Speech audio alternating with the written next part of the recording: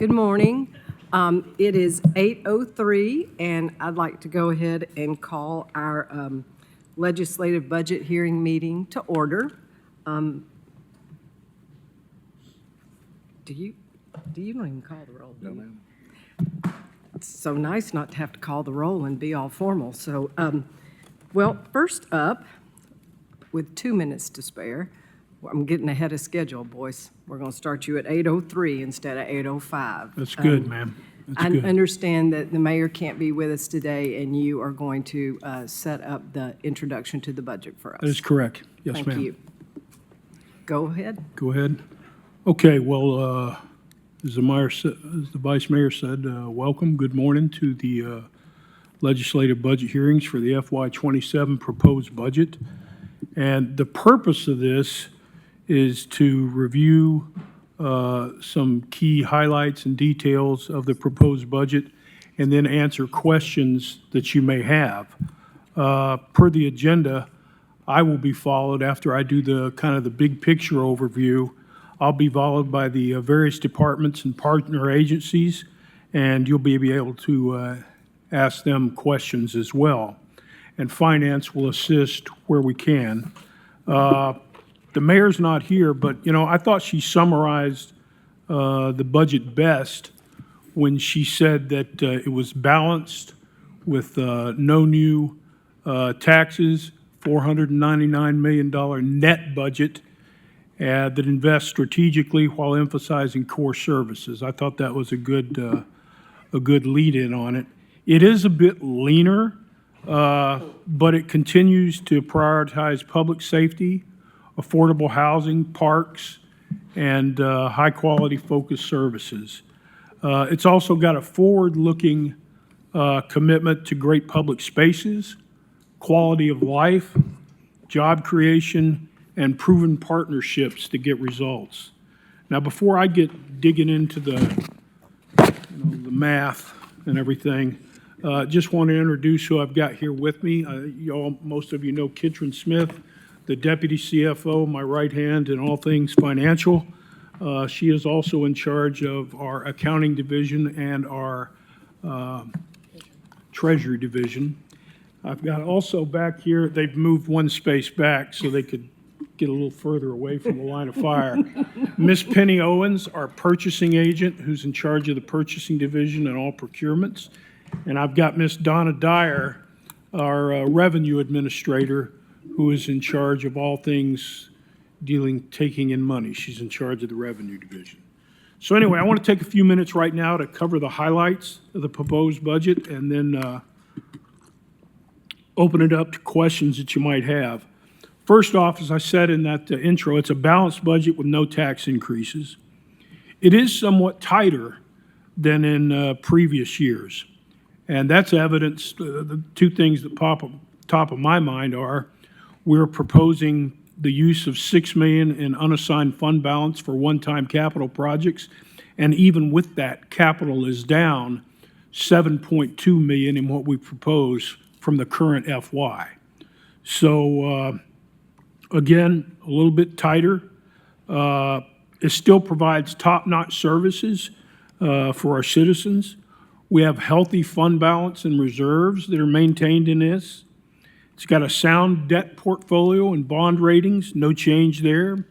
In fact, it's improving. The pension fund is strong and properly funded. Our property tax is strong. It's still growing, but the growth there is normally slow. And the sales tax is still growing, albeit a good bit slower than it was several years back. Now, in terms of the hardcore figures, our total budget is $663.5 million, so that's 9.4% or $56.8 million higher than the current FY, and that reflects inflation and higher pay for personnel and benefits. You know, those compound each year.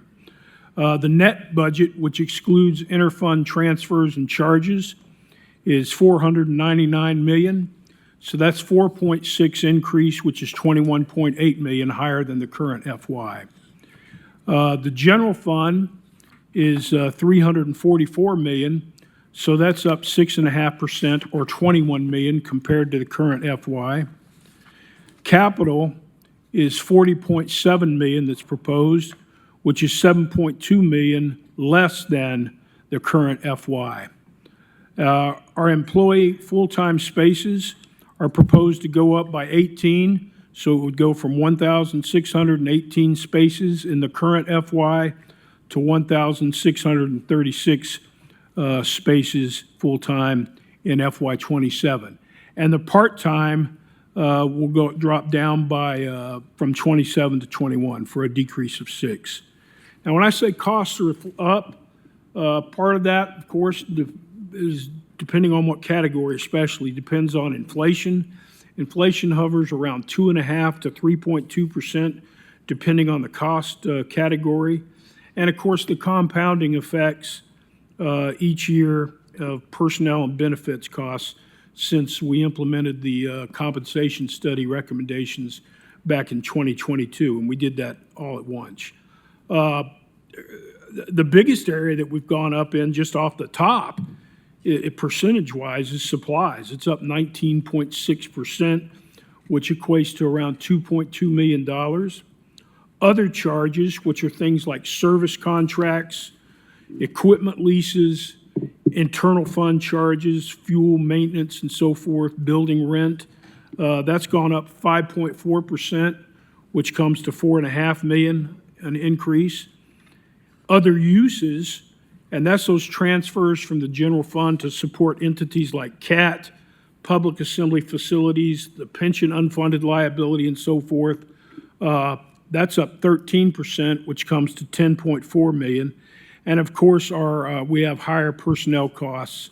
The general fund alone, I think they're up like $4 million. The revenues are flatter, especially sales tax. And if you recall from the budget retreat, that is our second largest source of revenue. The only bigger one is property tax. But it's only projected to grow by 3%. Compared to where we projected ending the FY at the budget retreat this FY. So the total for FY '27 should be $72.8 million. That's what we forecast. And that's only a $2.1 million increase in local option sales tax. And the state shared sales tax is going to remain flat at roughly $24 million. So, you know, sales tax is, it's still growing, but it's sure a whole lot less than what it used to be when we were getting an average of 10% growth per year following the pandemic, which was awesome from a financial perspective. Property tax, no tax increase, as I said. It maintains our 2.1556 per $100 of assessed value. And that's in the tax levy ordinance that you have before you, and it's also in the budget. The property tax grows from real growth only, but it grows slower than we'd like it to. We've conservatively put in there 1.75% growth for FY '27, so that would take us up about $3 million from what we think the property tax will end at this FY. Now, if you look, I'm going to go down a little bit of a rabbit hole, but I hope not much. But if you looked at the Compass this morning, you may have seen where the property assessor's office is sending out reappraisal letters to the persons that own county property. As I understand it, it's strictly county property, not the city, because I double-checked this morning. Ours are not done yet. They should be very soon. But I want to explain how this works. As my partner down the hall, Caldwell, told the Compass, we don't benefit from that. I think they were looking at going up, he said 60%. I thought a couple days ago it was like 58.8, 58.9. Regardless, it's going up considerably, the assessed values. But they, just like us, no matter what ours go up, won't benefit from that, because what will happen is the properties assessor's office and the state will work together and come up with a certified equalization rate. So what'll happen is Kitron and I will come back to you, we believe probably in August, and say, request that you approve an ordinance lowering us from 2.1556 down to something else so that we do not benefit from inflation. We're not allowed to benefit from inflation. Okay, so if I was in your positions, I'd be asking, okay, well, what does that mean to individual property owners? It depends on where they live. It depends on where they live. Some of their values, some of the taxes they have to pay, yeah, they'll see an increase. Some will stay about the same, and some will drop. It just depends on where you live. I can't give you that. I'd have to have a specific piece of property and know exactly what the equalized rate is, and then all that. Bottom line is, as much as I'd like to get some increased revenue off of property taxes, my position, that's great. We won't. Ours will stay because of the equalization process about where it is. So just wanted to throw that out there. Now, in personal property tax and public utilities, also the KUB pilot, we do believe we're going to have some decent growth there in the near future due to the 2-year reappraisal cycle. For instance, personal property tax and public utilities, we believe we're going to be up about $3.5 million in FY27 compared to what we were this year. We believe it'll go up and then kind of level off a bit, but at least we won't be taking those big discount rates that have been hurting us for several years. That will not happen.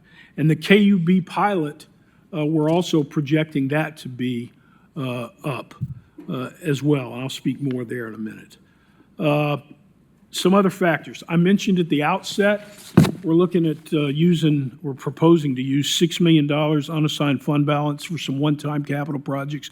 And just to give you a flavor for what some of those are, I won't talk to all of them, but some of the headline ones are like the Washington Pike Improvements Projects, $2.1 million. The South Knox Bridge Greenway, that's a little over $1 million.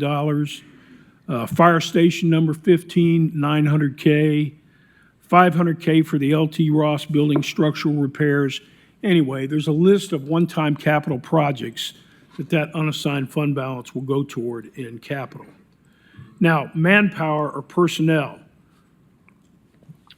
Like I said, we're proposing to go up by 18 positions on the head count, and that'll be for one energy and sustainability manager in the sustainability department, one deputy director in CAT that will be a city employee, one financial analyst in the finance department that will focus most of their efforts on CAT's finances. We've got 6 parks and recreation part-time positions that we're proposing to go to full-time. And we have 4 positions that we're proposing to add to the public service department so they can work almost exclusively on, if not exclusively, on Shahai Park, the repair and maintenance there, since that is now become, and will continue to become, more of an open and regular park like we have throughout the city. And there's like 80-something acres there, and we need people dedicated to doing that learn the property and what needs to happen and take care of it. And there will be 5, we're proposing the addition of 5 police officers. And to kind of explain this, Chief Noel will be here in a bit, if he's not already in here. He's right behind you. Okay, he's back here, but over your I'll right wait till he gets up. But essentially, because they are much closer to being, depending on the day, fully staffed, okay, well, supervised to supervision, you need a decent ratio there. Well, now that they're much higher up than they have been in previous years, they're wanting to promote at least 5 people within the ranks, I think, to the lieutenant and sergeant positions to give them some more supervision because they're fully staffed. Well, the cascading effect goes down, and you end up with, I think, with looking at 5. You'd need 5 new police officers once that cascading effect happens. That's what that's all about.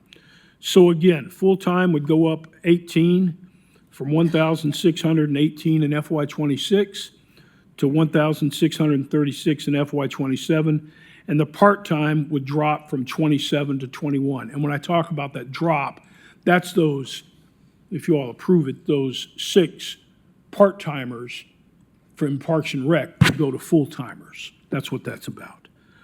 Community agency grants, we're looking at a little over $2.3 million being appropriated there. $230K of that would be from opioid remediation funds, which we get in throughout the year.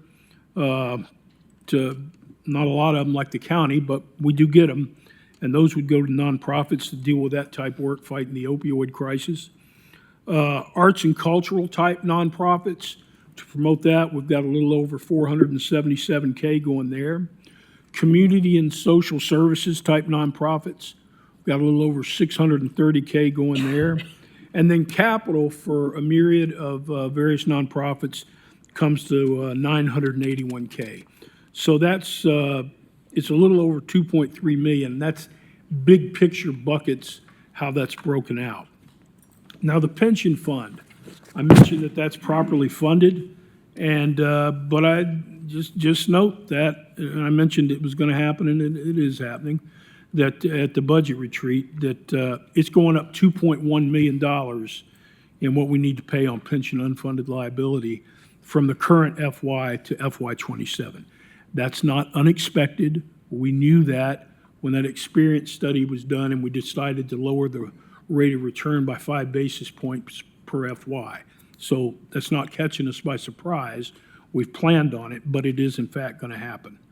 The KUB pilot, that usually hovers in the mid-20s to maybe a little bit above the mid. We're looking at that coming in with 31 million in FY '27. So that's very helpful. Let's talk employee compensation for a minute. Another thing that we spend a lot of money on. We spend about 60%, at least in the general fund, on employee compensation. And overall, if you take the entire budget, all funds included, it comes to almost 40% of what we spend, or 195.2 million of the net budget. And it's projected to grow from the current FY by 3.4%. The largest portion, of course, is devoted to police and fire, 102.1 million for the pay and benefits there for the uniformed officers in the police department and the firefighters in the fire department. This budget continues to fund the 2.5% salary increase for employees, as well as the additional 1.7% increase for the steps for our uniform bodies. Also in this, it proposes to provide $256K in additional performance pay to retain top quality employees. And if I were, you may know about it, you may not, but explain what that is. Every year now, for many years, we have, you take 1/2 of 1% of the payroll for each department, and that is what the various directors have to use for, bonuses and things like that for the people that are really kicking butt and taking names in the departments, doing a good job. Well, we're wanting to double that actually and go to 1% of the 1% of their payroll in the respective departments. So that comes to $256K. That's what that's all about. You'll also see in the budget, we proposed $200,000 for an increase to Parks and Recreation seasonal employees, so that we'll be able to take some of those employees, their pay will go from the $9 to $10 range right now, where we just can't hang on to them, to $13 to $15 an hour range, thus enhancing some of their retention. This budget continues to fund the fitness centers memberships for our employees for health and well-being, and our health care costs are remaining the same. In other words, we're not going to pass on this proposed FY any increase to the employees in health care costs. and we've done that for many years. The debt, total principal outstanding here in about 6 weeks, actually 7.5. Anyway, at the end of this FY, June 30th coming up, will be for the whole city, including the convention center, it will be around $104.3 million that we owe in principal. We're going to make a little over $10.3 million payment throughout the entirety of FY27. So that'll drop us down to around $94 million by this time next year. Now, the convention center, a lot of folks always want to know details about that. I know I do. Right now, at the end of this FY, we'll owe about 29.7. We plan to pay off $4.5 million on it in the upcoming FY. So we'll end up owing about $25.2 million on the convention center at the end of this coming FY. And with that, we still believe we're going to pay that off a few years earlier. If you recall, the bonds run through 2032, and we believe we'll be able to pay it off a year or two early. Stadium debt, I had a member of council ask me if I could go over the stadium debt for a moment. And if you're new on council, you may not understand it, but you probably do from reading the news to some degree. But for a year, okay, first off, the Sports Authority issued the debt, okay? But the city and the county agreed to equally split any gap funding. What I mean by gap funding is by the time you factor in the revenue generated from the sales tax, the tax increment payments from the TIFs and pilots, the team rent, so forth and so on, if there's any gap on the payment shortfall on the payment that needs to be paid, then the city and county split that 50-50. For instance, we budgeted $1 million for the FY that we're in right now, FY26. I don't think we're going to have to spend it all. Close, but not all. And the county budgeted $1.1 million. We believe, as I said, that we're going to come in a little better than we thought we might there. And that's because we got approximately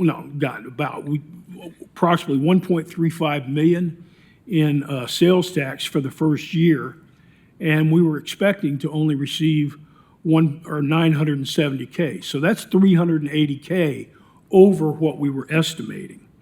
And the TIFs and pilot, though, we were anticipating first year being between $400 and $500K. We think that's what we will get, but our estimate was like $850K there. So we'll be a little short there by about $350K, maybe a little less than. The reason for that is it took a little longer to build some of the condominiums and the apartments and so forth. Some of those are just now coming online, so it took a little longer there. But the net effect of it all, that I've been, the county CFO, Mr. Caldwell, and myself have been looking at this, and by the time you figure in all sources of funds for that, we actually believe neither of us are going to spend what we appropriated for that in year one. And we believe in year two that when those full TIF pilot increments come online, that we'll be even better off. Okay, so that is going well, and I am very happy about that. This budget does continue, as I said at the outset, to provide the services our citizens have come to expect and rely on. For instance, $9.5 million for roadway safety investments like, paving roads, working on bridges, guardrails, signs, and so forth. We've got $1.6 million for our Vision Zero initiatives, sidewalks repairs and maintenance, ADA curb cuts, the citywide roadway safety program. And Parks and Rec, we're looking at $7.1 million going there for improvements to our parks and our recreation facilities. One of the bigger ones, of course, is Chilhai Park with $2 million we've proposed going there. And there's all kinds of greenways and pools and playgrounds and ball fields also in there. Affordable housing, we're proposing just over 8 million for that, with 4.5 million for the Transforming Western project. And this should be next to the last year that we end up having to pay for that. Next FY, I think, FY '27 will be the next year. So FY '28 would be the last time we have to pay 4 and 8 to meet our $26.5 million commitment. But anyway, out of that affordable housing, 4.5 million goes there. You've got 2.5 million in the Affordable Rental Development Fund, and then we have 900K roughly in philanthropic and city funds for affordable home ownership initiatives. Homeless prevention, we've got over 2 million in local and federal funds to assist in helping prevent homelessness. Also, this budget adds 200K to the 300K that we were already paying for the warming centers for folks that are real cold and don't have a place to go in the cold months of the year. And that would bring the total to what we pay for the upcoming FY to $500,000, which is, like I say, is from the city, is a $200,000 increase. The county is supposed to match that with 500K, so that means the grand total going toward warming centers for FY '27 would be $1 million. We're maintaining in this budget some strong reserves. As you may recall, council approved many years ago setting up a stabilization account, which is the equivalent of 20% of the general fund. And that goes into our committed fund balance, and that comes to 68.8 million. So that will be held in abeyance there. 5% of the general fund is set aside as assigned fund balance as a matter of best practices. And that comes to 17.2 million. And then per the charter, we're required to hold back 1%, and that comes to 3.44 million for this upcoming FY. And these reserves help us to handle the unknown if it comes up. In fact, we received a recent just fiscal health metric thing that came out of the comptroller's office, and it showed that we could just live on the cash alone that we have for 148 days at the time of that report without receiving a penny of income from anywhere else. So those reserves are important. So the conclusion is it is a tight FY because the revenues are flatter, costs are up due to inflation and our personnel and benefits costs. But it's a fiscally responsible budget, and it funds the services that our citizens have come to expect and rely on. At this time, I'll open it up for any questions that you may have of me. Thank you, Mr. Evans. Ma'am.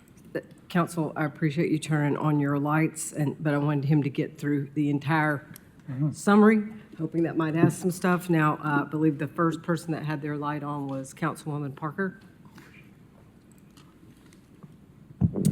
Thank you, Vice Mayor. Going back to the 6 million in unassigned fund balance, you listed off some capital projects. Could you repeat those again? Let me find it. Yeah, I've got down the Washington Pike Improvements Project, Magnolia Avenue intersection, the city portion of that, South Knox Bridge Greenway, Fire Station 15, LT Ross Building structural repairs, and the money going to for the KECs, the entrepreneurial centers, setting up where they're going to be. These were just a few of them I pulled out of the spreadsheets. There are others. Is this from the capital improvements budget?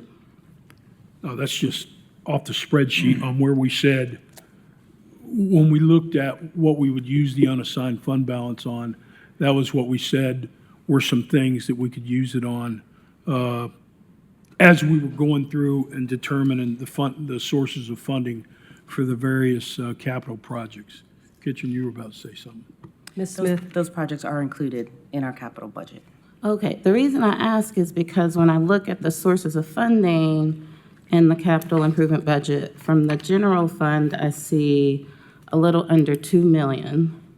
So I'm trying to understand how the 6 million in unassigned fund balance is accounted for in the capital improvement budget.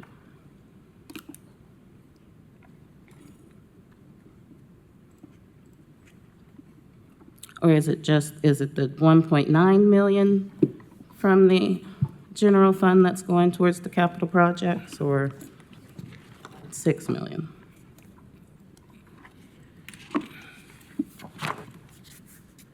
Oh, you got it. I would have to take a minute and look at that. I know what I've stated there is accurate, but let us, we may interject here in just a minute and get back with you, ma'am. Sure. Sure. I have more questions, but we can go back. Are they separate from the? 'cause Yes, what- they're okay. separate. Yeah. And then, Mr. Honeycutt, you're going first, but I'm just saying, there's more than the two of you. Mr. Honeycutt's got his light on. So. Mike, I wanted to ask this because it's related tangentially to what Councilwoman Parker was asking. In terms of the unassigned 6 million, can you provide historical context for, like in the last 10 years, how uncommon is it for us to move funds from that in this way, or just trying to get a frame of reference? Well, okay, first off, we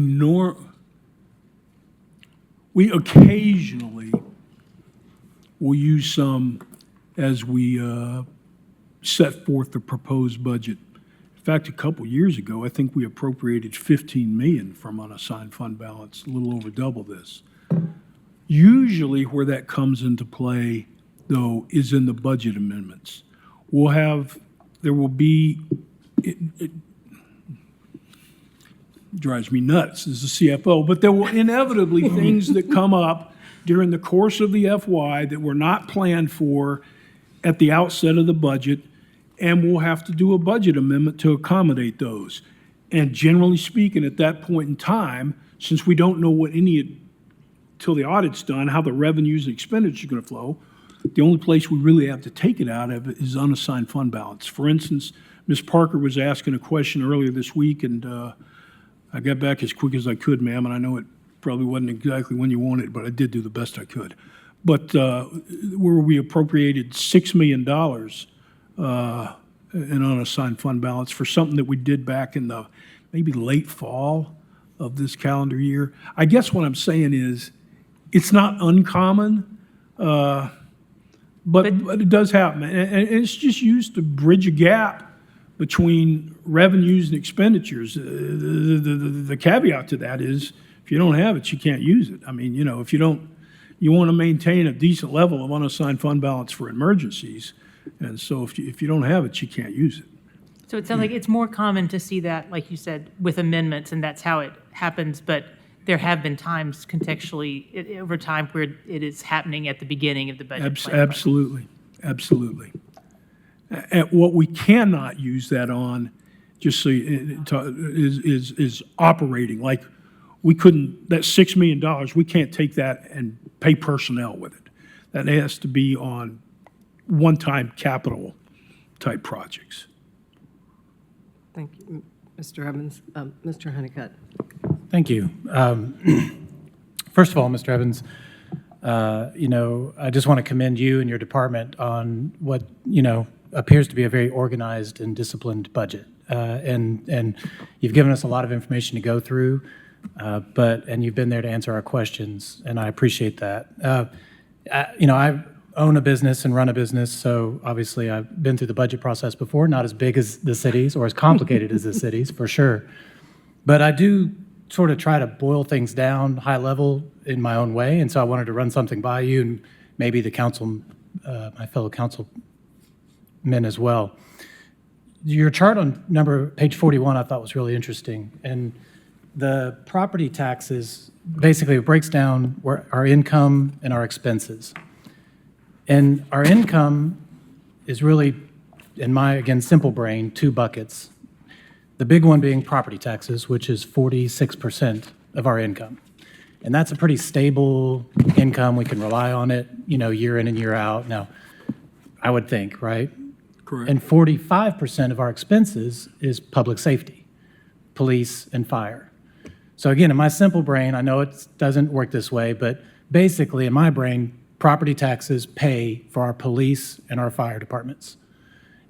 Everything else the city does, parks, greenways, courts, streets, sidewalks, the public services, brush, trash, all comes from really, in my simple view, the other revenue sources, which is primarily sales tax, right? Local and state sales tax. So, and some other things like KUB, which again is dependent. All of those the 54% of our income is really dependent up and down based on the economy. So, which is why, again, I appreciate the disciplined budget, because given sort of the unknowns in the economy, it makes it hard to project, but that's effectively what we're trying to do here, right, in this budget, is project what's going to happen next year and what we think we can spend. Is that a fairly accurate, simple way to look at it? I would say mathematically, you're correct. Of course, you don't, it's not like, I know. when I used to be in the federal government, you Yeah. had what we call colors of money. Yeah. And you could only use those on certain things. That's not the situation here. I know. But mathematically, your statement there is accurate. I know. So again, I'm sort of just used to trying to put things in simple ways, big complicated things in simple ways. And in my brain, again, stable monies and property taxes effectively covers the stable sources that we need to provide to our constituents in police and fire. Everything else that's effectively elective comes from the sales tax side, in my sort of Well, simple way. of You've looking at got it. a bunch of other things Yeah. besides, the sales But- tax is Right. the second largest source of revenue. Well- But it does have KUB pilot, which is huge. And liquor and beer sales and all of that stuff. All but it's that stuff, yes, all sir. driven up and down by the economy. Yeah. So, In large measure. yeah. So on that, here's my question. I mean, again, this is a budget, which is great, and we're setting a roadmap for the next year, and we can always adjust the budget depending on how the year goes. But what do you see in this budget, given sort of what's happening, in the global economy, as the biggest threats to this budget? Like, and how can we address them now as a council? Our biggest threat is like I mentioned at the budget retreat, is the operating costs go up Inflation. each year. And a lot of that is driven by what we have to pay personnel and their benefits to have the people to do the work, because we're a service-based organization. We can cut down on a lot of things if we needed to, but that's one area you got to be real careful about, because like I said, we're a service organization. So my concern is the operating costs, and has been for a good while. And that when we prepare the budget, just so you know, when you're preparing the budget, the first thing we do is we fund pay and benefits. That's number one. That's the building block. And then we start to work on everything else. Like the last thing we met with is capital. So, I'd just say rising operating costs. I don't see an end to that. In fact, with some of the inflationary effects, and it always takes a little longer to hit local governments, but as those work their way through, like I was saying, supplies are up 20%, that becomes problematic, and it's something we have to watch. Thank you. I was just, Can Kitron add in? Yeah, well, Ma'am? I would also just add, to kind of stress what Boyce said, it's the compounding effect also of the benefits for our personnel. We know we had a compensation study, and we implemented that in 1 year, and there were compounding effects to that compensation study, as well as our benefits. We are a service-driven organization, and so our personnel cost, as you've seen in the budget and we've talked about many times, are the largest expense of the city. And on that note, real quick, and then I'll turn it over, sorry. I applaud, like, you know, what you're doing in terms of healthcare for the employees and continuing to cover costs that the private side can't absorb. So I don't know how long that's sustainable, but I appreciate the effort. thank you. Ms. Parker, I'll get back to you, but the thing I want to add in there is, like Councilman Honeycutt said, my place of employment, we've had to start passing on health insurance costs to our employees. We don't want to, but without the money, we have to. So our employees also, I don't know how many people on council know, some of us do, but by ordinance, city employees must get a 2.5% raise per year, by ordinance.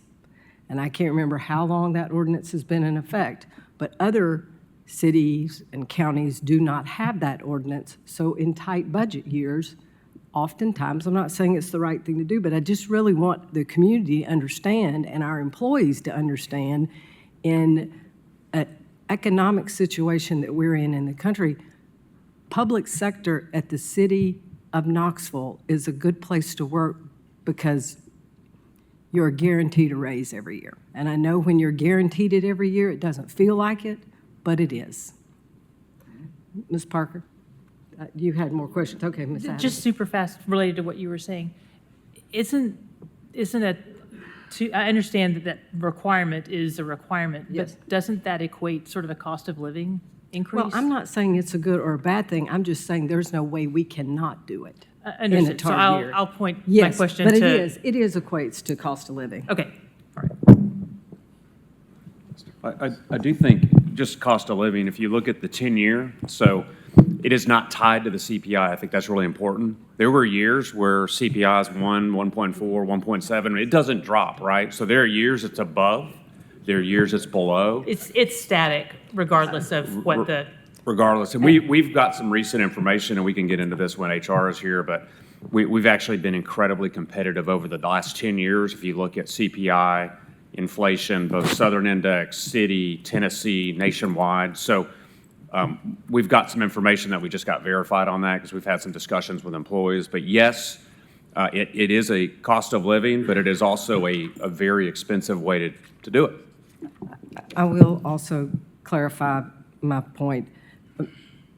Council Attorney Mr. Frost did remind me that council can change it. It just requires us to do an ordinance to change it. And at one point, City Council did suspend it for half of a budget year to make a budget work.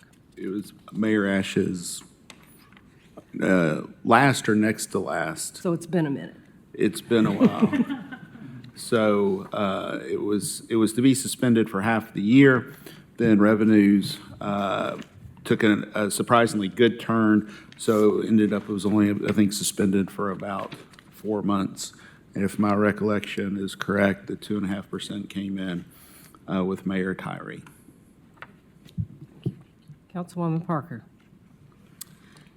Thank you, Vice Mayor. So, some of the additional questions that I have are along the same lines of trying to account for the $6 million in unassigned fund balance in this year's budget, and the discussion that was taking place around using, not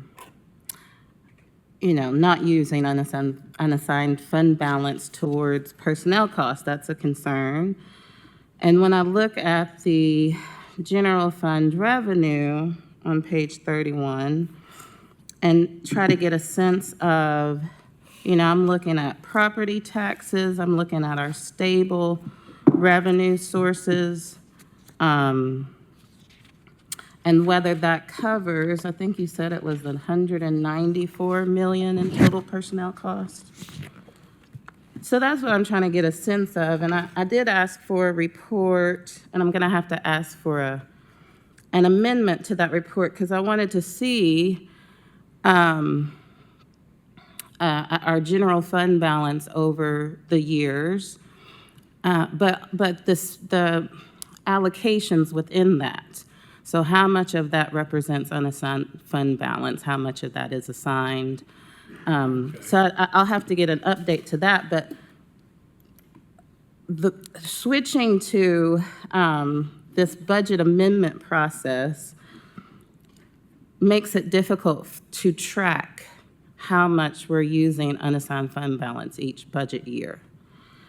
Now, I believe last year we saw increased revenues. We had a budget amendment. Some of those increased revenues could go towards that budget amendment, but some of it was covered by unassigned fund balance.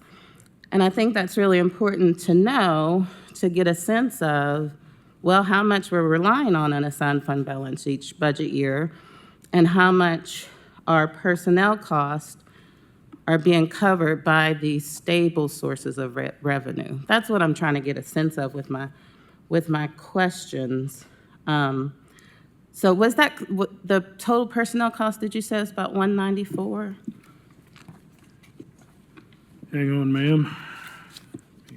First off, I heard what you said on the fund balance. You want not just the total, Yeah. but then, like, there's 5 categories of fund balance. What are those? And we can break that out. That's not a problem. Okay, we're talking about personnel.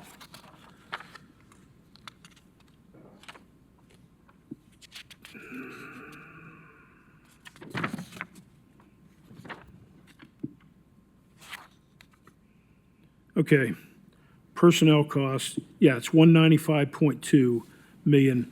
That's for the whole city. That's all funds included. Right. Yeah, those would be my major questions, is just getting more clarity around the 6 million, making sure that we're not using unassigned fund balance to cover personnel costs. I also have questions about the debt payments, which we have limited time here today. I'm fine with getting an answer by email on that, but I'm trying to get a better understanding of what we've budgeted for debt payments this year and why it's the number that it is with our $25 million payment last year. The debt that we owed on the convention center, I mean, you're right, we made a 25.1 million, or a $25 million lump sum payment in addition to what, anyway, the key thing that did was drop us down from having to pay around $9 million a year going forward on the bonds to around, I think it's 5.7 million per year going forward. And we believe the tourism development zone dollars that gets generated, well, no, we don't believe, we know those are covering that $5.7 million. And that is freeing up city hotel motel tax dollars to do other things like on deferred maintenance for some of our tourism-related facilities. I don't know if I'm answering your question. No, it's just that we had, the 26 million budgeted last year for debt service, and this year it's 30 million. So I was just trying to understand that. We can get you that breakdown of our debt service payments, but I think it's important to remember that as you're looking in our budget, and we have our Fund 305, which is debt service, that does not include the debt service on the convention center. The debt service on the convention center is in our 506 funds. So that's 2 separate pots of money there, but we'll get you that breakdown. Yeah. Thank you. Do you have anything else right now, Ms. Parker? Oh, and then also I'd love a breakdown of the stadium revenue. I appreciate the overview, but. Yes, ma'am. And I would just ask that what you send Ms. Parker, you send everyone on council. Will do, yeah. Thank you. And then at this moment, I just want to assure our new colleagues that it does pick up pick up the pace in the afternoon. We front load us in the morning with the really heavy, hard stuff that is more complicated, so we may get behind in the morning, but we bring it home in the afternoon, okay? And so we'll be ready for public forum at 5 o'clock, and if we're not, we'll stay after public hearing, the public forum piece, and finish our work. So, but before I call up Chief Noel, I'd like to thank Ms. Kurt for putting this large amount of work together for us to help do the budget. Will you just quickly tell us what's in this big notebook? Absolutely, thank you. So you should have two, I'm just going to go over materials that you have. So you should have two books in front of you. You should have the one that was given to you at the State of the City address, which is the proposed budget put together by the Finance Department. And then you'll have a binder that is going to be supplemental to that. And so what that is for each department, I take information from previous proposed budgets and from previous audited numbers and put them in a comparative way on the sheet. Also included is going to be what operating, personnel, and capital requests each department had at the beginning of this budget process, and then what was actually included in the proposed budget. So if it's highlighted in orange, it was included at the full amount. If it's highlighted in green, it was included at an augmented amount, and then that amount will be included beside it, just in text. So at the break, you can get her to clarify that more if you want to, but it is a nice, it gives us some of what Ms. Parker's talking about too. Yeah, I just want you to repeat the colors and what they represent again. Orange is fully funded, green is partially funded. Yes, go ahead, Mr. We have more colors. Excuse me. We have more colors for you. On your agenda for today, we have color-coded some organizations that we'll be presenting before you. If they're in black, they're city departments. They're in the city org chart. If they're red, they are organizations that are shared organizations between the city and the county. A good example would be planning. That's a shared resource for both governments. Blue agencies are partner agencies, such as Zoo Knoxville, for example. Also, the Capital Improvement Program is a document that was delivered to the office a few days ago, and that's also at your seats, a little booklet for you. And it includes districts by each project.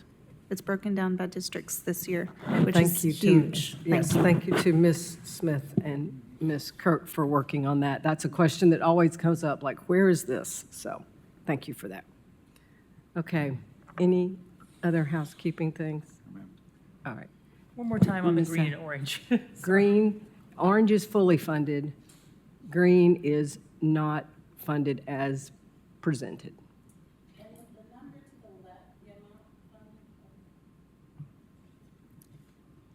See, my brain works, green is go. That would have been the real, yeah, green good. I mean, we're But in we're in Knoxville, big yeah, orange, so it's so- orange. So, sorry. Red's usually, yeah, yes, I agree. Okay. All right. I think we're ready for public safety, and first we will hear from the Knoxville Police Department. So Chief Noel and your folks can come on down here and sit on the, right over here in these 4 seats so that you're, or you can stand at the podium if you would like to, Chief. Well, it worked for Mr. Evans to sit, so if you would like to sit, that's fine. You may be there longer than some people. I don't know. It's just a big department. Okay. Go ahead when you're ready. Sure. Thank you for having us. I have with me to my right Assistant Chief David Powell and Deputy Chief Susan Coker. And we're really excited about our accomplishments last year and even more excited about the future with the Knoxville Police Department. And we're happy to answer any questions that you all have of us.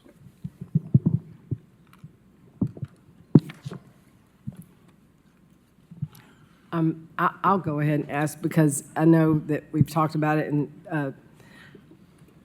Mr. Evans brought it up too. You're asking for 5 new headcount. Kind of gave us a quick overview. Is there any particular places in KPD you want the 5, or is it spread across the entire departments? No, ma'am. So I think I've spoken about this previously. A while back, I guess in 2020, 2021, we went to a 12-hour shift at KPD long before I came here due to the staffing shortages. And what the department was trying to do then was try to maximize deployment on the street. And it accomplished that, but at the cost of increased stress on our employees, reducing their overall wellness. The department stayed on that 12-hour shift for about 5 years, which I believe is well longer than they intended. So what we're doing now, starting in July 1, is we're going to a 10-hour shift where the officers will work 10 hours a day, 4 days a week, which is much better for their wellness, better for their stress levels. But what that does is a much more inefficient schedule where we have lots of overlap, where we basically need more officers to cover the same amount of coverage that we did with the 12-hour shift. One of the challenges with going to a 10-hour shift is we need more supervision. For us, the recommended ratio for a officer to supervisor ratio is around 1 to 6. 1 to 6, 1 to 8 is the range. If you have a younger workforce, an inexperienced workforce, you really want that ratio lower. So what we're going to do is we're going to use those new positions, if you all choose to approve this budget, to add supervision to our field operations, to our uniform patrol, which will only get our supervisory ratio on an average basis around 1 to 8, which is like right on the high extreme of where we want to be. When we have instances where supervisors are sick, supervisors hurt, we get even higher than that. So this is a really good beginning start of getting our supervisory ratio in the range where I feel comfortable. Thank you. I know that that's been a goal for previous council and you and the mayor, since you got here, to do away with the 12-hour shifts. It was very hard. It's not your tired people. It's not good. Yeah, our officers are super excited about it. It's going to give them, not only more time to really focus on their wellness, but more time to train as well. Yes. When with police training, all too often we just think about recruit training, but training really needs to be throughout someone's career. Training to help them become better at their job, but also, equally important, as some of us talked about yesterday at the orientation that we had, training to help them become future leaders of our organization. This is going to give us, we can use that overlap time to do more training. Okay, thank you. Any questions? Mr. Honeycutt. Yeah, no, I just, again, want to commend you all and your department for the work you're doing. It is really greatly appreciated and respected in our community, so thank you. And, look forward to supporting you all in this budget going forward. We've talked a good bit about, the additional supervisor positions and the need to get, to continue to kind of get the pay scale right-sized. So those are two, big budget requests that, are part of this, which is great. Are there any other, kind of departmental needs that are part of this that we should be aware of that maybe aren't being talked about as much? A part of this budget here? Yeah. So in this budget here, we also have money, $100,000 that's in this budget to basically build out a wellness center for us within our public safety complex. Right now, we have a really small fitness center in our public safety complex, and what we want to do is just build out not only a complete gym, but also build in a wellness component as well, through a private donation, through money through our Knoxville Police Foundation. We want to spend about $400,000 to redo our gym, build a wellness center where a physical therapist or a social worker could come in and work with our officers, and also bring in clean eats as well, where our officers can have a refrigerator, freezer, kitchen area where they could come in and buy a meal and have a meal ready to eat that's a healthy meal. Our employees work 24/7. So when you think of somebody who takes their lunch break at 1 a.m., where do you go eat other than, fast food, Taco Bell, stuff like that? Also, officers are getting off at 6 in the morning. The only really option for breakfast is to hit a drive-through or something on the way home. So we want them to be able to go hit that area and be able to go get a good healthy meal, because we know that if they take care of themselves physically and mentally, they're going to be a better worker and they're going to do a better job for us on the streets. That's the other piece. Is $100,000 for that fitness center. That's great. And just for clarity, it sounds like, basically you're asking for a roughly $100,000 in the budget for that program, which sounds like it's needed, but you're leveraging about $300,000 in private money to combine with that to create the whole wellness program. Correct, absolutely. We need about $400,000 to build that out the way we want. And that'll be something that'll last decades. If we take care of it, it'll last decades. Yeah. And it'll be something that we can all be proud again, of for years to come. Yeah, so it's leveraging city money with private money to get to effectively create the program, which is great. Absolutely. So, thank you. Thank you. Councilman Thomas. Yes, we've talked about the co-responder program and the need to extend that around the clock and probably more personnel. Is that reflected in this budget? Not in this budget, no, sir. So right now, with this budget, we're holding with the 6 co-responder teams that we have.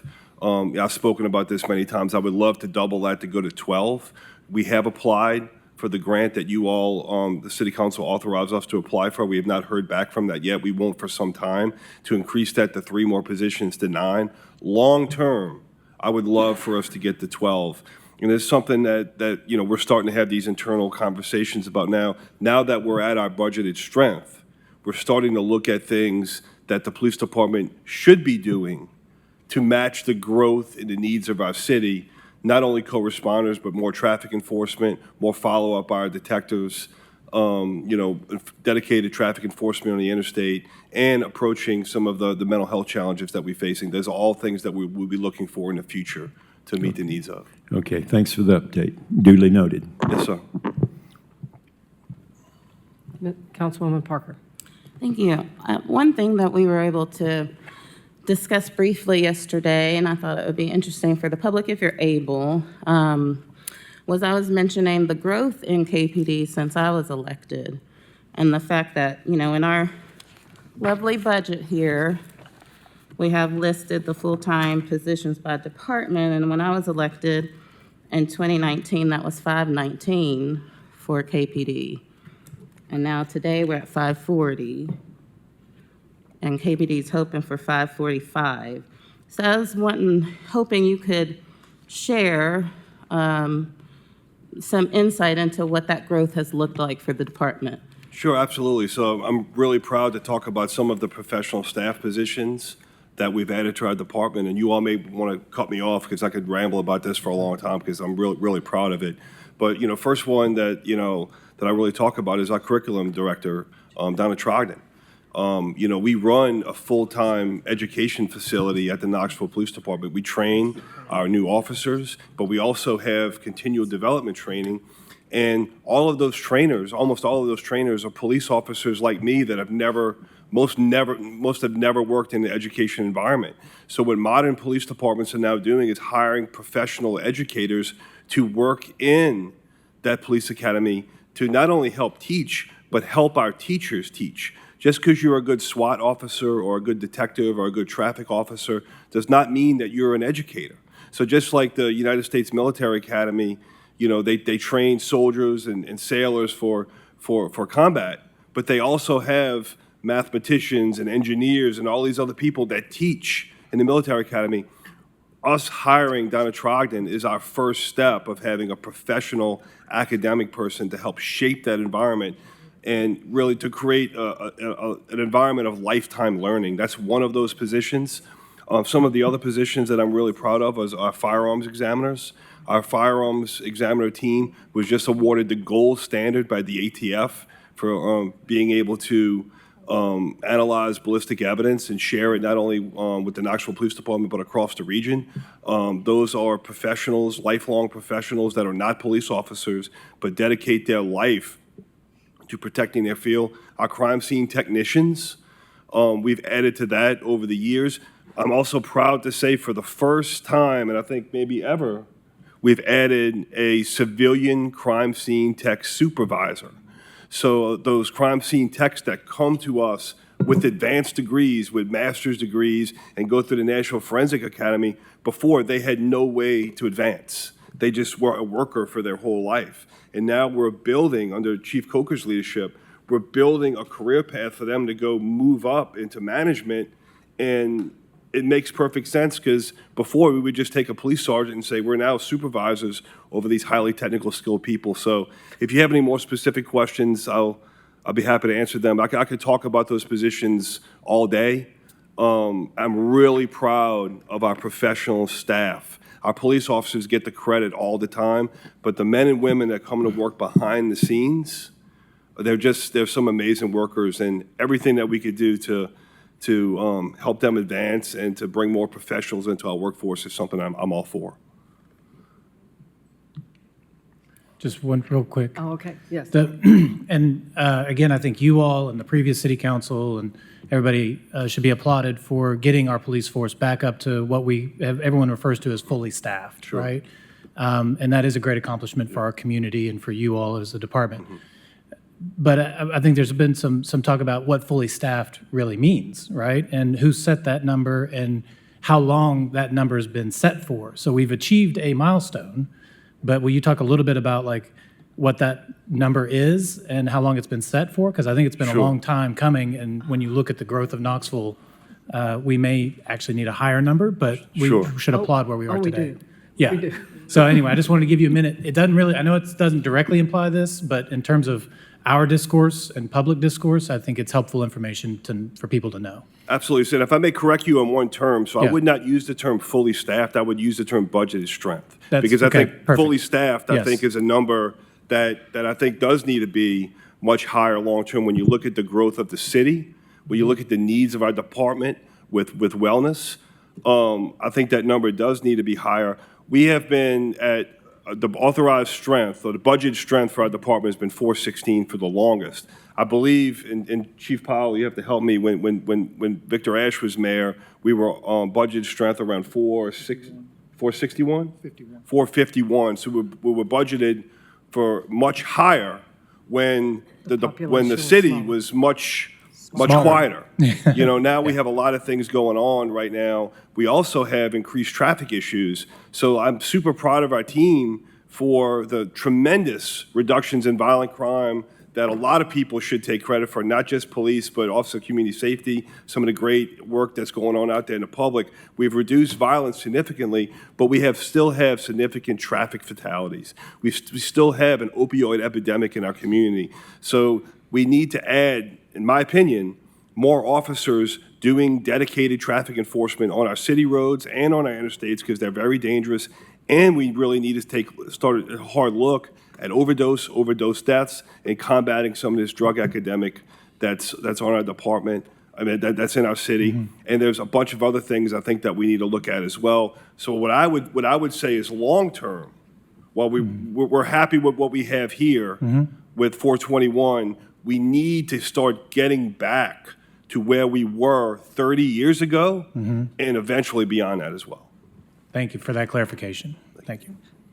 Chief, I would also like to say, the number of special events, this was a much sleepier town 30 years Yes. ago, and with a lot of work, people have made this the city it is, but it's a cool place and it's a fun place, but that's a lot more people here, which puts a lot more pressure on special events work as well. So, and if the 10-hour shifts, or then people are also have to work extra for that is difficult too. So is there, and I should know this, and I may know it, and I have forgotten it, so forgive me, but is there some long-range strategic planning that you are doing about projected growth, or what the force should look like? It won't be for my time on office, maybe not even for the 5 new people to be here but just what are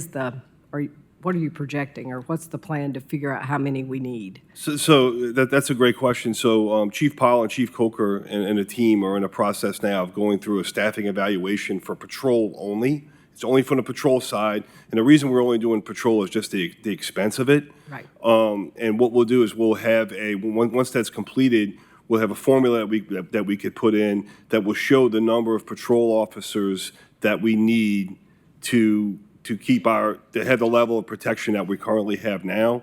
The preliminary data on that would show that we would need about 15 more patrol officers right now to meet those needs, but that's not counting the special event coverage and everything else. You also have to remember that when we add patrol officers, we also have to add supervision as well. It kind of goes up the ladder to first line and second line supervisors.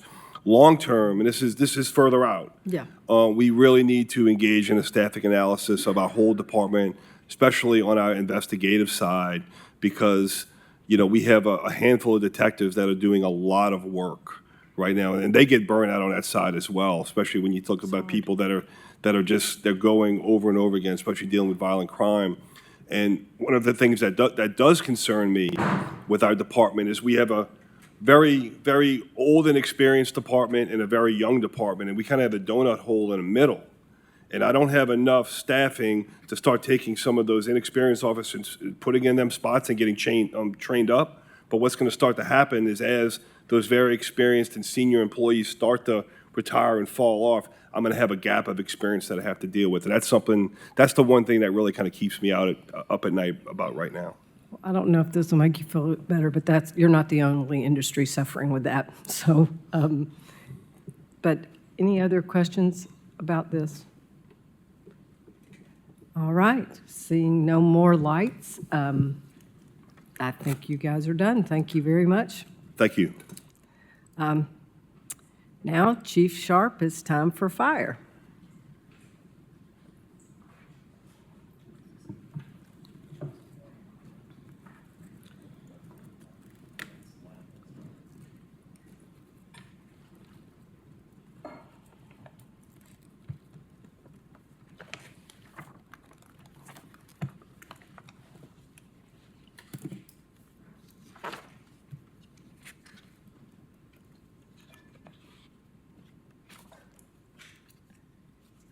Chief Sharp, will you start with telling us who's with you? We may or may not all know, so that would be great.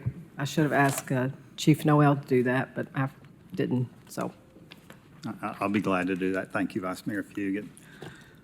So with me this morning, first on my right is Gary Compton. He's our Deputy Chief of Operations. He basically heads up our firefighting division, which is our largest division. These are the people that are out on the front lines, on the companies who respond to emergencies every day. He also oversees our EMS division, which manages our first responder program. He's been with the department almost 38 years, and he's been Deputy Chief since 2014. To my left is Rob Cheeseman. He's our Deputy Chief of Administration. He's been with the department almost 28 years and has been Deputy Chief since June of 2020. Yeah, he started right in the middle of COVID. Perfect timing. When we did, when Ms. Parker and Councilman Thomas and I did. And he oversees all of our other divisions, including training, fire prevention, fire investigations, and logistics. And finally, Julie Smith Maxwell. She is our fire administration and business manager. She's essentially our financial manager. She's been with the city for 15 years and been with the fire department for over 5 years.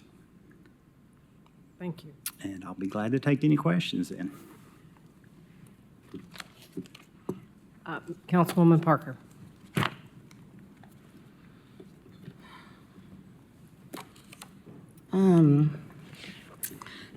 I think it's helpful if you could give an overview quickly, because there's not much time, but of the how your work has expanded over the last several years, especially in light of the opioid epidemic, and how you've adjusted. Yes, that is, as you all are probably aware, we operate the first responder program, which means we respond to any life-threatening or limb-threatening emergencies. Even though we don't have an ambulance service, we still respond to all of those medical emergencies. Several years ago, it actually started a little after 2013, we started seeing a huge increase in the overdose response. And it was kind of exponential up until about 2019. I mean, we had, less than 100 in 2013, and then it grew to almost 1,000 in 2019. We saw a slight dip.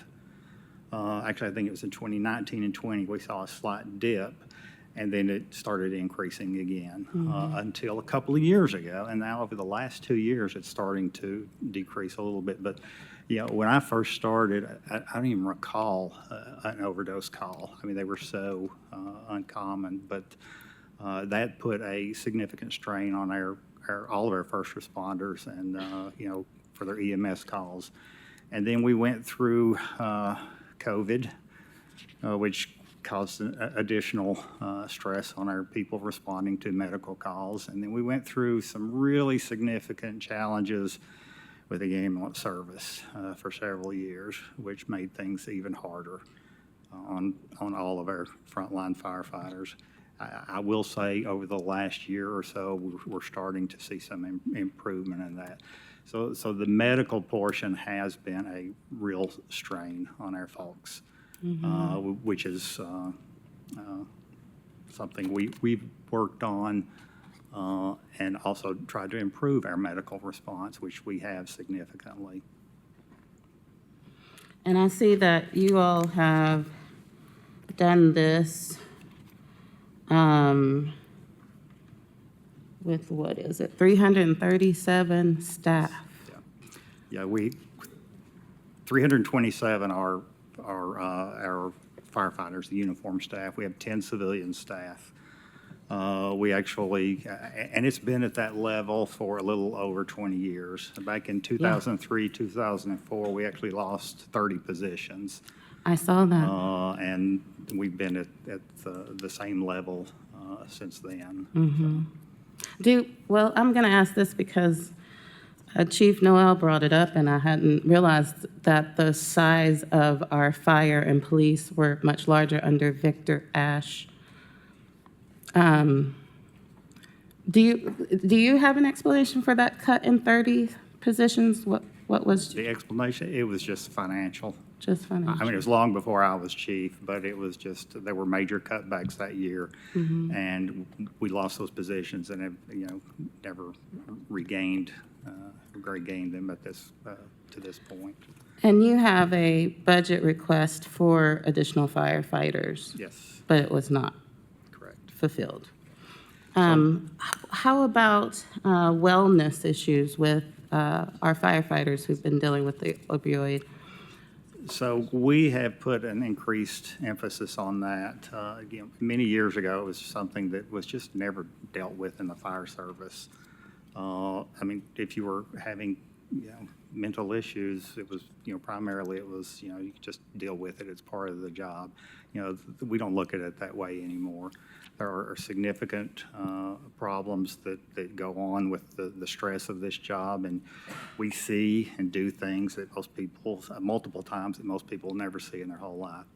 So we have established a health and safety committee, and one of the main things they're focusing on is mental health and well-being, including I don't want to call it mandatory, but it is something we've just initiated that all of our firefighters, including me, are going to have to go before a mental health professional once a year and just sit and get some pointers on how to deal with stress or how to deal with problems with the job, and that's going to help our people learn how to deal with some issues they're having. But I think it will have some people open up that maybe need to get some help before it gets too far along the road.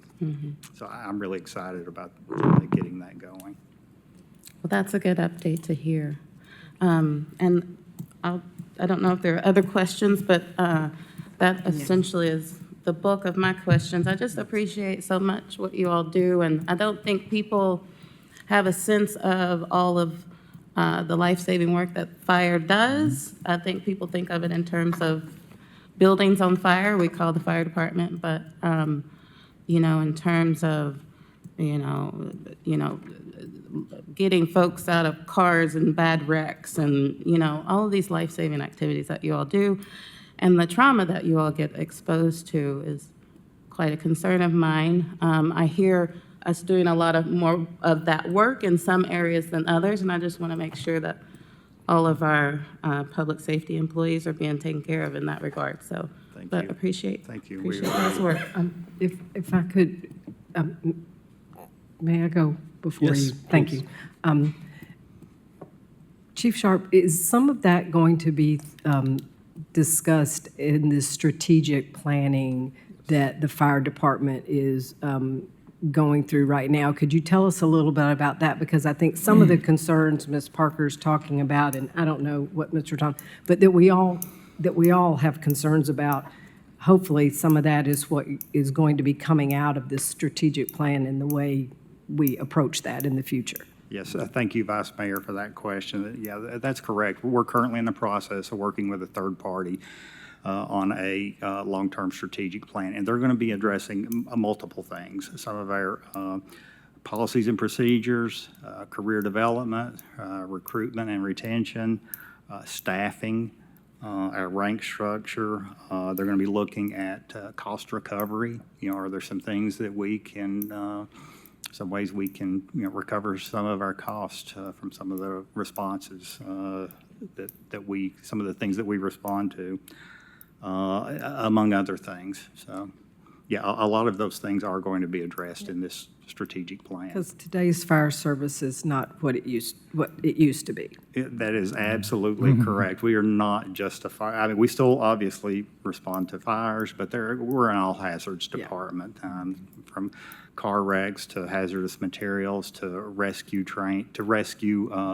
rescue services, and obviously EMS. Thank you. Councilman Thomas. Yes, a follow-up in the regard to the mental health aspect and the trauma that firefighters often see, and I was happy to see the annual checkup for psychological services, and it should be standard because, we all go in almost for a physical every year, whether we feel like we need it or not. And so just standardizing the psychological aspect and acknowledging that, I think that's a really good step in the right direction. So. Thank you. We appreciate that. And this is going to get some people in front of a mental health professional that would never do it unless they were kind of forced into it. And some of those I know will get some help that they need. And in addition to that, we're actually including some mental health training in our EMS classes, in our EMT classes, in our recruit classes, in our promotion classes, because that is such an important part of the job and of things we need to be helping our folks with. Councilman Honeycutt. Thank you. I just want to second my previous comments and just say thank you, Chief Sharp, and the rest of your department for the work you guys do and the support you bring to our community. It is greatly appreciated, and we don't tell you that enough. And I'm happy to, support you as much as I can in this budget personally, and I know other council members do too. Again, I just want to try to make sure that we get the message out that it sounds like, I know for both your department and the police department, that we have had basically the same budgeted strength. Am I saying that right, Chief Newell? Budgeted strength, I think? So we've had the same budgeted strength for both departments. We actually have less than we had 30 years ago. So we have less police officers and less firefighters budgeted than we did 30 years ago. And obviously we know the city's grown 20, 30% more easily than over that 30-year period in both sprawl out Hardin Valley and other areas. I don't want to talk about that in a second. That's where my question's going. And in activity and people. I know in my company, if I suddenly ask actually fewer people to suddenly do 30% more work, I would have I'd have some challenges. You might be working by yourself. I might be working by myself. So I applaud both of you all, and in this case, the fire department, for doing the work you do. I know you're getting a new fire station in Burlington, which is wonderful, but it's actually a replacement station for an existing station. Our city has grown both in population and geography, a tremendous amount over the last 30 years. How have we expanded our footprint in the fire department to accommodate that growth? And what do you see as the need there? Well, I'll tell you what the need is. We have not expanded, or no, well, I'll take that back. We did, approximately 15 years ago, we opened a station in South Knoxville, deep South Knoxville, the Colonial Village area. But it was one that we had before, and it was shut down, and we just had one station closer in South Knoxville. So, and then we essentially rented it, the city rented it to the rescue squad for years, and then they didn't need it anymore, so we took it back, and it was a perfect opportunity to open that station again. So that is the one expansion that we've done in the last 20 years anyway. And we do have needs really in all directions, east, west, and north, to expand that. And that will be, that is part of our long-term plans also. Again, I know that's not necessarily part of this budget, and I applaud both your departments for running, obviously, a very efficient and effective and doing a lot with the money you are given. And thank you to the current administration and the current city council for funding that they have provided. Just long-term, it's important, I think, for the public and all of us to understand as you make plans and come forward in future budgets where we are as a city and what we need in the future. So thank you. Thank you. Okay. Can I ask Ms. Adams to go first since she hadn't asked a question? Okay. Same comments that all the colleagues have made in terms of kudos and the awareness of all that the fire department does, and the name not really capturing at all the different specialties and emergency responses that take place under that name. I know I got a big education just in the last 6 months about all the different things that the fire department does and the special certifications that are required to do that. The comment has been made about the study being the vehicle that will hopefully address some of the issues that are raised up in the personnel aspect of the budget request. And I just wanted to go over the timetable, if we have that, for that study. I understand we won't know exactly the hard dates, but just in general, in terms of when that study rolls out, and then would we anticipate that study being one to actually impact the budget plan for next fiscal year? Because it's underway, correct? It is underway. We expect it to be finished this summer, and there will be some things, that we can we will be able to implement right away, some with, no extra cost. And then there'll be, long-term goals and plans for the next 2, 3, 5, and even up to 10 years. So as far as implementing, what we would be implementing, within the next year that may affect that budget, I really can't answer that until we see what the plan is. Ms. Adams, I think Yes. what'll be important is there's a number of studies. So fire department strategic plan, there's a longevity study to look at our very, very kind of, it's been in place a long time with longevity compensation. And then there's a large compensation study that will, assuming it gets funded in this budget, will move forward as soon as we get the budget approved. So all of those are going to come together to guide next fiscal year's potential needs, wants. And so there's this triangulation of these projects that will all come together. The goal is to have that ready by the end of the calendar year to start to guide what the needs will be. By the end of So we, December 26. so we start our budget process pretty much when we get the budget approved. We start planning. But we need to have hard numbers for where are we from a market standpoint? Where are we from a vacancy rate? Where are we from does our longevity system work or not work? So all of that, the strategic plan, where's the fire department going? We're always looking at head count. And so all of that will come together to guide requests that would come in from our professional public administrators and chiefs and finance professionals as we start those submittals in December, January, and February. So the goal is, as we're going into budget hearings, both internal with the administration and with the legislative body, we have some answers. Yes. Thank you. Thank you. Councilwoman Parker. Thank you. And I look forward to those studies moving forward in terms of long-term plans. I'm still concerned about our immediate needs. One request I would like to make is to get a report of how much the fire department spends on overtime expenses. Because I see that this request for additional staff is to offset the amount that we're spending on overtime expenses. So I'd love to see what that looks like. And I'm, continuing to be concerned about well-being and what we're doing in the short term to address, overworked staff, those who are handling quite traumatic events. I don't want to put this off for 5 years when it seems like something that needs to be addressed more urgently. But I would just like to see what that overtime pay for fire is, if you wouldn't mind sharing. We'll be glad to get that to you.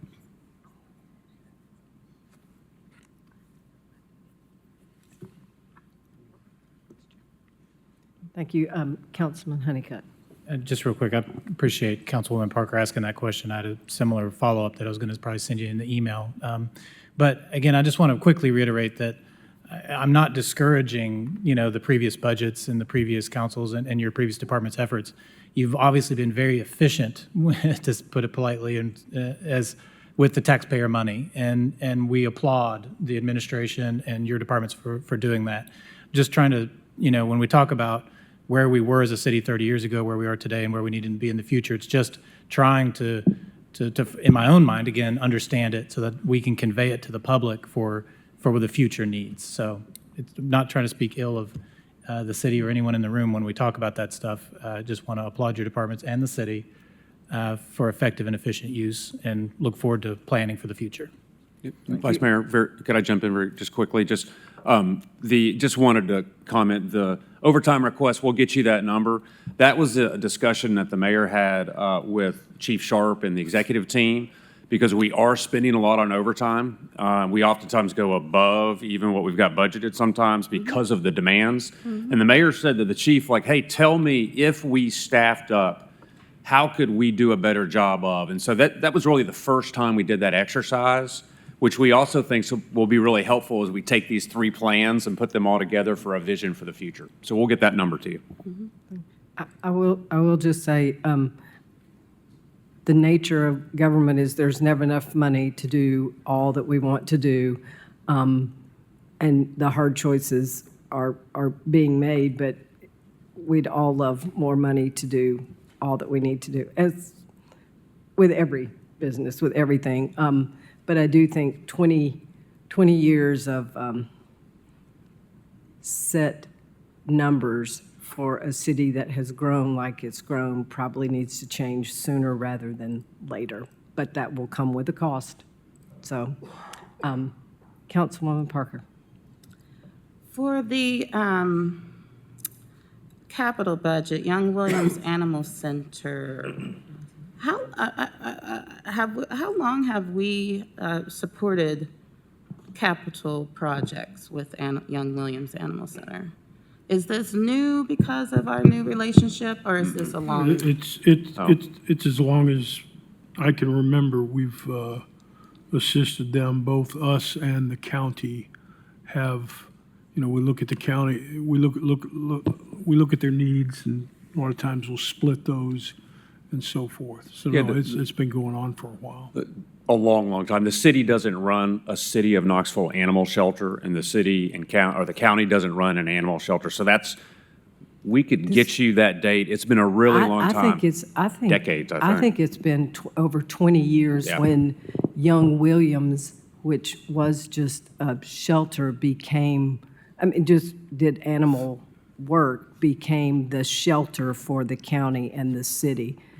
I think I remember when they said, we're going to get out of the business and enter into a contract and let that, but my memory's not always accurate, but you can get that. It's just, I found it interesting and a little surprising, because it's been such a fight to get the city to commit money towards homeless shelters.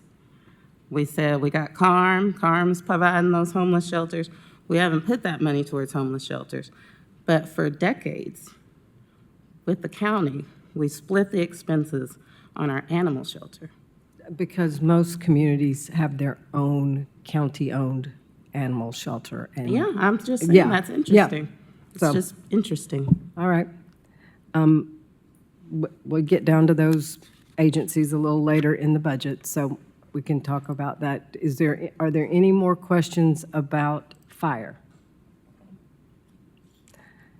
If not, thank you again for all that y'all do, and appreciate you coming and answering our questions. Fire and police, have a great day and a safe day. Thank you.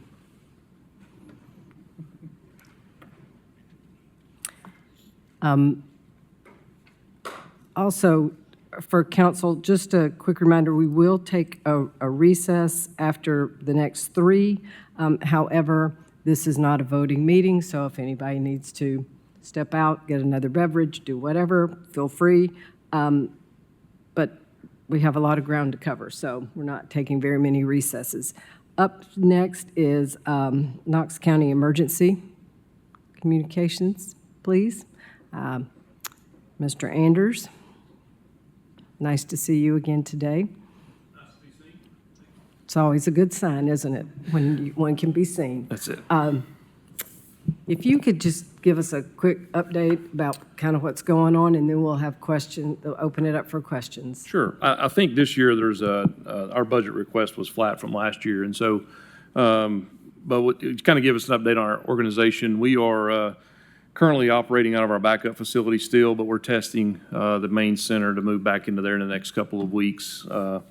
And after you guys get done with your budget process, we'd love to have everybody, or at least the new council, over. I know we had a brief conversation before you were sworn in, and kind of a 30,000-foot view, but I'd like to have everybody over to kind of see the operation, meet some of our folks, and watch it in real time. It's pretty fascinating with the technology we brought in and the things that are coming. So I'll take any questions you guys have or comments.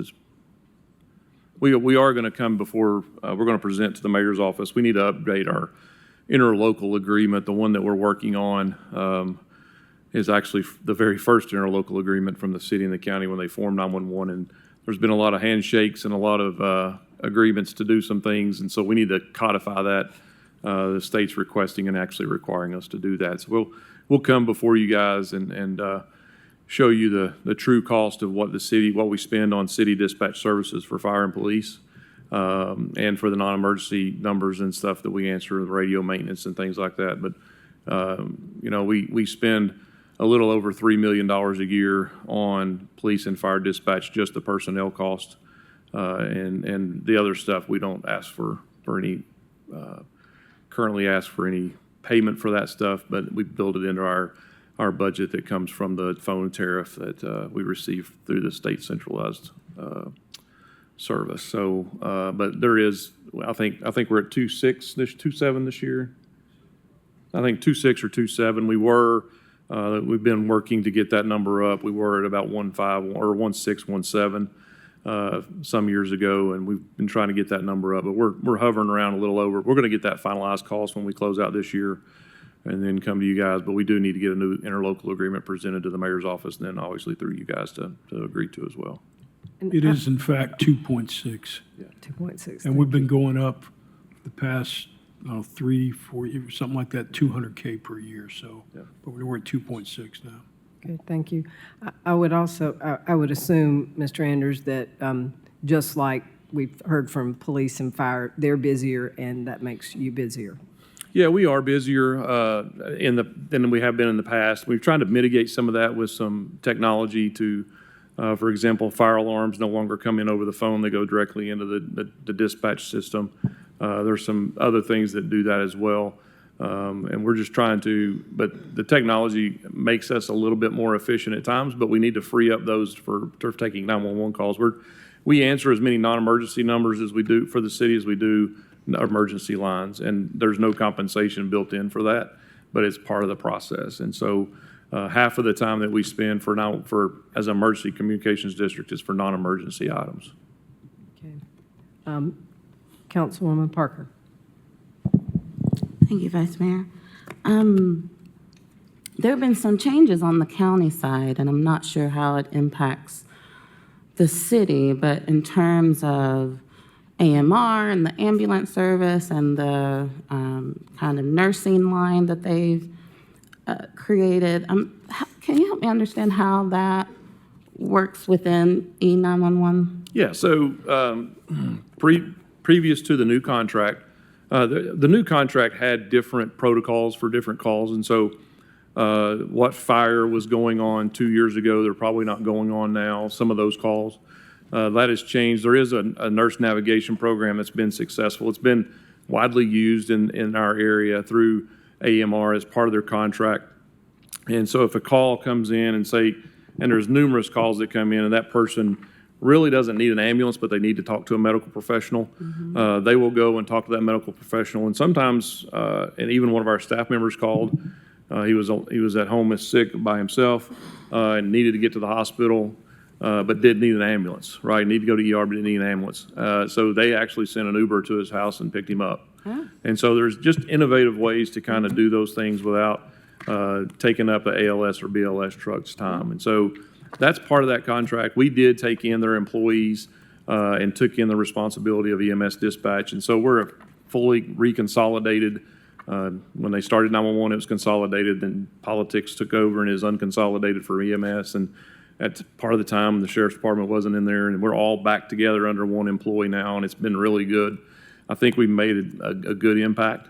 There's still tweaks, and we're going to have headaches with it. That's a big operation to take over. But we successfully did that in September. Thank you. Good update.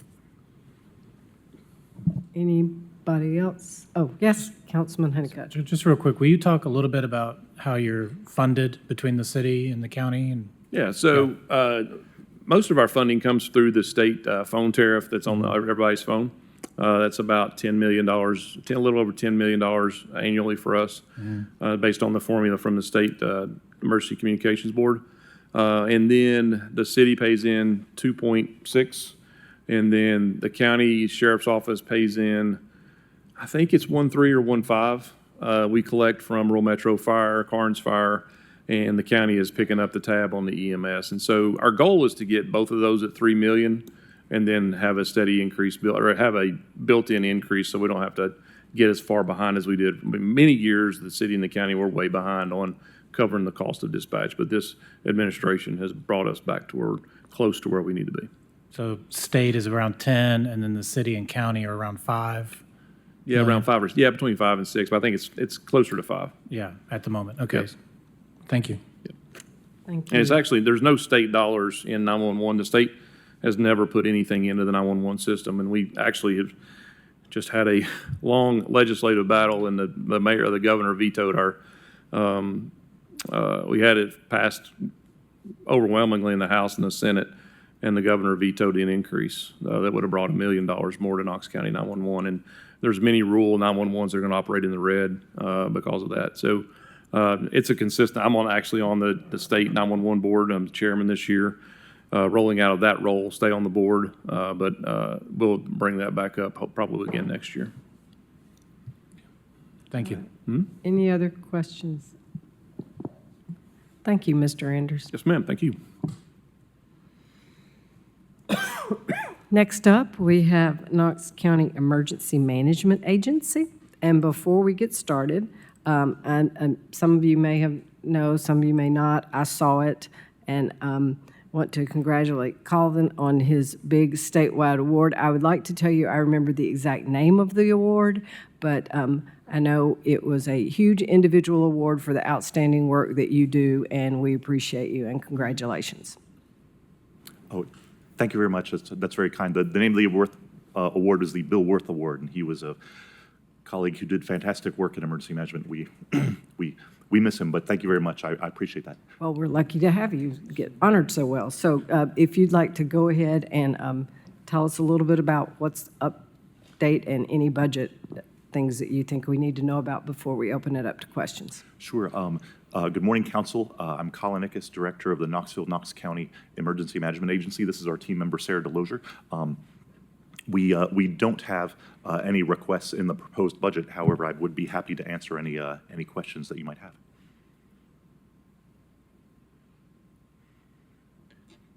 Can you promise us no more winter storms? I think we're out of the woods for now on that one. Well, yeah, it was safe in May to say we're good for a minute. Yeah, unfortunately in spring storm season now, we Yes. do worry about tornadoes this time of year and whatnot. There were just some in Mississippi last night, I believe. Yes, ma'am. So, any questions? I know that new council members have had orientation and had a nice presentation from you. So, Ms. Parker, do you have some questions? Yeah, I'm just wondering, without a planner or communications manager, who fills those roles? We do what we can with our current staff. I would say that any to borrow from the military, every Marine or rifleman, every emergency management staff member is a planner. And Sarah has been as we can and as has been filling in when we have public information needs, and particularly when we open our emergency operations center, but of course during Blue Sky Days as well. And so with those requests, I'd be happy to speak more in detail about what those look like. With those requests, really we're trying to address an overarching capacity issue. When you look at the size of our emergency management staff, it's extraordinarily small for a community like this, and so long-term, big picture, we'd like to move towards a staff size that's more appropriate for our community.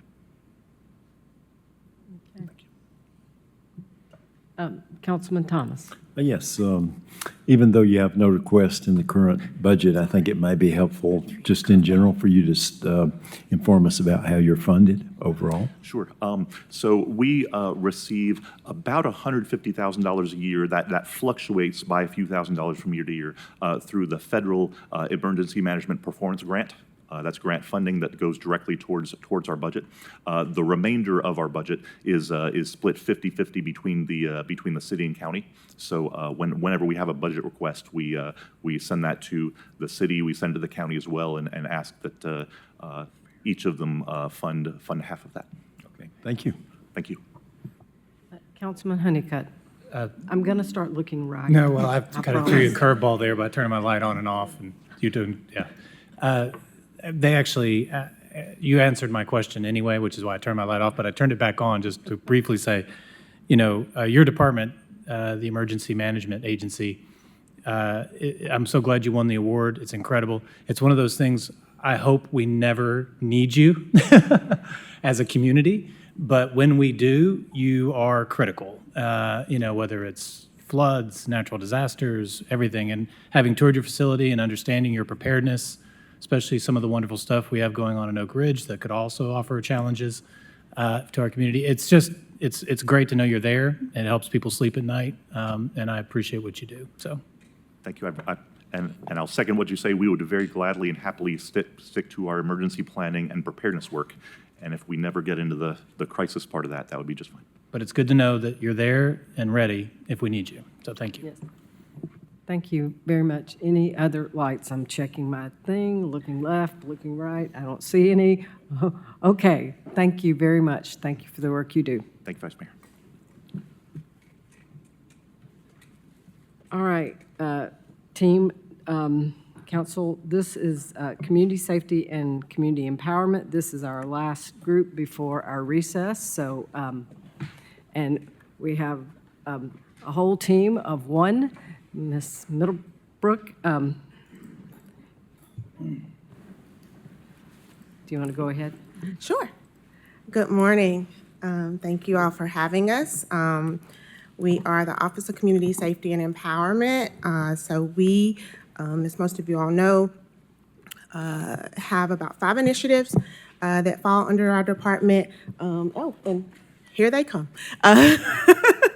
That are They can sit staffed. at the table with you, too. I don't think they want to. That are staffed by some of these amazing folks that you see here with us. We are a team of 10 full-time, 1 part-time staff that facilitate the Office of Community Safety, the Office of Neighborhood Empowerment, the Police Advisory Review Committee, staff the African American Equity Restoration Task Force, and facilitate the Empower Knox initiative, which does a lot of the youth-serving work in our community. So we are happy to hopefully answer any questions you may have.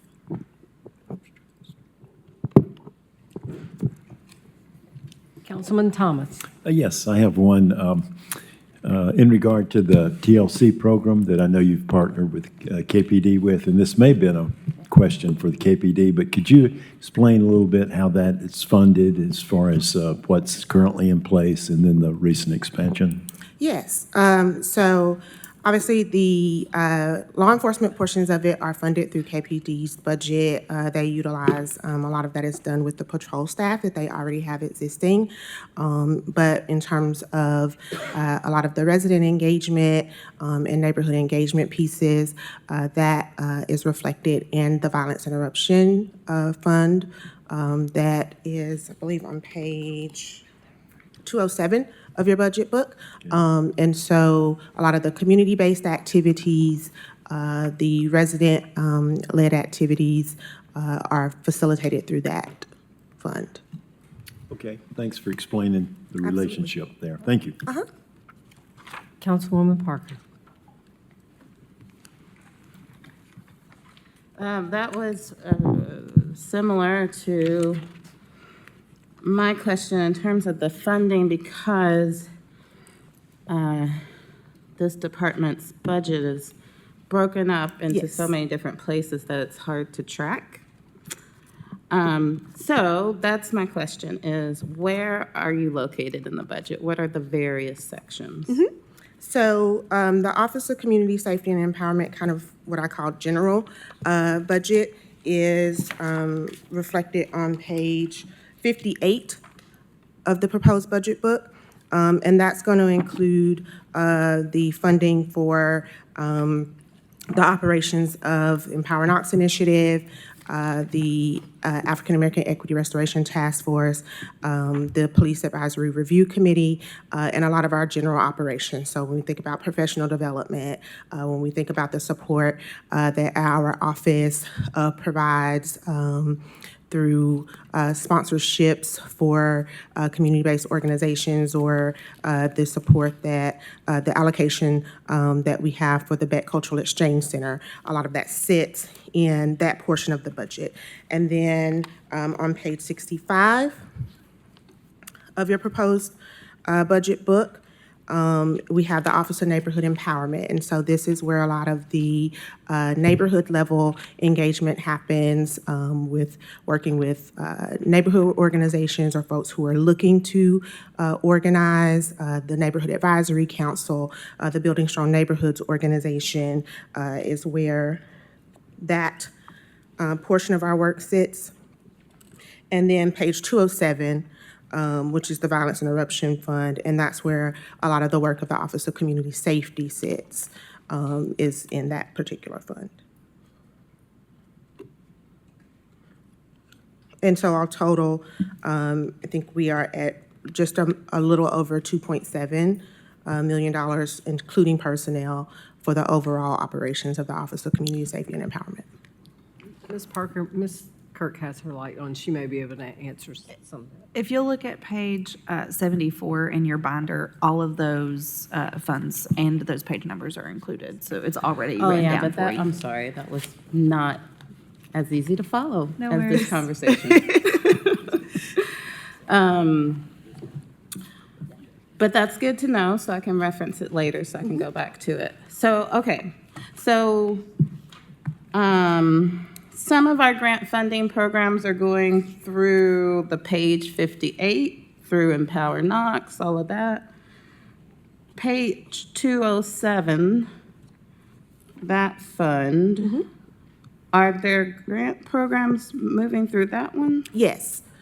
So our, what, that has traditionally been our Opportunity Youth Grants and our Youth Violence Prevention Week micro grants, are through the fund on page 207. And then for programs like Knoxville Peace, is that through this fund? Yes. Okay. And has that agreement been renewed? We were able to, because we were under budget and still had some outstanding pieces of the deliverables that we're working on, we were able to do a no-cost extension to take us through another few months to be able to deliver those deliverables. So that'll actually save us a little bit because it's at no cost, no additional cost over what has already been allocated in a previous budget. Perfect. And that would, so just even the allocation, I guess it's been approved, so we don't have to approve the allocation. Correct. It's already been allocated and there's no additional cost over what has already been allocated. Just the Correct. change in what the funding is Correct. going towards. Okay, perfect. That's all I got. Thank you. Thank you. Councilman Grant. Thank you, Vice Mayor. Just kind of want to piggyback off Councilwoman Parker's questions. The NICJR contract, right? That Knoxville Peace contract's the same thing. So when the question's being asked in terms of if the contract is renewed, I just want to make sure. So City Council voted on this last year. That contract was due to expire April 29th, I believe, this year. Can you, I can't answer that right off the top of my Yeah, head. and so just to be clear, it was not a renewal of the contract, it was an extension, a no-cost extension of the existing contract. So it's not a new contract. So April 29th was when the contract was supposed to expire. Correct. And so it was extended to what date? Do we have an actual date? I mean, I believe, if I remember correctly, that the extension can extend based on the existing resources available, that we have budget to extend it out as far as December of this year. That does not mean that we are bound to the contract for that long, but we have the opportunity to extend it out through December of 2026. okay, and so that amendment, that contract amendment that was extended in May of last year was for an additional $519,000. How much have we spent out and how much is left for us to spend out? I don't have that number right in front of me to give the exact number, but we can get that to you. Okay. I don't. Well, it was a rhetorical question because I actually have it. So Okay. what I'm seeing is there's still an additional $275,000 that needs to be spent. And the amendment to extend it, right, didn't require any additional funding. But what we're saying is an additional 7 months is needed to exhaust these funds.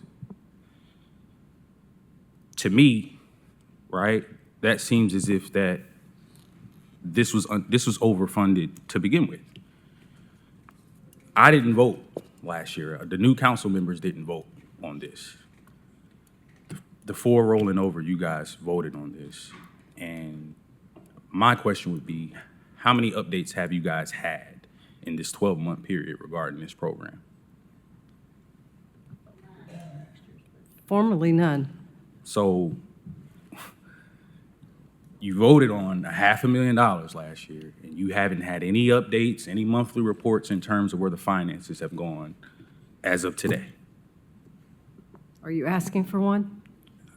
I'm asking the four council members who voted to approve this contract. Have we received, I know the new council members haven't, but I just said we have not formally asked for anything. We don't typically ask for updates on all the contracts that we approve.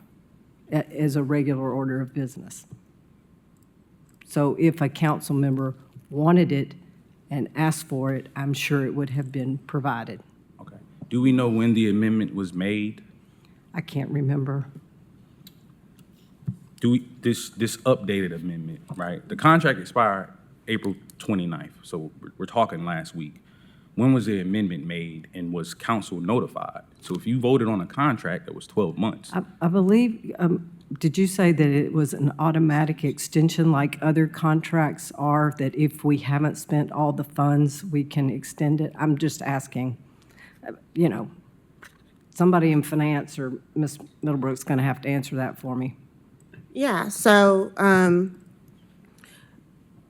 I think one of the practices that we have available to us is if there is no additional cost that is required and there are still deliverables to be met, and the administration and the contracting agency agree to extend the term to meet those deliverables, that is an option that we have available to us. And so that extension was executed prior to the term ending. And yeah, and if council is requesting monthly reports, we'll be happy to provide those, but we had not received a request for those at this point. Sounds like we're asking. Ma'am, my recollection of this one was, it was getting close to the expiration, and we were endeavoring to extend it, and we did get it extended in time. It was a no-cost extension, but because there was some problem getting in some of the paperwork back from the entity and so forth, particularly with regard to insurance. We got all that, and then it got signed, it got extended. It was a no-cost extension. The only time the contract would come back, an amendment like that to council, is if the aggregate cost of a contract meets or exceeds $10,000 over the base contract that was approved by council. And my understanding on this one is, and Ken, you correct me if I'm wrong, because this is definitely your world. Our intent is not necessarily to try to go and use all the money that was initially appropriated for the contract, but to kind of, what's the outfit's called? What's the acronym? Nick Jr. or whatever? Yes, sir. Just kind of, and this is just boys talk, but wean ourselves off that and get a local entity here in this area to do that type work. So if that happens earlier, we can obviously just, you can terminate contracts with or without cause at any time, our city contracts. That's the overall intent. That's my understanding of the situation. Look, Ken, if Yes, I'm that's wrong, correct. correct me. That is correct. So I would just like to say this for the record, and I appreciate the response, Mr. Evans. NICJR is a national renowned organization that we funded for a number of years. They've been supporting the city with this work for a number of years. In terms of documentation and them making sure they have their documentation together, they should, given their long standing. Also, when you just look at the remaining balance, right? If there's an additional $275,000 that we haven't paid out, and we've been able to work with this organization for the last 3 years, and they still haven't been able to get a program standing on their own 2 feet, I think as a body, we need to take that into real consideration. There's a number of organizations out here that are kind of still doing the work on a grassroots level. And so if there's additional funding and NICJR wasn't able to fulfill or spend that money, and we still have these additional funds left, in the future, taking that into consideration, because if you ask me for $500,000 for 12 months and you come back after 12 months and you haven't spent half of it, I think as a body, we should look at that and say, okay, why?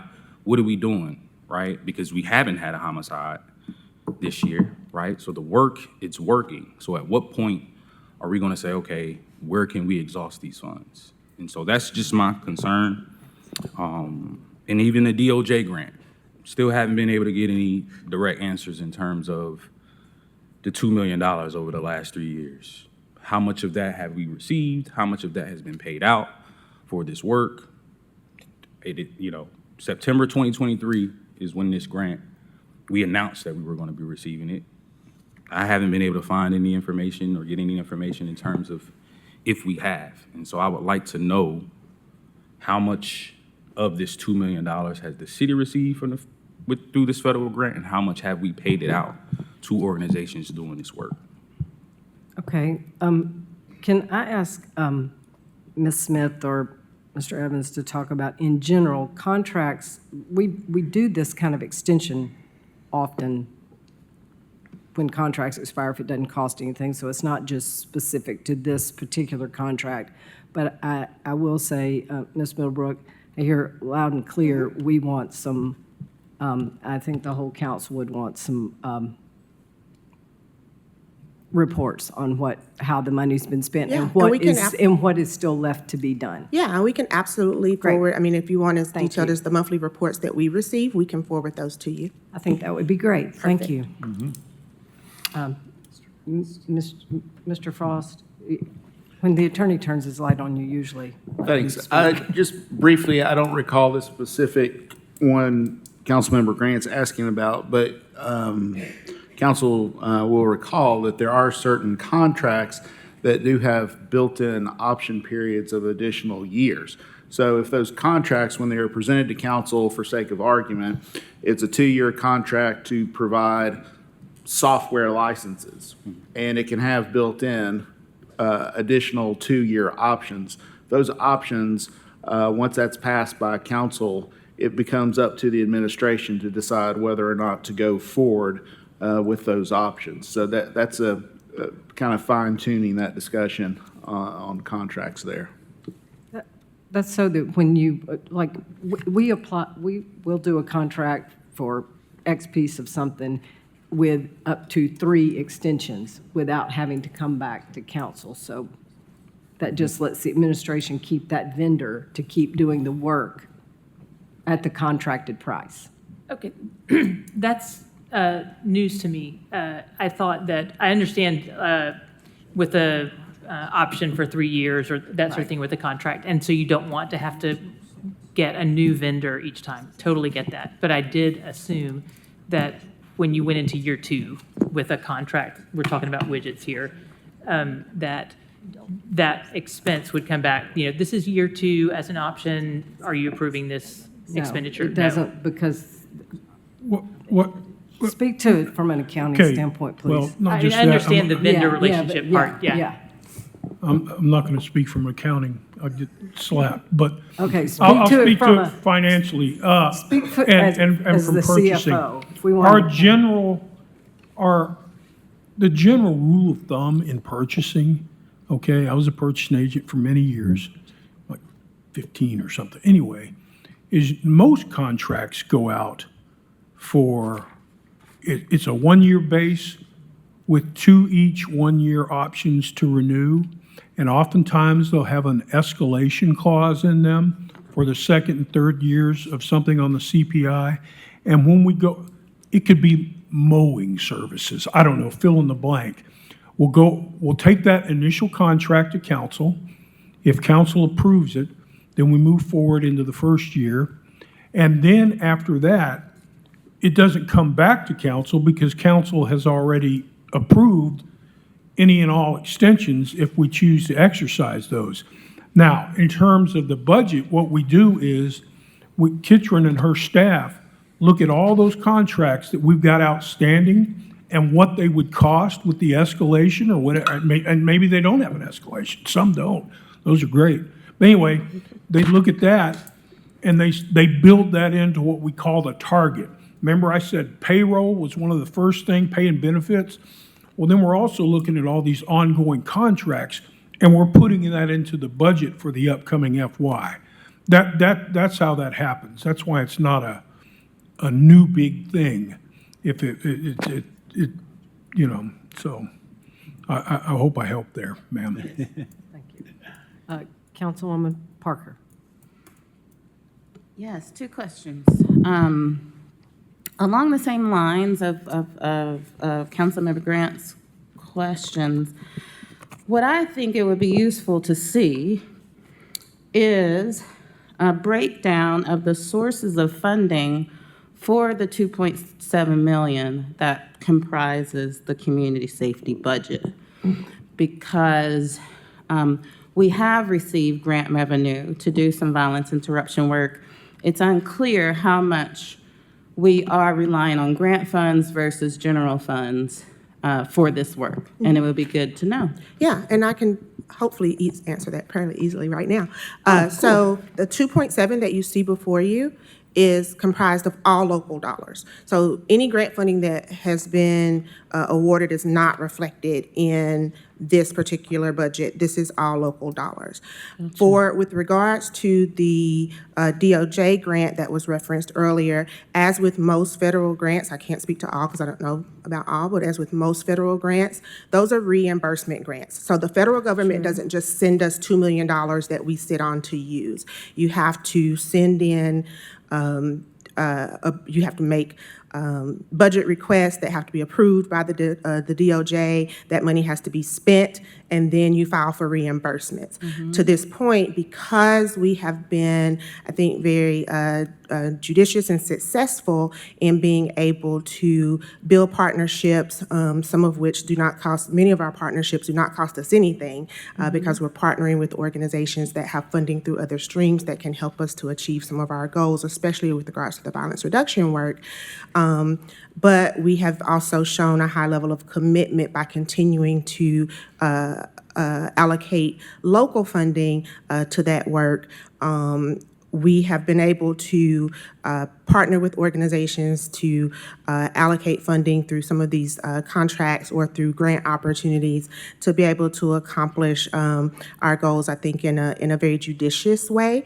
And with some of the organizations that we work with, as we broach some of these conversations around partnering on federal grants, some of them, honestly, quite frankly, don't have the capacity to spend money that may take 4 months, 6 months, 8 months to return. And so we have not, to this point, assigned any contracts directly to that grant. We have been in conversation with our partners at the DOJ around opportunities to extend that award potentially where we may identify opportunities to do so, but there's not funding that we are sitting on that is not being dispersed. I want to make sure that we're very clear about that. So all of the 2.7 that you see represented in front of you is with local dollars. I will say, though, it sounds a bit concerning that it sounds like we're requesting an extension, but we don't know if we'll get it, but we have decided not to spend these funds as currently, as under the original plan for use of funds. So it sounds like we're willing to let go of this grant and use and rely solely on local funds if we're not able to get this extension.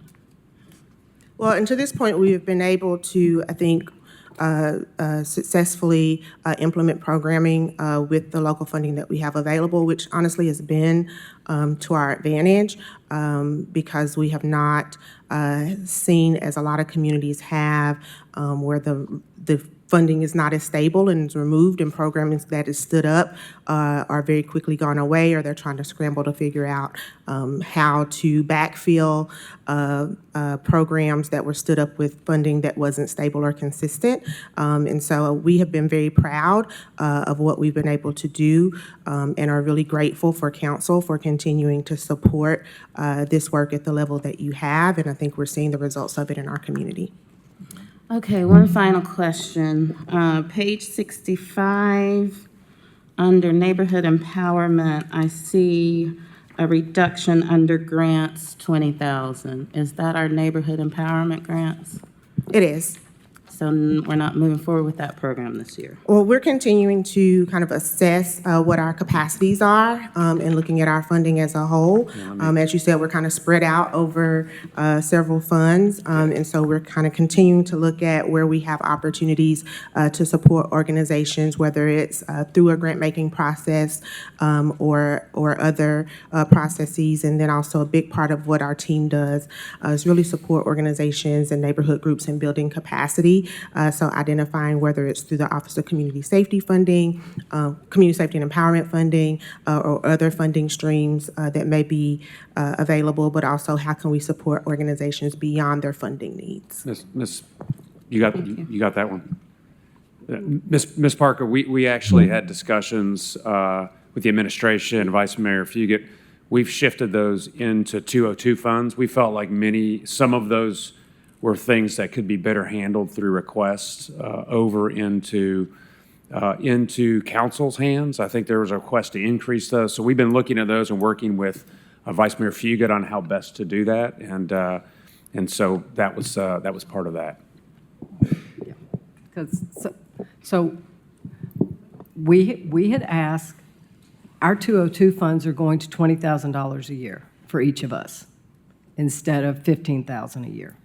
Many of this, they chose to move the money that way. But some of that is because we get asked for a lot of individual small things from neighborhoods.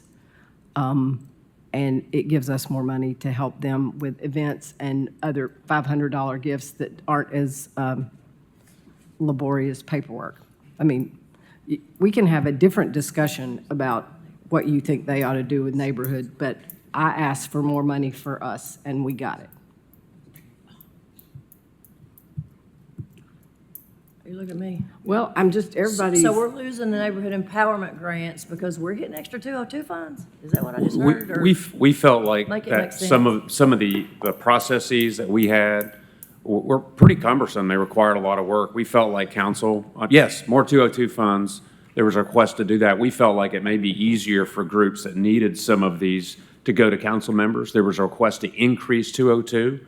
And a lot of the discussions between our workshop and at council have been, we're really close to a lot of the folks that need some of these dollars. So that's the concept. I think if council believes that those ought to stay and we ought to still increase 202, we're open to that. We thought this was a good way.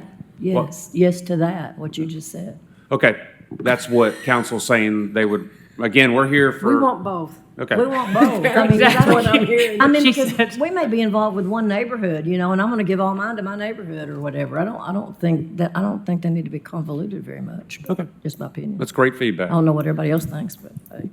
Well, may I? Okay, go ahead, and then I'm losing control here.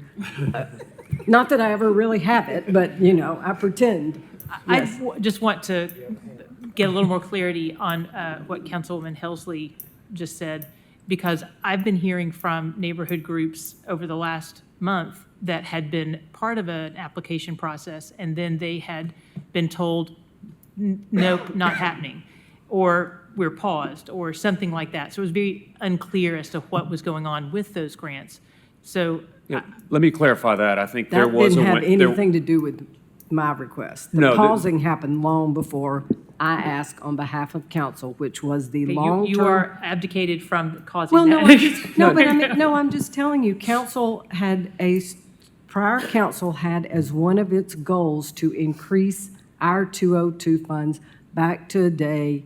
We won't get to $40,000 a year. I'm not sure we should have $40,000 a year, but to get it back more in keeping with the number of individual requests we get, so. Vice Mayor, I was I at the know, I'm budget just- hearings, and I heard you make that request, and I was very happy for that request. So thank you for pushing that I just don't want forward. this to be my fault. No, I appreciated that, because Everything's my fault. The, Just add it to the list. the 202 funds, the new folks, we've only had a round of that, and just seeing how slender those dollars are in terms of all the requests that come in, and understanding that councils before us had more money to work with. So I very much appreciated that ask. But if you could, Mr. Brace, explain the thing I may be merging, which Yeah. is.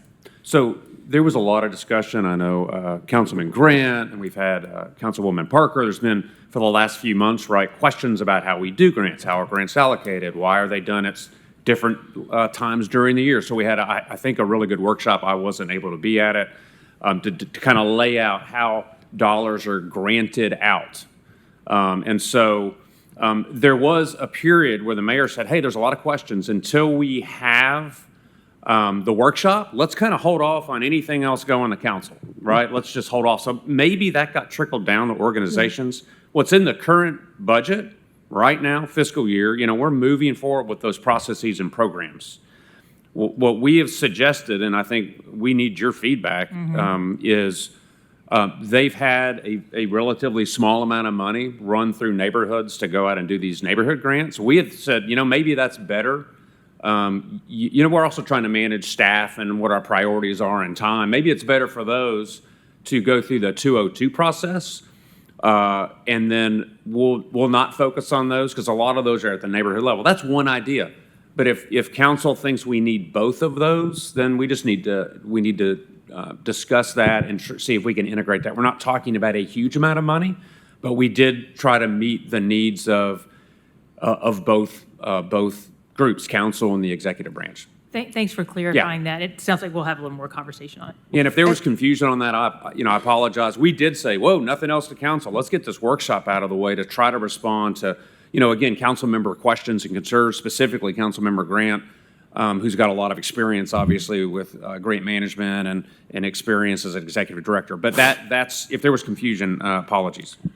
And if I may, I think just for clarity on where we were processed with regards to the neighborhood grants, there was not a current application open, so there would not have been organizations who were kind of in the queue waiting that were told that the program was being paused. Based on kind of the previous timeline, this would have been the period where the workshops would have happened that organizations would need to participate in to be eligible to apply for the grant. And so the workshops were paused, but there was not an open application for them to participate in at this point, for them to have been told, your application is on pause. There were no existing applications in the queue for the neighborhood grants. Now, we did have our Empower Knox event grants, where some organizations, they weren't neighborhood groups, some organizations had already applied. And so we are in the process of, now that we are through the workshop, of reviewing those and preparing to bring some recommendations for those before council, because those folks had already applied. But with regards to the neighborhood grants, the application was not yet available to them. It would be coming available typically, what about now, or within the next month or so? Okay, so I guess it had been posted, but it was taken down. But the application period had not arrived and applications had not begun to be received because the workshops hadn't happened. So I appreciate all those points of clarification. What I'd been hearing, I think Councilwoman Helsley may have been hearing the same thing, is neighborhoods that had been following that process, seen what had been posted, going ahead and getting their ducks in a row to put that in, and then we're being informed that that work was not necessarily going to have the light of day, or that they needed to pause. And folks were really confused with what was going on with that. So this is why we do this. Councilwoman Helsley, you haven't asked a question all day. Do I did. I already did about this. And Karen already said this, but everybody knows, anybody that's involved in neighborhoods knows when those grants come around every year. And I don't know how many times I have been asked from my neighborhood group alone, what happened to the neighborhood grants? Right, Ms. Sharp? Yes, okay. So that's the point, is everybody knows when it happens, and I don't think we need to. They were expecting it to happen. And They were looking at projects to do. Believe me, they were planning. So, yeah, so we have been asked, at least my neighborhood. Okay, thank you. All right, that was a statement, not a question. It was not a question. Yeah, okay, thank you. Mr. Grant, Councilman Grant, whichever. Yes, and backtracking a little bit, but just for the record, I'm asked, this is a question, I would like to have, and I think it would be important for council to know, regarding the DOJ grant, what data are we using to get reimbursed for that? Is there a plan, right? what we've spent on Turn Up Knox, NICJR, Knox Peace, Connect Ministries, Helen Ross McNabb, is that information and are those funds that we're using as local dollars, is that information then going to be used to get reimbursed from this 2 million? That's my question, if that makes sense.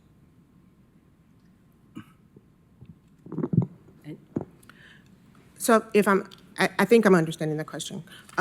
So with the DOJ grant, the way it generally works is the subawardees are approved by DOJ prior to programming beginning, and then those awards are submitted for reimbursement. So anything that was already existing prior to the DOJ award and was either, continuing or renewed or extended, typically are not, they generally discourage shifting already existing projects or programs into that funding.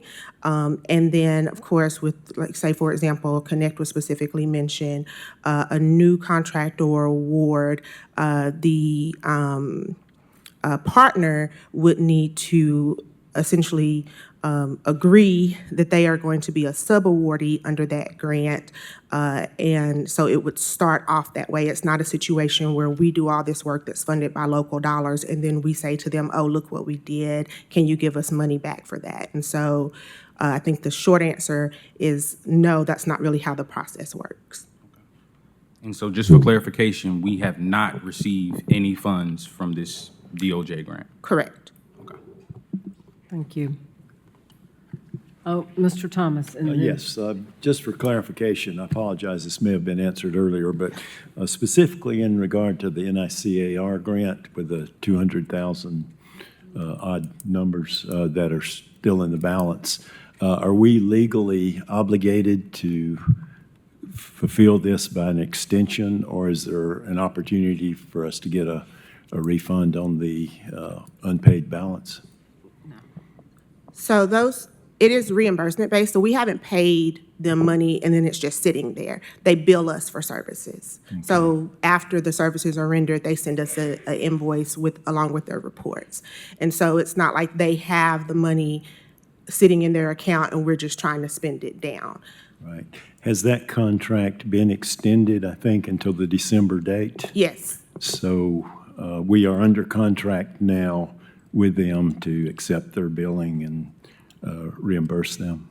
Yes, but as I think Mr. Evans or Mr. Brace pointed out, that contract does not have to go all the way to December. It gives us the option to use services up through December as long as funding is still available and we are still on budget. However, if other programming arises or we decide to go in a different direction, that contract can be terminated at any time.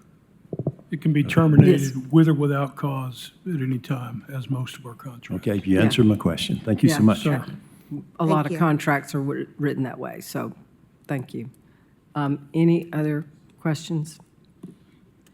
Okay, thank you. Thank Ms. you all. Millbrook. We will take about a 15-minute recess.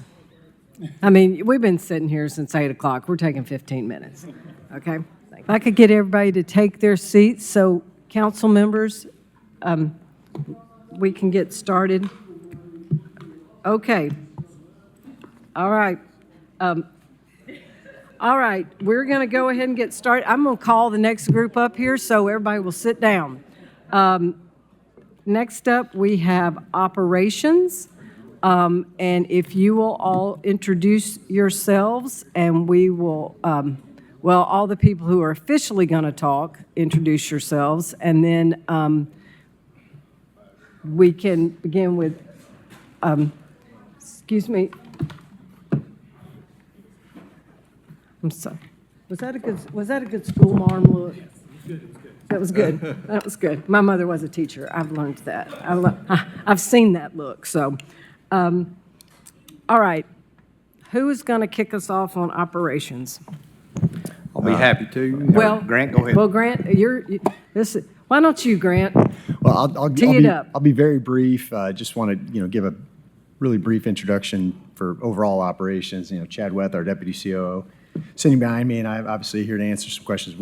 We have a really outstanding team in operations. Operations is it's really not a department, but if it were a department, it's comprised of about 10 different city departments with some other really key partner agencies that support our entire enterprise and do a lot of the, I would say, thankless work, although I'm very thankful for the work that we do in operations.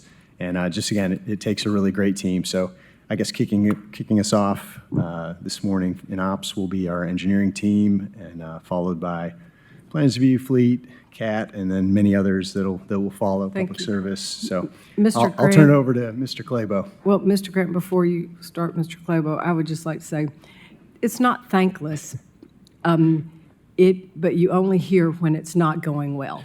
So Yeah, when we don't hear anything, it means when everything means works things are as it going should, well. yes, that's victory. Okay. Gone unnoticed most of the time. Yes. So. Mr. Claybo. I appreciate the opportunity to speak to y'all today. My name is Tom Claybo, Engineering Director. I want to quickly introduce the team I've got with me here. We've got Chris Halley. If you folks just raise your hands. Chris Halley, our Deputy Director. I've got George Dawes with our Civil Engineering Division, Karen McKeon, our Chief Traffic Engineer, and Curtis Williams with our Engineering Development Services, and David McGinley with our Stormwater Engineering Division. So, thank you. Hi there, Peter Ahrens, Plans Review and Building Inspections. I brought along Brian Berry, one of my deputies, as well as Rachel Covington, my executive assistant. Great. Good morning, Nicholas Bradshaw, Director of Fleet Services. I'm flying solo right now, but our Deputy Director, Scott Jenkins, is out of town assisting on a fire truck build, so really important work. But he's a pretty critical part of my team. Isaac Thorne, Director of Knoxville Air Transit. I'm also flying solo at the moment. Okay, great. Yes. Oh, sorry. Okay, I'm Rachel Butzler. I'm the Director of the Public Service Department, and I have Chris Webster and Sherry Bennett. And Chris is, he's our Deputy Director, and Sherry helps keep me in line with the budget process. Great. Does anybody have anything you want to tell us up front, or if not, shall I just begin asking questions by department, or are you ready to round robin? How do you want to do this? Okay, you're ready for round robin. Okay. Anybody have a question for any of these people who are here today about their budgets? Okay. All right. Mr. Councilman Grant. I saw your light first. Yes, thank you, Vice Mayor. So just looking at the budget, and I do know there is a compensation study being done with our public service department.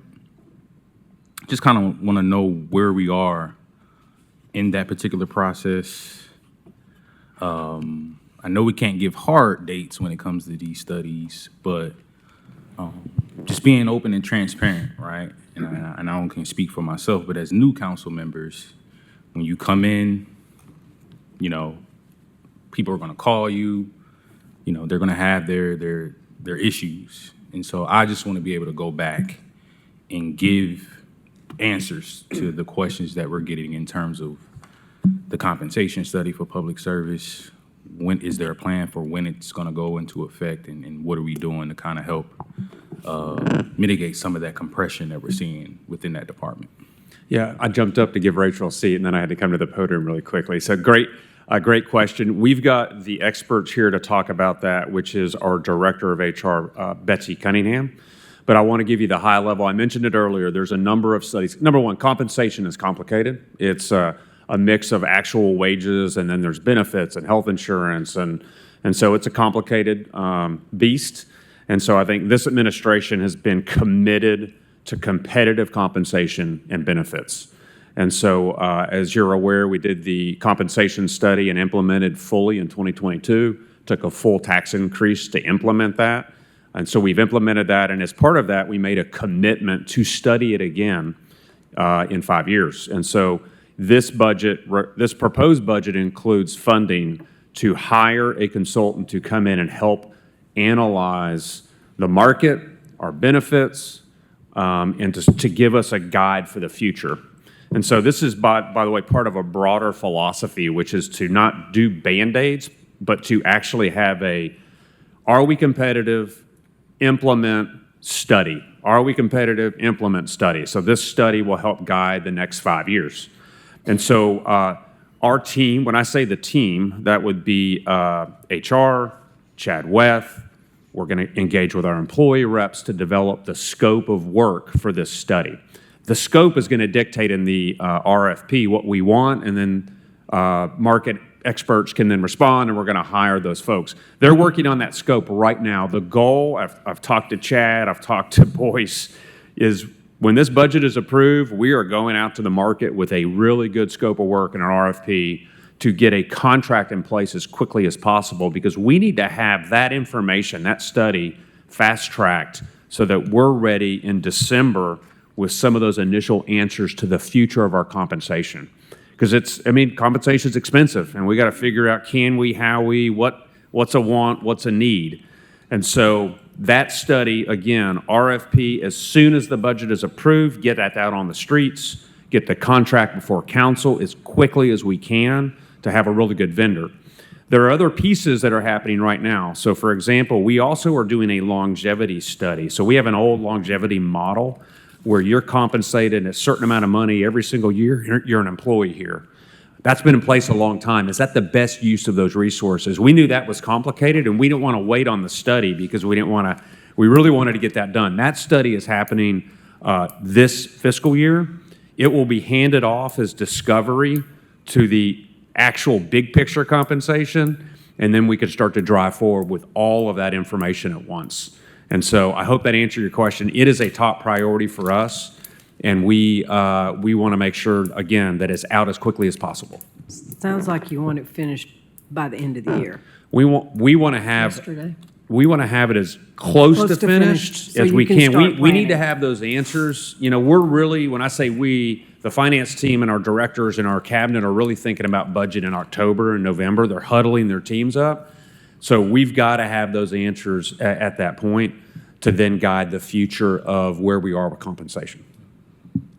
Thank you. I appreciate that. And, Chad, Rachel, if there's ever any information, that you feel like I may need or council members may need while we're communicating with, employees, they don't understand, that these things aren't just a matter of, happening overnight. And so, like I said, I appreciate that information. I do want council to know that the mayor meets with our employee reps. So there are elected representatives of police, fire, and general government. We meet with them regularly. We also have a group of individuals that have been at council. The mayor and I met with them this week for a breakfast to gauge their concerns, their thoughts, their interests. And one of those items that came out of that meeting was we've got to do a better job of communicating. There was a communication breakdown, and we've got to communicate both with employees, with the employee reps, and with council. So there's a commitment to do that. There was also a lot of discussion about making sure we were all discussing facts around what has happened since the compensation study. What has the inflation rate been? What about CPI? What's our turnover rate? And so I think just know that meeting happened, and I thought it was productive. If you've talked to any of those employees, we're working on a larger meeting just with public service, and then following back up with those employees in about 45 days. So again, we appreciated those folks coming to council. We want active employees, and Mr. Grant, especially you and others, have been really active with the administration about doing that. So thank you. Councilman Thomas. Yes. First, a comment and a question for Mr. Clabo, Director Clabo. I really want to commend your staff and you for the response that you've been giving to me and my constituents when I make a request to do an overview or an evaluation of a certain situation. It's been really prompt, and you just given matter of fact analysis, and they've been remedied at some times, and then sometimes it's not within your purview to do that. But most of the time, it's been quite satisfying to my constituents, the rate that you've gotten back to them and the feedback you've given, and also repairing certain issues as far as flooding and traffic things. So I really appreciate that. It's been top-notch. This won't surprise you, when I hear so much from my constituents, but can you give us an overall assessment of traffic calming and speed humps that is in the budgetary? Sure. Budgetary. So we are very excited about the Neighborhood Traffic Safety Program. I think you all know that we kind of retooled the program. And the reason was the high demand that we had. We had folks just backlogged. We couldn't get to them, and it was really kind of setting unrealistic expectations for the program. So basically, we put a pause on the program. Anybody that was approved, we are cycling those through right now. Most of that work's done within our paving program, so those are being cycled through. And the new program, we accepted applications in January at 64. We've done speed studies on those, so that was February, March, and we're getting ready to start neighborhood meetings with those folks who have applied. So the process is, as we work through that, we get through neighborhood meetings, and this is going to really be data-driven. So with those 64, we're going to look at the metrics of how bad the speeding is, the volume of traffic, crash history, is there a sidewalk, is it in a PRI, those things, come up with a score, and then prioritize those. Then based on our approved funding, we'll implement what we can out of those 64. I appreciate the systematic way that you evaluate these requests, and it's helpful for me when I explain to my constituents kind of where they are in the process, and enables them to have a little bit more patience, I think, because the demand, as you know, has just really been overwhelming. So thank you. Okay. Councilman Honeycutt. Thank you. There's a lot of departments here to cover, and you guys do a lot of various things, but you are the backbone of our city. So again, thank you all. And just like my back, I only know when it's a problem. So thank you guys very much for what you do and the services you provide. And just being a few months on city council, most of the constituent calls we get have something to do with your department and the things going on in your department. Sidewalks, crosswalks, traffic issues, that kind of thing, calming. And again, I'll reiterate, just like my fellow councilman, every interaction has been professional and upbeat and positive, and I appreciate that, what every department brings to that. A couple of quick questions and/or comments. I did want to, based on David Brace's comments about the compensation study, just reiterate that it sounds like that is a citywide compensation study. So it's not just this department, it is citywide department compensation study. So everyone from every department will be studied, and then, obviously recommendations will be brought back. So we'll have a great sort of benchmark when we're talking about city, police, fire, engineering, service, and it'll be great to have that data to then make decisions, but it's going to require kind of strategic decisions because we're not going to be able to address every need we have. On the traffic calming, real quick, I appreciate the rework that you guys have done on that program. We're going to talk further about it. Obviously, there is a big demand, and the demand outweighs the available funds. But I do think we can tweak maybe how the applications are done going in. There's been frustration with only the 30-day window and people not feeling like they could at least take action on that. But we can talk further about that. I do want to, sort of my main question, and I'll get to it here, is about deferred maintenance and what we're looking at as a city. I mean, there's certain budget numbers we've got for projects we're addressing, but what does the long-term deferred maintenance look like for our city? Yeah. I don't mind to handle that one.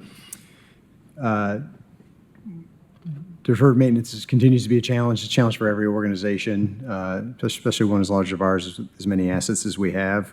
We obviously, every year, we commit a ton of capital towards deferred maintenance, obviously building a new Station 6 in Burlington, renovating Station 15. We got a lot of our fire halls. We've renovated several of our rec centers over the past year, so we try to chip away at every year and dedicate as much capital as we can towards those needs.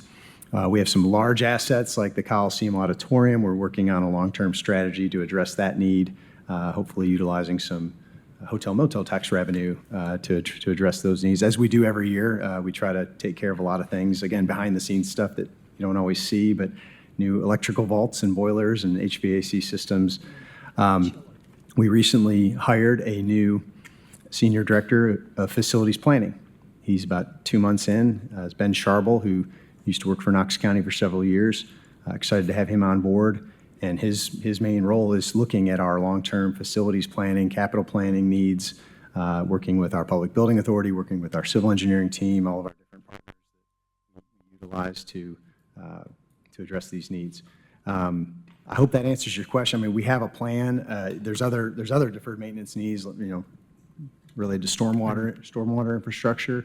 Obviously, our transportation infrastructure, we resurface roads at a pretty heavy pace, more than other counterparts, municipalities around the region, but that's always a need, again, a constant need. Sidewalk replacements. Our public service department does a ton of work in our facilities team, our construction team. So we are working on it.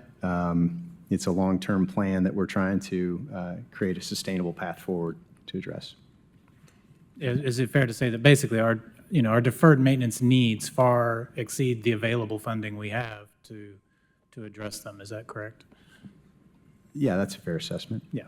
So just again, I know we can't tackle everything as a city, and you guys do a great job with the dollars that we have, but it is a challenge. So thank you. Councilwoman Adams. Thanks.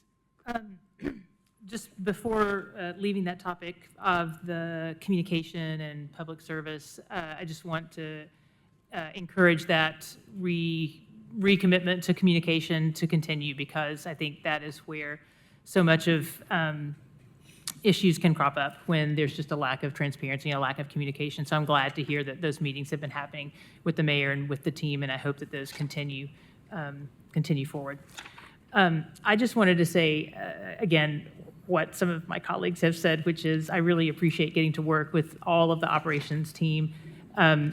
From the emails that I have received that have been very detailed in anticipating questions that I might have or that the community might have to help me as a council person be a better advocate and communicator, I really appreciate those. I've also appreciated being able to call in and get very specific answers to weird situations that crop up.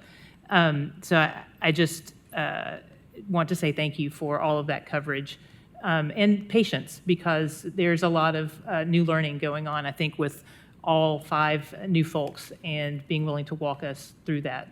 Also, very excited to be working with Ellie Moore. I feel like that is just beginning in terms of how we've got a new partner to work with, so thank you for that. But just wanted to express appreciation for everyone. I feel like with all the folks who are sitting there, I can think about different calls and different emails that have happened, and you're coming out to community meetings as well, being willing to join in that effort to make sure that communication is reaching the neighbors that we're serving. So thank you. Councilwoman Parker. Thank you, Vice Mayor. Okay, so identifying operations in the budget. Is operations under the mayor's office? So there's technically no operations department. I guess in terms of my direct team, it's myself, Chad Weth, our Deputy COO, Chip Berry, Deputy Chief Operations, Ellie Moore, as Councilwoman Adams mentioned, and then Ben Sharble.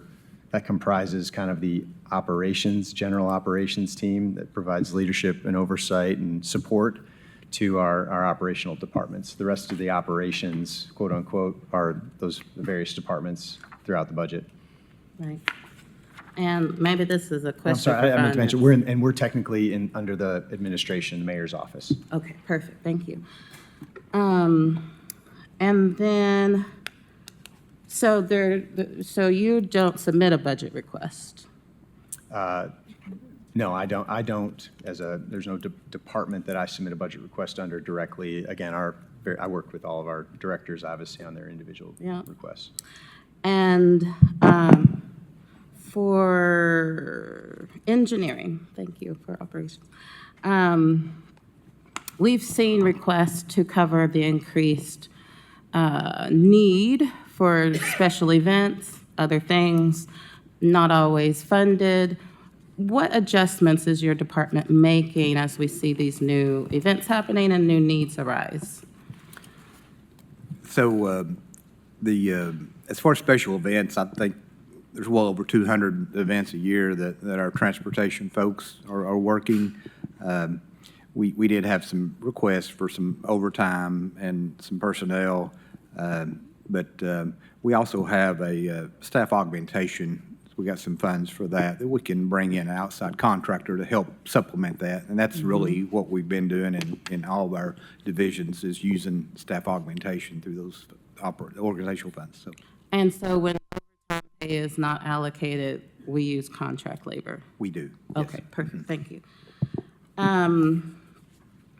Parking costs, I have a question about, and I'm wondering if we are monitoring our new system, and if we have any kind of insight on perhaps a leveling out of costs. But when I look at it, if we look at,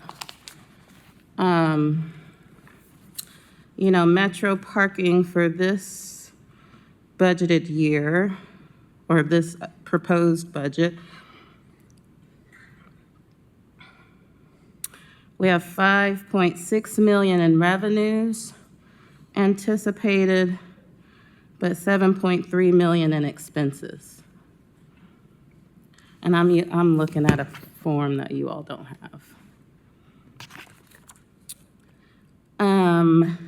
So it seems that the revenue from our new parking structure has increased, but so have the expenses, is what I looked back to see what the situation was when we installed the new meters 10 years ago, with the same goal of increasing parking opportunities and moving vehicles along. And there was much lower revenue, but there were lower expenses. And so there was a gain there from metro parking. What do we anticipate with this new system? Do we expect these expenses to level out at some point, and for us to start seeing increased revenue, or what are we looking at? Yeah, that's a great question. So we're just a little over a year in to our implementation of our parking study that was done a year and a half ago.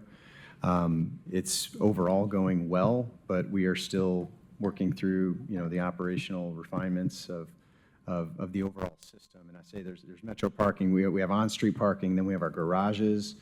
Our garages and lots are managed by Public Building Authority, and then our on-street enforcement is handled by Public Building Authority, and then our management of on-street is also handled by engineering. I mentioned Chip Berry, our Deputy Chief Operations. He's going to be tasked with leading further implementation of our parking and looking at how we manage it. At the end of the day, yes, our costs have increased, our revenue has increased. The Park Mobile, our team can tell you, is much more efficient than trying to manage all those meters. We still are a very affordable city to park in relative to other, similarly sized cities, municipalities. As Councilman Honeycutt mentioned, we have deferred maintenance. Deferred maintenance also applies to a lot of our garages. So we need to have a more sustainable path forward to be able to address those needs in our garages, modernize a lot of our systems in our garages, but utilizing better technology that maybe doesn't require on-site parking attendants, for example, and can better manage, spaces and communicate better with the public. And hey, how many spaces are available? And this garage is empty. This garage is full. We're getting better data from Park Mobile as well versus the meters, right? The meters didn't provide a lot of data. Our on-street enforcement's a lot more efficient, but we have had to hire additional staff through PBA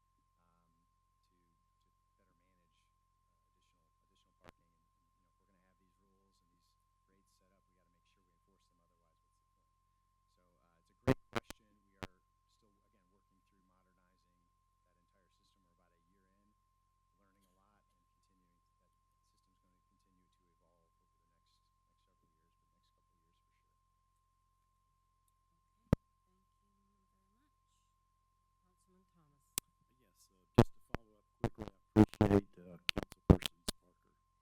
Councilperson Parker's question. I had some of the very same, as some of you may know, I had my doubts about the new parking system. And we just need to continually monitor the cost benefit of it, and also consider, of course, the primary goal is to make it easy for residents and visitors to park at a low cost. So just keep us updated on the progress, and we will try to tweak as we may.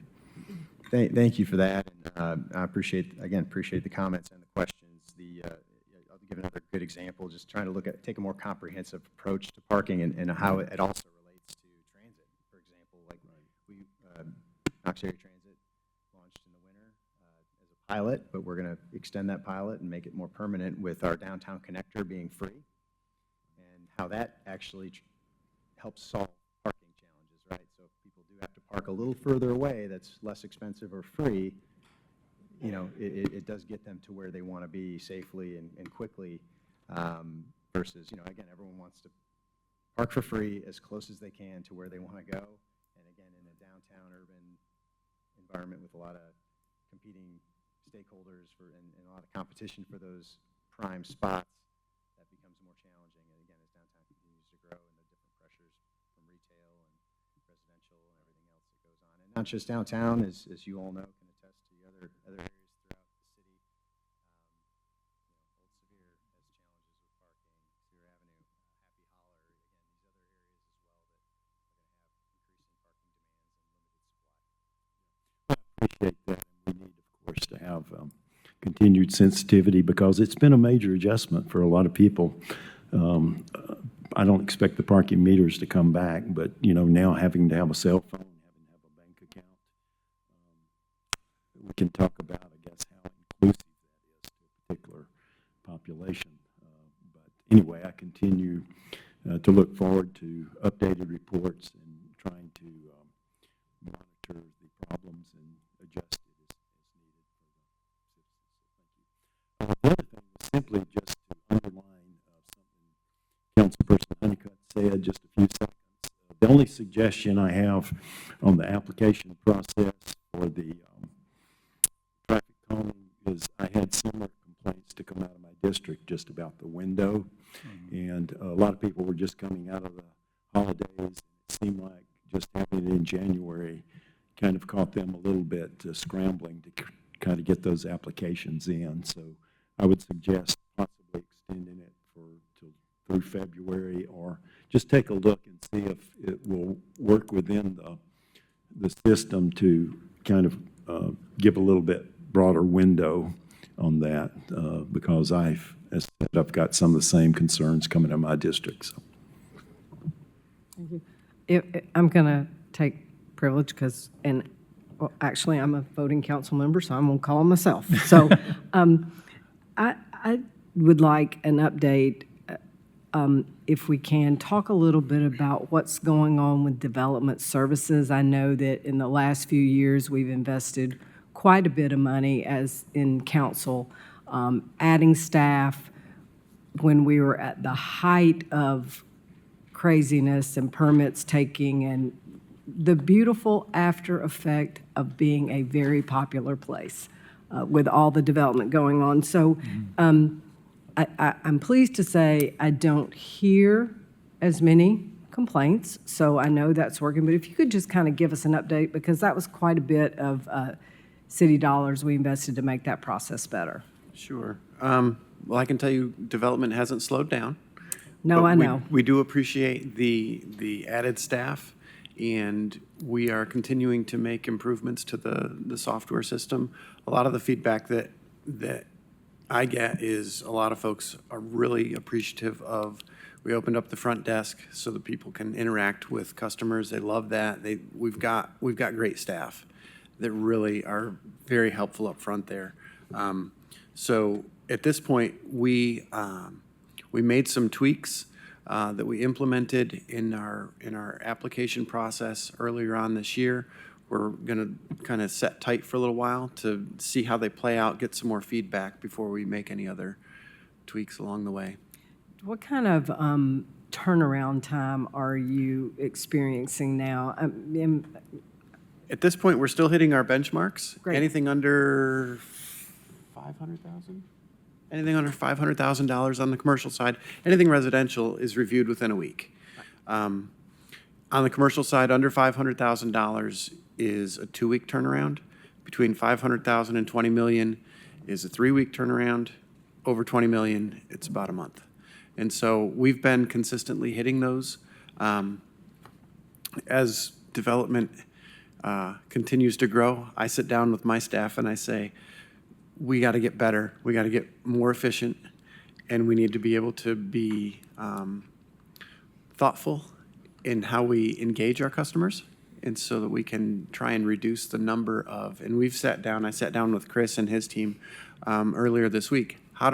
What are some things that we can do? How can we get a strategy to reduce the number of review cycles? And so a lot of that is engaging with our customers.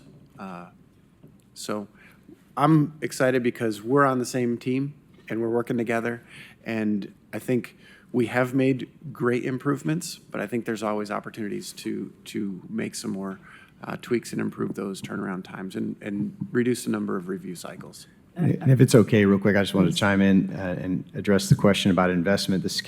Many of you all on council approved. Well, a council did. We're all now council. Council, Yeah. council, Council people have council at did some improve, point. but if you recall the investment, the city invested in both of these departments with additional staffing, technology, but really it was the development community that made that investment, because what we did is we restructured our fees. So this department, correct me if I'm wrong, is not weighing very heavily on the general fund dollars. It is funded through our permit fees. So those additional staff members were actually hired through the additional revenue that's generated from permits that was done in. We approved the fees. What's that? We approved the increased fees. We approved it, yes, absolutely. No, again, I applaud council for I'm doing just- that, but I also I'm want just to point out, teasing. I'm teasing. it was a value proposition from the development community, and the development community supported those Yes, fees. it's wonderful. Because we promised these benchmarks that we've been delivering on. So we've set expectations that we're now delivering on, and that's made a huge difference. And we're measuring how we're doing. And Council, Vice Mayor, the number one metric I like to tell folks, I talk to Brace about this all the time too, is we don't get as many calls. That's our number one metric, is how many calls do we get from our development friends. So.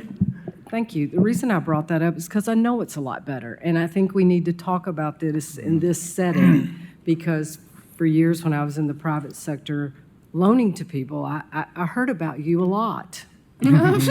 And sometimes I was asked for rate extensions, and they all blamed it on you, and I know that's not always the case. But I'm just saying, I do think it's working. It's a good success. And I think we should be proud of that, and you guys are to be commended for that. I will also say I really appreciate the discussion about somebody at the front desk. One of the, interacting with customers. One of the things that people get most frustrated with any company anymore, but especially from their government, is if they can't find a person. They want to walk in and talk to a person. And sometimes that personal touch is one of the first things to go, but I think it's what our constituents want the most. And so I appreciate y'all working on all that. And then that's all I'll say. I just think it's nice to highlight.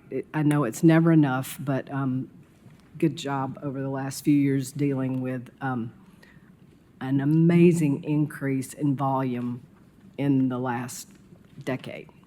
So thank you. Can I add on to that quickly? Yes. Just to say that I also have not received any calls, so I see that as a good sign. Yes. I hope me saying that does not make the calls Knock start. on some wood, knock on some wood. So, yeah, for all our sakes, let's all knock on some wood. Okay, I think next, Councilman Grant. Yeah, I just want to piggyback and, take this opportunity to thank, Peter Aarons. I know I've had conversations with Rachel when individuals in the community have called me. Rachel has been spot on in terms of answering, in terms of getting people what they need. As a council body, Grant mentioned the fees, right? The fees being able to help us with this staff. I think that's a great thing, but I do kind of want us to also as a body be mindful, right, of how that can be harming as well, right, especially for local builders, right, who may not be able to afford the higher fees. And so I getting to a point where we're not incentivizing increased fees to make sure that we had the funding to keep operating. One of the things that was an important item for Mayor Concanon was that we didn't increase the fees on the small residential projects because we wanted to recognize the happy homeowners that are just trying to make improvements. And so I think it was negligible. The fees were increased for the larger scale projects and the commercial projects. That require the most work. Yeah, that requires, and honestly, well, we kept the residential stuff pretty much. We at bay. also, if you weren't on council at the time, we eliminated a lot of like fees and we made it more simple and streamlined and rational. And as Peter said, he's correct. We kept the smaller end of the spectrum of projects. Those fees actually, some of them went down actually, I think, as a percentage. And then, the really big, again, the ones that are more time consuming on our staff, more demanding on our time and resources, those are paying a higher fee. But also we looked at our peer communities. We looked at Lexington, Chattanooga, other peer cities, and we made sure we weren't above and beyond what those other peer cities charge. We're in line with our peers, and we want to continue, and we're going to continue to address that, make sure we stay in line. Similar to compensation, we got to keep up with the market and what the resources command. And it's gone. We haven't heard a lot of complaints about that. If you hear any, please let us know. We always want to look at ways we can be equitable in our fee structure. Absolutely. Two things. One, we also got rid of, we used to require a local license, and so we got rid of that a couple of years ago, and we just recognized the state licensure, which was essentially a tax that we got rid of. And the folks that we do hear from are the out-of-town builders that are doing like the student housing, and the number one thing that they tell us is they're amazed at how accessible we are, because we set aside 2 afternoons a week, all afternoon, just to sit down with folks, and they'll coordinate with Rachel and her team. But just our accessibility is something that they find lacking in the other major cities that they work in. So we do have, thank you, we've got a great team. We're continuing to get better and look for opportunities to improve, but we appreciate your support. Thank you, Peter. Councilman Honeycutt.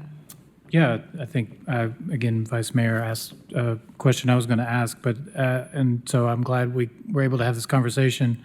And I do appreciate it that the previous council and administrations made the investment in the department and you've been able to make the improvements, because I'm glad we kept them in-house. I know a lot of municipalities are starting to outsource these to third parties and private developers and that kind of thing, and that is a slippery slope. So I'm glad, because you are our quality control, you are looking out for the public welfare and life safety, which is huge as we grow as a city. So I'm glad we have found a mechanism to hopefully make that successful within our city. Do we know what the delta is between, or is there much of a delta between what the development fees pay for and the cost of the department? Like, does the department basically fully fund, or is it, so? Yes, the general fund does not support his operation at all. That's great. He's self-sufficient. I mean, that's again, that's another thing that's great for us to know and to be able to talk about, that, your department in particular is covered by the fees, because a lot of people are asking about why we're picking up certain fees for certain things. And then I guess I also wanted to commend you on using the word customers. I appreciated that. That you're using that language and talking in that way, because they are our customers, and there are customers on city council, and there are customers as a city, the residents and the constituents, and the development community. And so I just wanted to commend you on that too. The real quick, this goes to deferred maintenance and how we address deferred maintenance, but this is a little bit in the weeds. But will you talk about substantial investment and how that works? So, and I think it may be called something different now, but just so council understands what that mechanism is.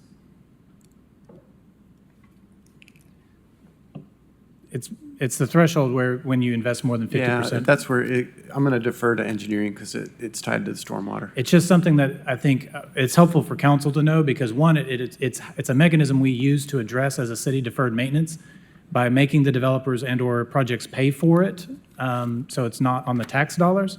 But it is something that trips up, especially small businesses, a lot when they're trying to develop. And so, if it's okay, we can talk about this at a later date. But I can have Chris Howley address that. Yeah.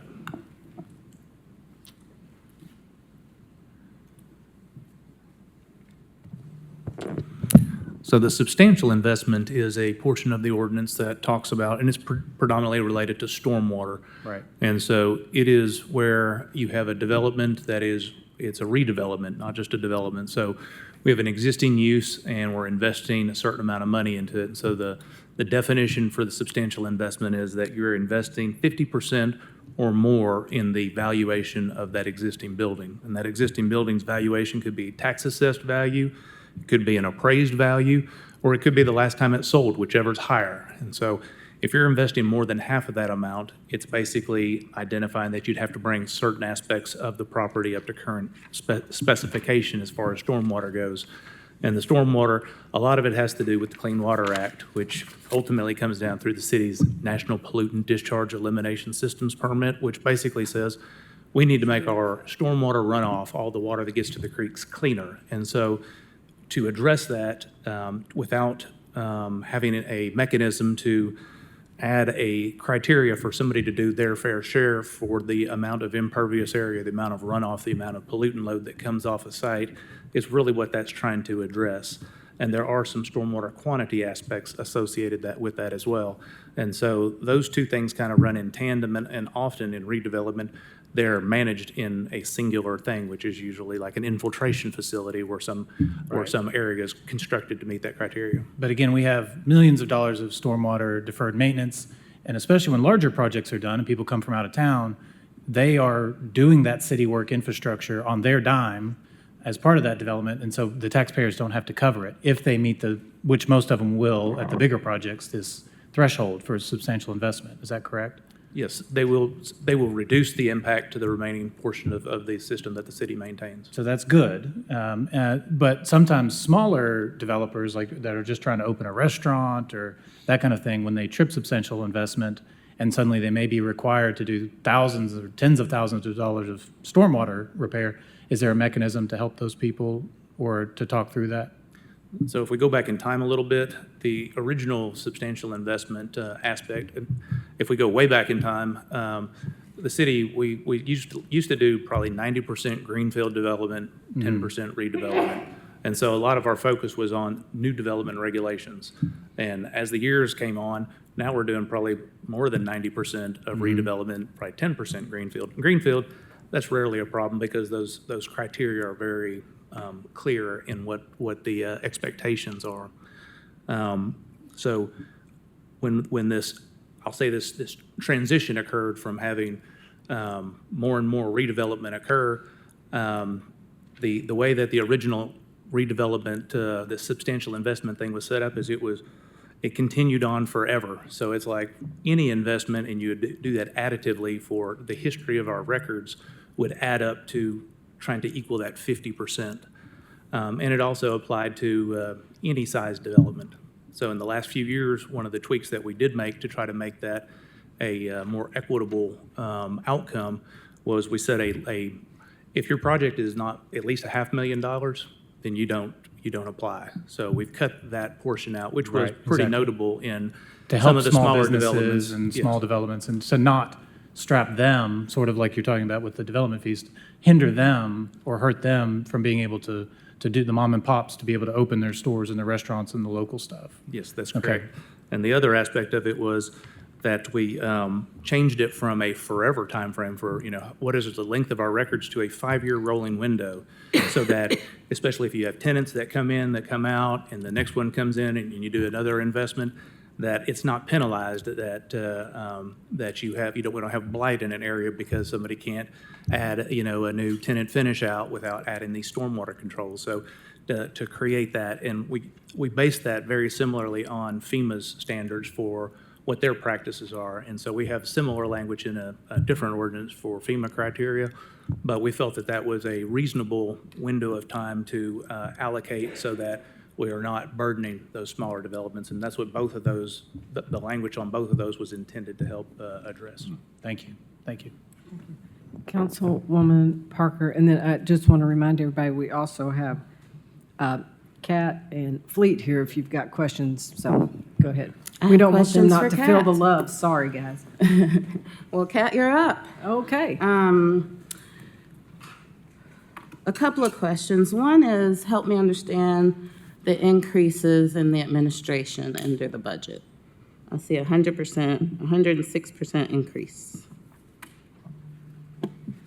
I will defer to our finance team on that question. It looks like the over-under is actually, for the actual is $4 million, $4.1 million.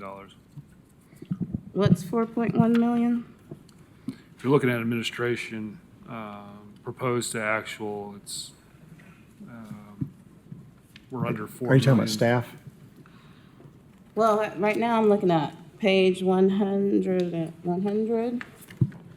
Mass Transit, CAT administration.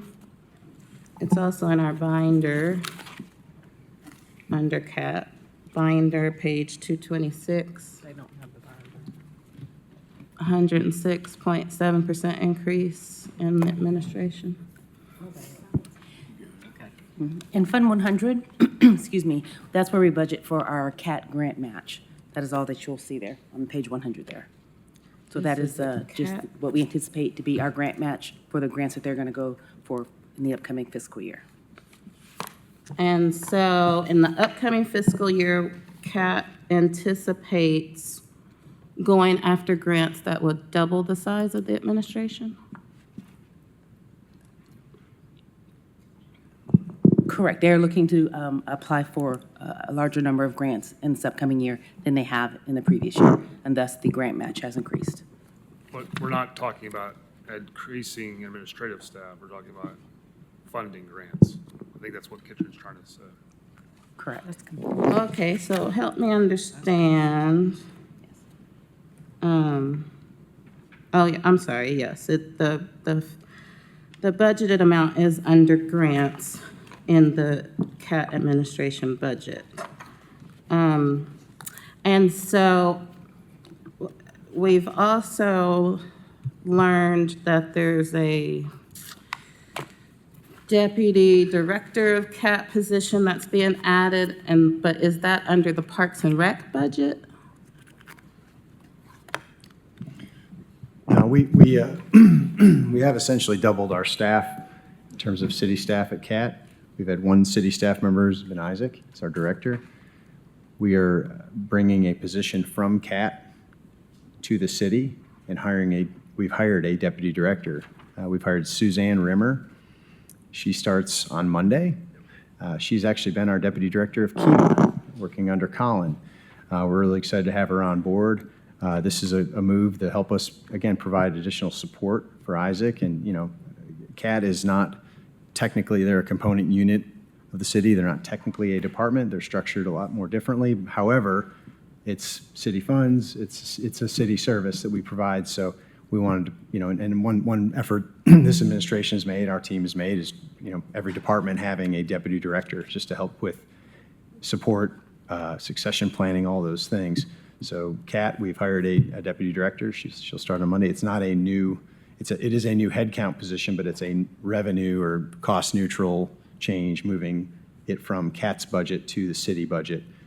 So I don't know if that helps answer your question. It doesn't explain the grant funding and the aspect of it, but from an administration, yeah, we're adding another staff member as a city staff member that's going to support Isaac and support the team over at CAT. Mm-hmm.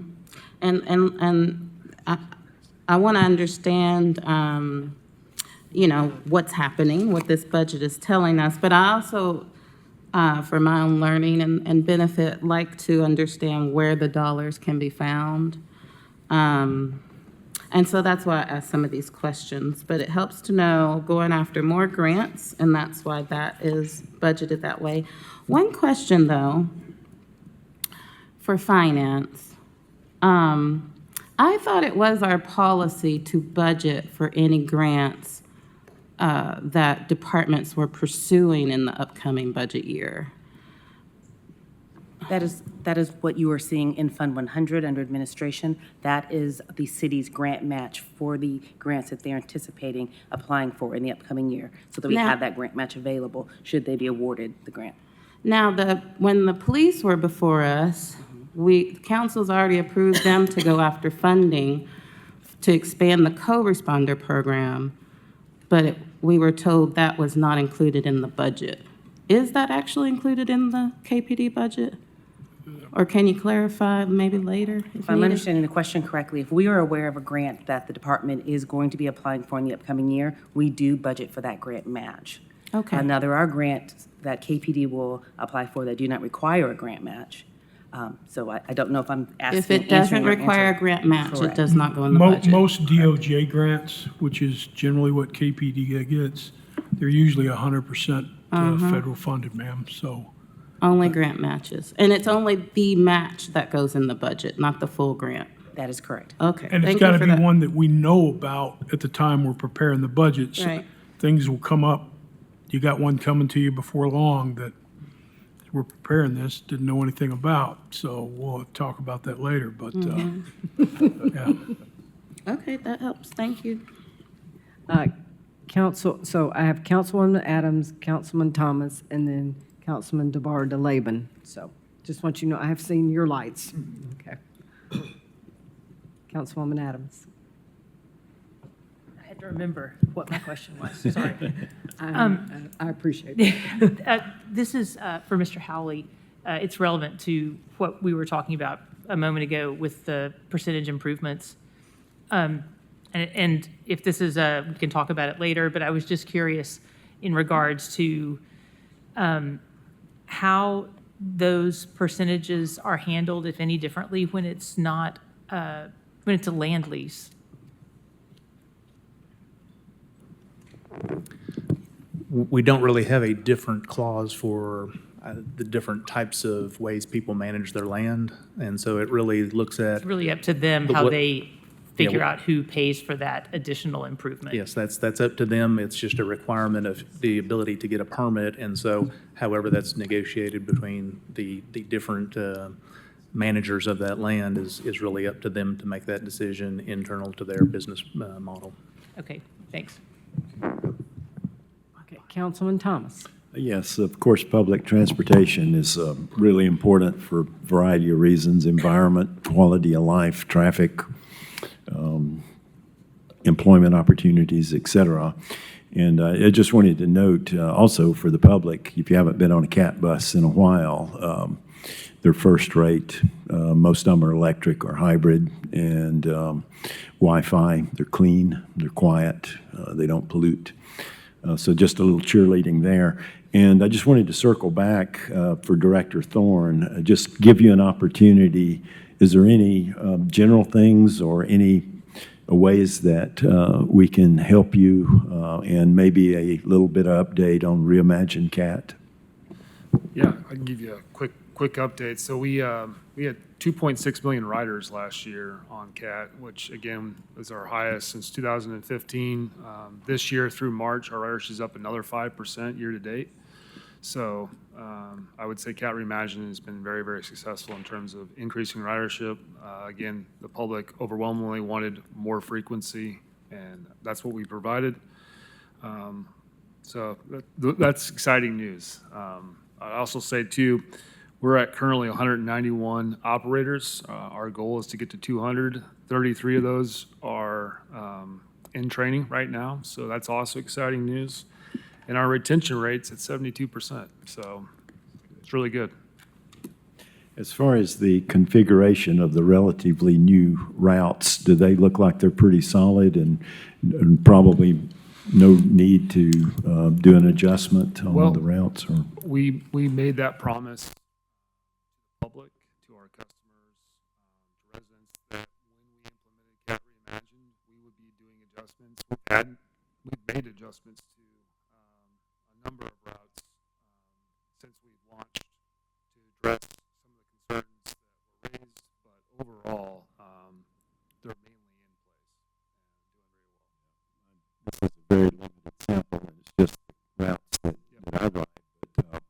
seem to be working well, and they were an improvement over the ones previous.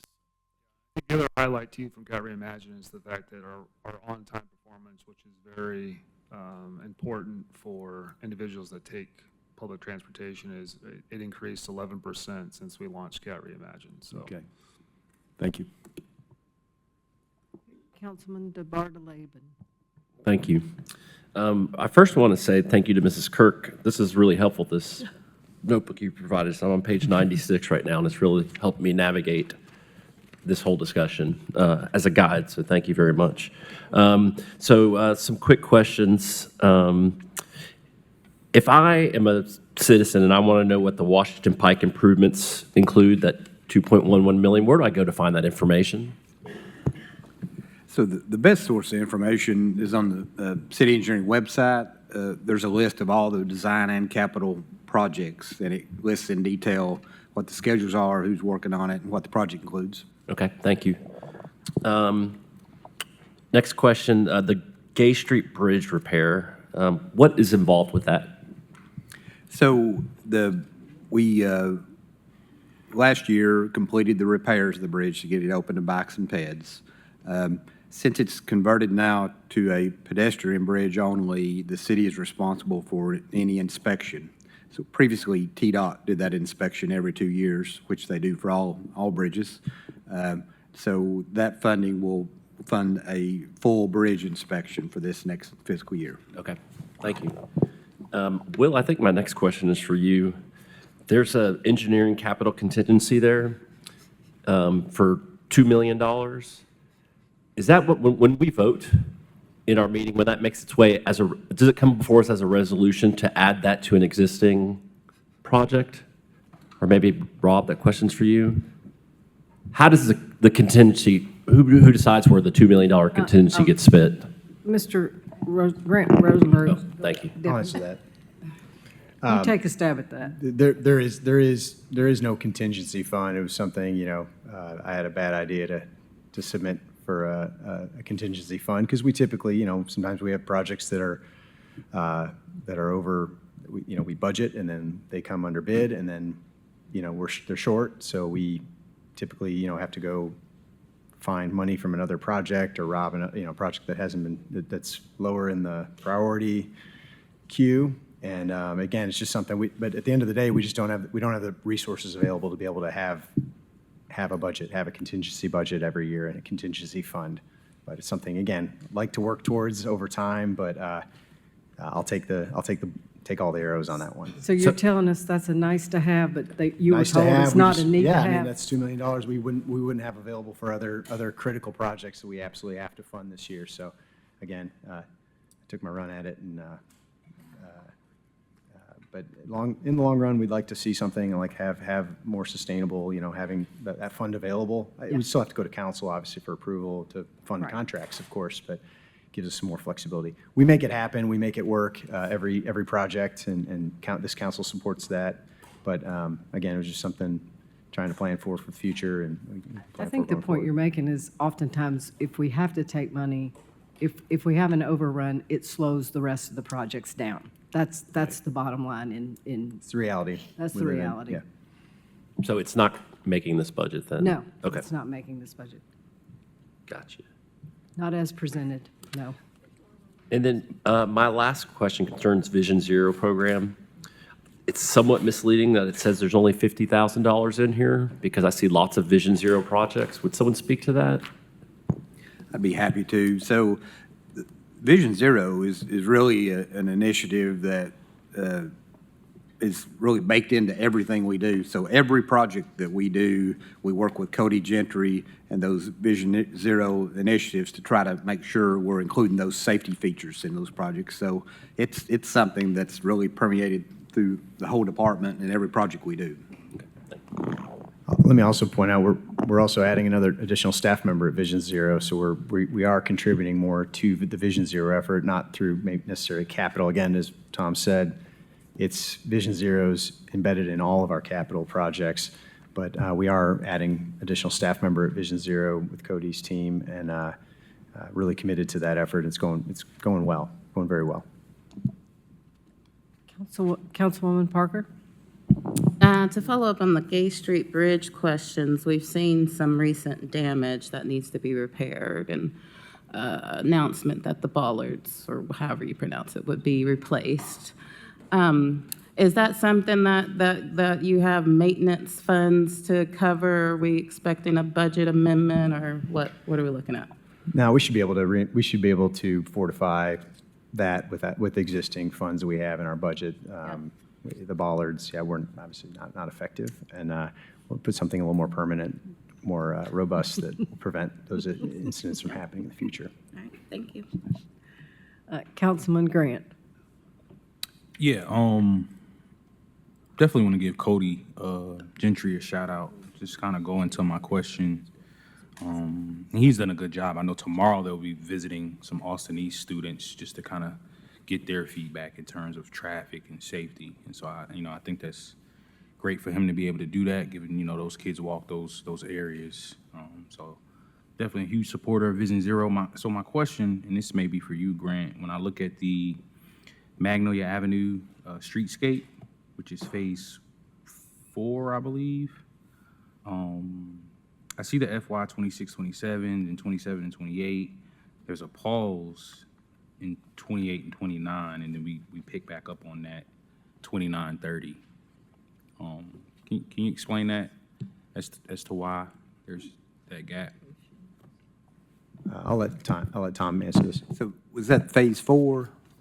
Yes, sir. So that project is included in the transportation improvement plan, so it's got 80% federal funds in it. And so what you're seeing as we implement those, there typically is a gap, and as we develop design, we go into right-of-way. Right-of-way normally takes a little longer, and so it ends up extending the project another fiscal year before we're ready for construction. So that next request is for construction then. Yeah. Thank you. A lot of our federally funded projects, they take a long time. I'm just be real candid. They take a really long time, and a lot of it's there's a NEPA phase. There's, as Tom mentioned, right of way. I mean, it's years, unfortunately, just to go through the process. So we try to plan for that, those matches. Thank you. Mr. Honeycutt. Yeah, so real quick, 2 quick questions. One is for fleet.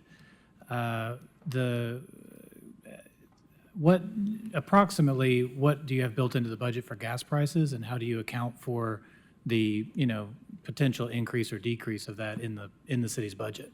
Yeah, we're usually very conservative with our projections, just because the fuel market can be so volatile. I'll tell you, we spend about we consume about 2,300 gallons per day of gasoline and another similar amount of diesel. So 70,000 a month or so each. So yeah, we're very susceptible to price increases, as you can imagine. I think we've got over $3.5 million budgeted for fuel in the coming year. I can tell you right now we've spent about $1.5 million or so as of the end of March. So we're well. We got enough cushion in there to as long as prices don't get even worse. They've already doubled, but I think we'll end the year in a good place. And we've budgeted similarly with. I don't think finance will take the credit for that, but I think we've put ourselves in a position where we can weather some of these increases with our conservative projections. Okay, thank you. And then second question, I'm sure other people get a lot of, like we said earlier, a lot of constituent requests regarding sidewalks and crosswalks and turning lanes and that kind of thing, and they're all very valid, and we need them all over the city. So how does the engineering department track these and then prioritize them and then plan for them in future budgets if they're not accounted for in this current one? So you talking specifically new sidewalk requests or I'm talking in about, general? I'm talking about all the constituent requests we get. I mean, whether it's, again, sidewalk extensions or crosswalks or turning lanes. I mean, there's a lot of things that come in the pipe, sort of down the pipeline, and how I assume they're evaluated and then where they tracked, and then As we receive those requests, we do track those, Yeah. and we keep a running through list. 311, yeah, Right, yes. usually. Mhm. Okay. And that's the same for like new traffic signals, crosswalk requests, new sidewalks. So then how do we convey to our constituents you know, if they want to know where their request is in that process or that pipeline. I think it really depends on the specific request Okay. that we have. We'll reach out and follow up, typically with a letter when we get like new sidewalk requests. That we have a sidewalk program where it looked at new sidewalks throughout the whole city, and those are kind of prioritized, and we can give information to folks, okay, this sidewalk is in the study, and it's this rank. And as we get funding available, we look to try to implement those. Right. And last, on that note, and this is a question. One, of course, one of my go-tos is to tell them to call 311 to get in the queue, and then we can start tracking it together with your department. But the second thing, and is it accurate to also point people to the comprehensive plan and to if people really want to see different things and different infrastructure improvements, to make that known through the comprehensive plan process? I mean, I think that's an excellent avenue to get your voice heard, yes. That's great, because again, we're talking about trying to plan future infrastructure projects. So one is 311 through the comprehensive plan process, and they can go on the website, right, and literally start making these specific requests known. That's correct, yes. Okay, thank you. If I could follow up on that, I got Councilman Thomas's permission to jump ahead of him because it's on sidewalks. I also think, correct me if I'm wrong, I also think it's important, it's not where you are and when you ask for it. There is a prioritization based on usage, traffic patterns, those kind of things, because I also don't want our citizens to think, well, I'm number 400 on the list to ask, but number 500 went above me. And I'm say 4 and 500 because they're more than that. Is that correct? Yeah, I think There's some sort of evaluation process. there is an evaluation process, and we take those requests and we track those. But at the end of the day, just to give you an idea, new sidewalks on average run about $1,200 per linear foot. Very, very expensive.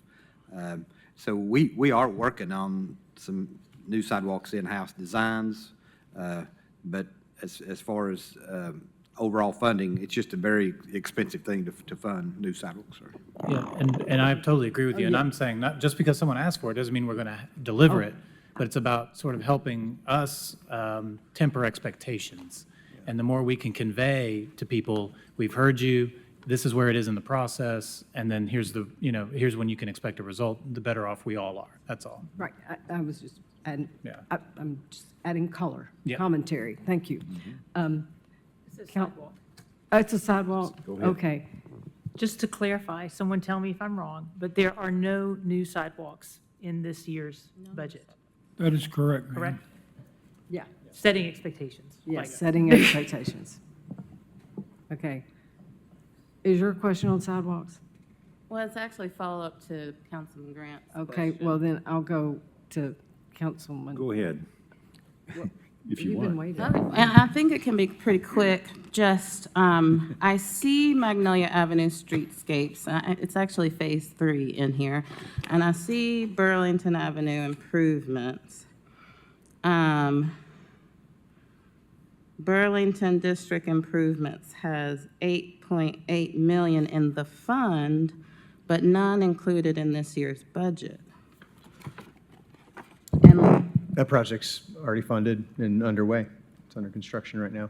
so we don't have to put it in the budget to spend it out for this year? It was previously budgeted.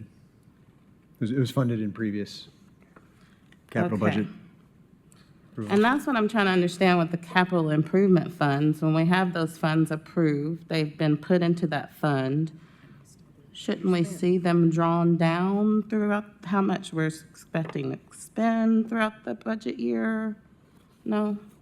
Not project.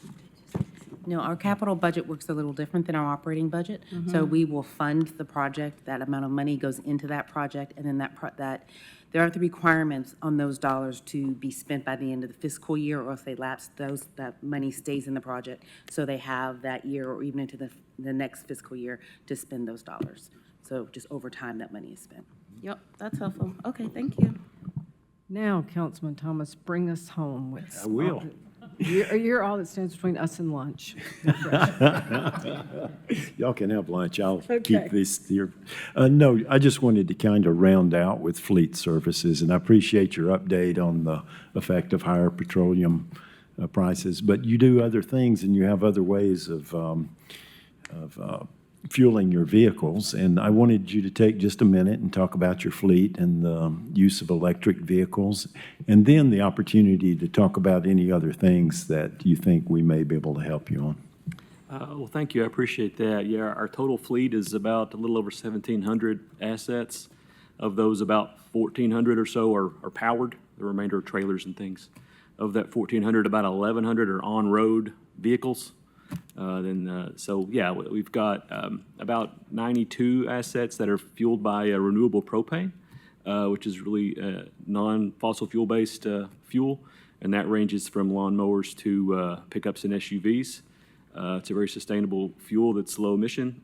We've got 220 assets that are powered by electricity. Golf carts, a big portion of that, but 56 of those electric assets are on-road vehicles, sedans, SUVs, pickups. So yeah, I think having a diverse, energy portfolio there is a great thing to help us weather events like the recent spike in fossil fuel prices that we've seen. But we certainly appreciate the opportunity to highlight a lot of the wonderful things we're doing in fleet and some of the innovations we've made to power our fleet, keep these guys running and providing services to our residents. Yeah, I love the track you're on, and I just wanted to give you an opportunity to kind of round out some of the things you do and kind of the outlook you have for the future as far as energy consumption. So thank you. That's all I have. Thank you. Okay, last chance. Anybody have anything else they want to ask or say? Okay, if not, thank you all for coming. It was a very good discussion. Thank you. Okay, council, it's time for a lunch break. We will be reconvening at 12:30. I will say, wait, that somebody's supposed to give us instructions about lunch. Is that going to be you, or was it Will, or what? Will had to step out for a moment. I don't know what instructions he was going to tell you. What I do know is that your lunches are on the table and they're labeled with your names. I think that was the instructions. Okay? So don't everybody go at once, but your lunch is over there.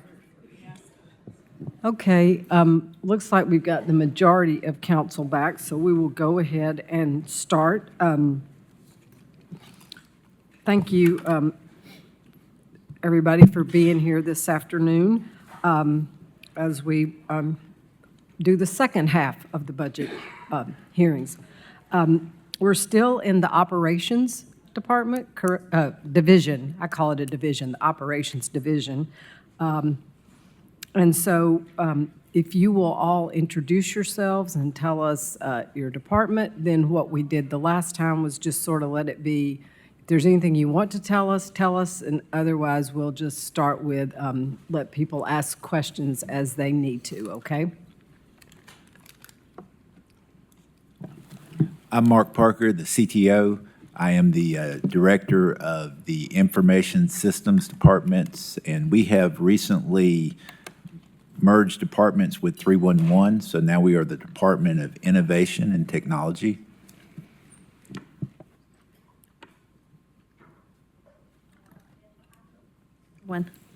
Good afternoon. I'm Betsy Cunningham, the Director of HR, and part of my team is behind me here. If y'all raise your hand, Michelle Black is here, Linda Purdue is here, and Christy Tunstall are here.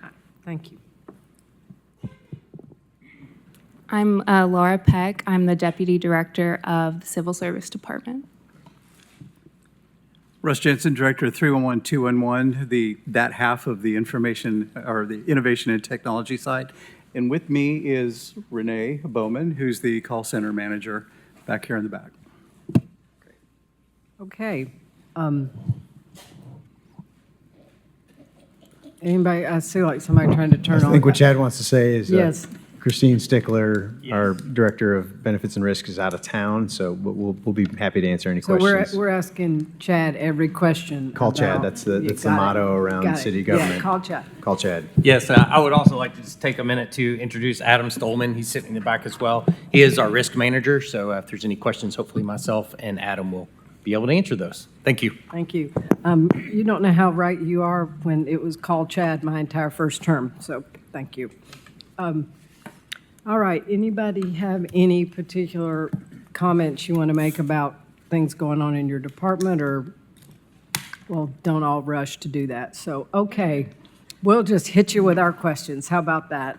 First up, I see Ms. Parker's light on, so I'll start with her. Well, I wanted to start with the merger that was just mentioned to get a better sense of the movements that are happening. I noticed it in the budget and wanted to get more clarification. There is, for instance, the director's position of 311 call center is still within the budget. Well, actually, maybe I should just ask more general questions. But is it that one, help me understand what changes are happening with the personnel? IT. Turn your mic. Sorry, the short version is that position you're looking at is me, and I'm still listed as under administration. Yeah. And I'll be retiring next year, so that position will eventually go away. So with merging 311 and 211 and IT together, it just made more sense to leave me where I was. And so that's why it's appearing in two different places. Okay, that helps. The budget for 311, though, is still basically flat. Mm-hmm. And could you share the reasoning behind the merger? I'll start, and Mark can jump in. Long story short, the synergy between the two departments was already there. Making that relationship more official and moving those employees together. We're creating efficiencies literally as we speak that I think everybody's going to be very happy with, but elevating the level of customer service, reaching people where they're at, using technology to its fullest. Also, but working with the people in the call center that all they do is work with people and help with people all day. Putting those two things together, just in the few months that we've been working on it, has been incredibly powerful. Mm-hmm. Anything you want to add? It was really a marriage of strengths. You know, we become more customer service focused. They become more technology focused. We were ready with Carter. I forgot to introduce Carter Hall. He's now my deputy director, but he was Russ's deputy director, and he was working on data initiatives and things like that. So it was already there. We just acknowledged the obvious. Okay. And making sure all those tools on customer interactions were being used so that we could do more data analytics and forward thinking. Mm-hmm. Again, another bonus. Awesome. Thank y'all for sharing.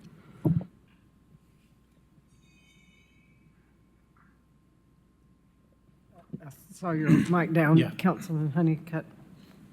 No, thank you, Vice Mayor. And I apologize, I came in a few minutes late, but well, you guys, I guess, are you all leading the compensation study effort on behalf of the city? Yes, one department is. The HR department will Yes. be, yes. So, and so I guess as part of that, we'll see the results of that really, and then that'll be determined as part of next year's budget. But what's currently in the budget is retaining the consultant to work with you all on that citywide compensation. That is correct. I just met with purchasing yesterday, and we'll be pursuing, developing that RFP. That's So great. that's correct.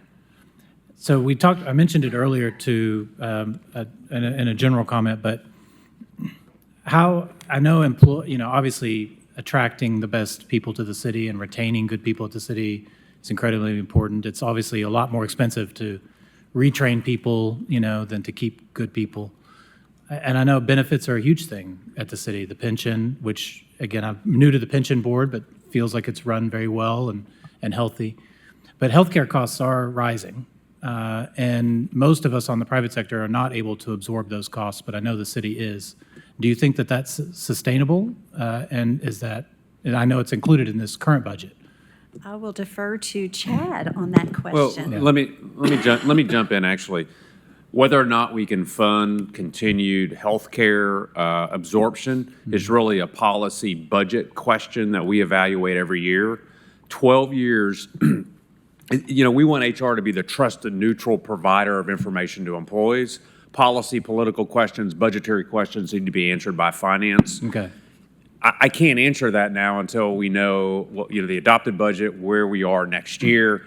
12 years is a long time, so I think we are probably towards the tail end of that, but I can't give a definitive answer. But 12 years, $7.7 million that the taxpayers has absorbed within our budget, I think that's a pretty long time, and so we'll have to evaluate that. The compensation study will also be a guide for us to help analyze where our benefits are, wages, et cetera. Great. So the compensation study will help benchmark that across other cities. So we actually do some benchmarking as part of our benefits team and Christine. And so Christine Stickler, who's not here. And so they will take, again, part of the study is the discovery of where are we now, go back to the MAG study, where are our benefits, what are the benchmarking that our benefits department does with our consultant, and they will take all that discovery and then start driving forward with recommendations. But that is a decision, I think, that we've gotten a really nice 12-year window, but I can't say whether or not the next budget process, what we'll be able to do or not do. So, let's say, for example, sales taxes comes in much higher than we predicted. We may be able to go another year. If fuel prices stay really high, maybe not. So that's a hard one to look 14 months down the road, 16 months down the road, but the study is going to help give us a guide. Great. Thank you. Councilwoman Adams? No, you turned your light off.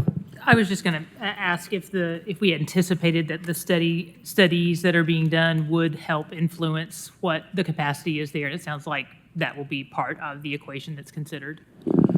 I do want to just, when we talk about managing expectation with the public, employees, the taxpayers, and with council, compensation analysis, compensation studies are expensive, okay? And so I think we all at this table know that every time we've never done one that didn't have a cost, okay? And they're usually significant. So I think we've made significant investments, this administration, with support of council, in our employees' wages and benefits. The strain on our budget, there's two reasons that exist right now. One is revenues are starting to flatten out. Boyce talked about that. The other is the compounding effects of all of the dollars we've put into people. And that is a huge priority because we're a service organization. But I think when we get this information back, there is going to be there will be challenges from a ability to pay for it. And so I think just know that coming in, we are excited to know where we stand from a market's perspective, but there will be hard decisions that need to be made in the future. So I just want to manage those expectations with council as well. Mr. Grant, is your question about compensation? Yeah. Okay, go ahead. Betsy, I think you've done an amazing job just in your few months since being here. Gotten great feedback just from employees, just in terms of the better communication, knowing what's going on. And so just, I think my thing is the messaging, right? Because that's something that I learned when you compare compensation to benefits. A lot of people don't see the value in those benefits and the city absorbing, that growth in healthcare costs, right? And so you never want to, tell people, well, this is what I'm doing for you, but getting more employees and getting taxpayer dollars to say, hey, as a taxpayer, you're actually absorbing the cost increase for your city staff, right? And I know I feel good as a taxpayer being able to, take on that cost burden for our city employees. And so just the messaging, right? Maybe having something to where employees see that benefit, and as a taxpayer, we see that benefit. I think would be a great opportunity to kind of get rid of some of the things that a lot of constituents in the community don't necessarily understand. But thank you for what you're doing. To jump in there really quickly, every year we provide a total rewards compensation one-sheeter to each employee that shows how much the city contributes. So we've been trying to do that for a good number of years, because it is, when you look at what the city contributes to an individual's health care, et cetera. So just, we do that, and we could send you an example of one of those if you'd like to see it. I think I was going to say, I was going to bring that up. I know that employees see it themselves, but the community at large, to your point, doesn't understand what we mean when we talk about compensation. Compensation, there's salary and benefits equal compensation. Yeah. So the other thing I would like to ask, Mr. Brace, if you could tell me off the top of your head, not exact, but since the compensation study was done the last time, and the prior, in 22, I believe, we voted for the tax increase to fund what came out of the compensation. Overall, what percent did compensation and benefits increase for the majority? I mean, I understand there's compression, but overall, in the how much budgetary impact did that probably have when we improved wages? And then my follow-up question that somebody hope can answer for me is this compensation study, I know we talked about cities of similar size, but do they also look at the private sector within Knoxville? Because I know the last time, one of our real challenges, especially in financial engineering, was compensation, losing city employees to private sectors that paid more for very professional, degreed requirements that could go to the private sector, and we lost a lot of talent. So the total investment, we'd have to get back to you on that, Right. since we did the study. I mean, I think at the time it's important to note that when we did the study, on average, there was an 11% increase for employees across the board. So employees got an average of 11%. Some were well behind market, some were at market, some maybe a little ahead. So 11%, and then we had the 4.2 for uniform, 2.5. So you can start to add those up. I actually asked HR, and I need to forward it to all of council, to just compare the percentage increases for the last 10 years compared to CPI. So I've got that information, because that's one of the things we need to talk about with employees, is kind of the facts on how we've stayed up with inflation, even during hyperinflation during COVID. So I need to get that to council. I want to kick over because I'm not an expert in how we do studies. Do we compare to the market? Do we compare to governments only? Let me kick that to either Chad or over to Ms. Cunningham, because I can't remember from the last study how we did that. The reason I brought that up is because I do think it's important to look at what the private market is paying for folks. That's a very good point. And I think that's up to us. We're going to carve out the scope of service and what we plan to do. And we recognize that is important in certain areas, particular positions. Right. So we will definitely take that into consideration as we meet. I would encourage you to ask for that, Okay. you know. Yeah, and I just want to, again, sort of second what both Vice Mayor and Councilman Grant are talking about, because, you know, again, seeing the pension, seeing the healthcare programs, the benefits that the city offers are a huge perk for working here.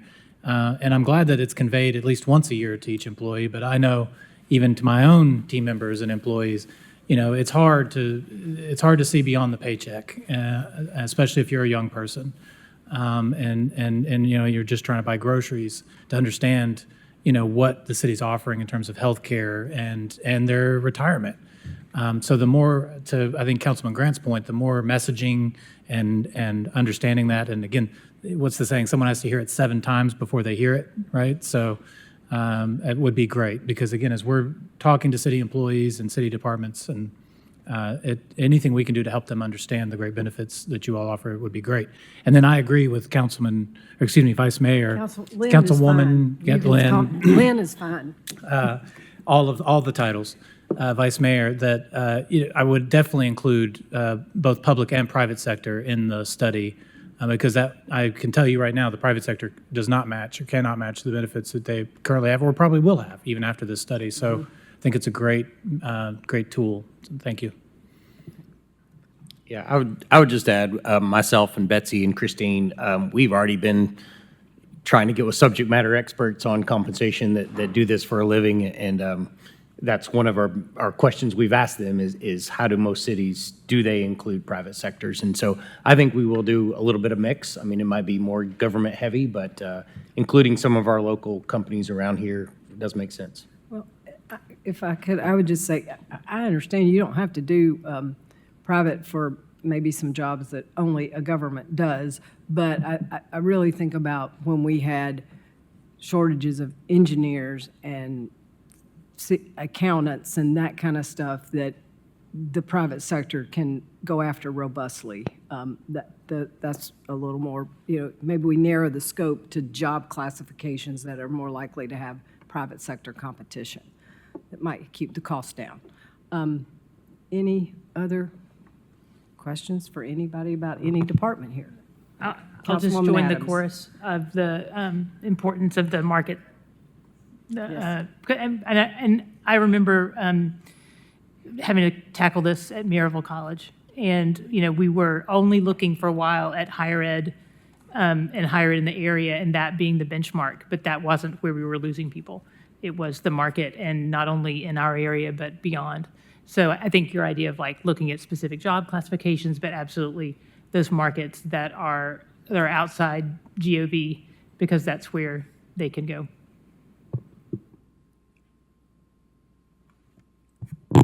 Anybody have any other questions?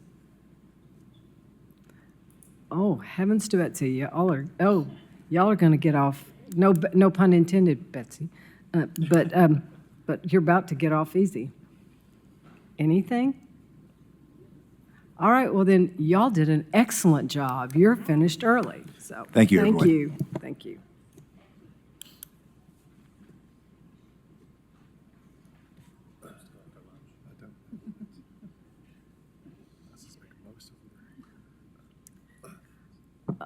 Okay.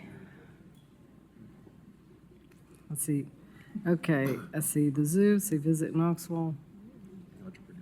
The Entrepreneur Center's here. Chambers here. Chambers here. Yeah. Yeah, sure. PBA, I don't see. Public Assembly Facilities. Is that Mary? Mary Booker. Public Building Authority's not here. I guess call the ones up. Yeah, so for those of you that are up next and are already here, if you'll come on up, we'll begin and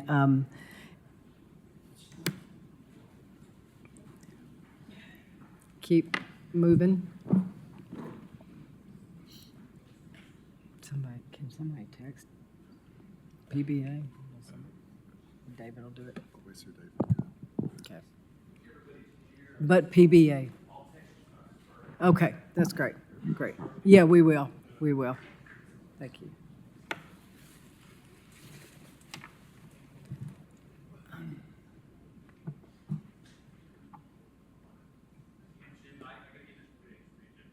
Okay. Yeah. Now they'll all get here and we'll go long, but that's okay. Thank you.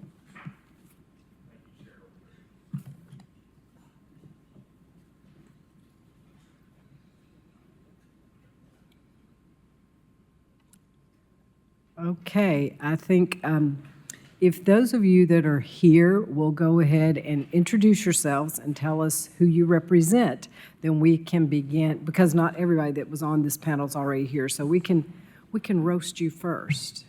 I'm just kidding, just kidding. Okay. All right, I'll start first. I'm Kim Bumpus, Visit Knoxville. Or we just want to go down the line? Yeah, just go Vice down Mayor? the line. I'm Mary Bogert, Legends, Knoxville. Hi, I'm Bill Street, President and CEO of Zoo Knoxville. Mike Odom, Knoxville Chamber.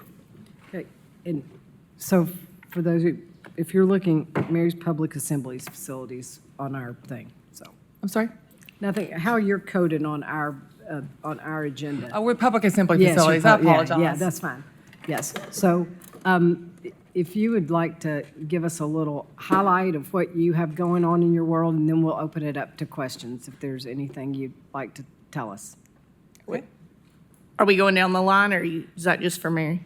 No, it's down the line. You can, All right, look, y'all can arm wrestle for you. We can I'm go going to either kick way. it off because you Okay. know we don't want to start with Mike Odom. So, it's a crazy, awesome year for tourism. Obviously, I'm just going to hit a few high notes and then, of course, answer any questions. But we had Bassmaster in March. Luke Combs just happened with over 90,000 guests, and we did our first run of the traffic management plan that we're working on rerouting 3 lanes counterflow on Neeland. So that was a real good learning opportunity of human behavior when you make a change. So feel very positive about where we're going to go with that for Savannah Bananas. We just hosted a sales fam that ended today with meeting planners from all over the country, which was super exciting. 911 Nashville aired, which was like a love story to Knoxville. It's a very cheesy show, but it has millions and millions of viewers and is highly aired internationally. So that's super exciting. The Visitor Center, I just came from there. We are grand opening on Wednesday, and we are going to be grand opening all the way till Wednesday. So we hope to see you there. We are full in the last stages of construction.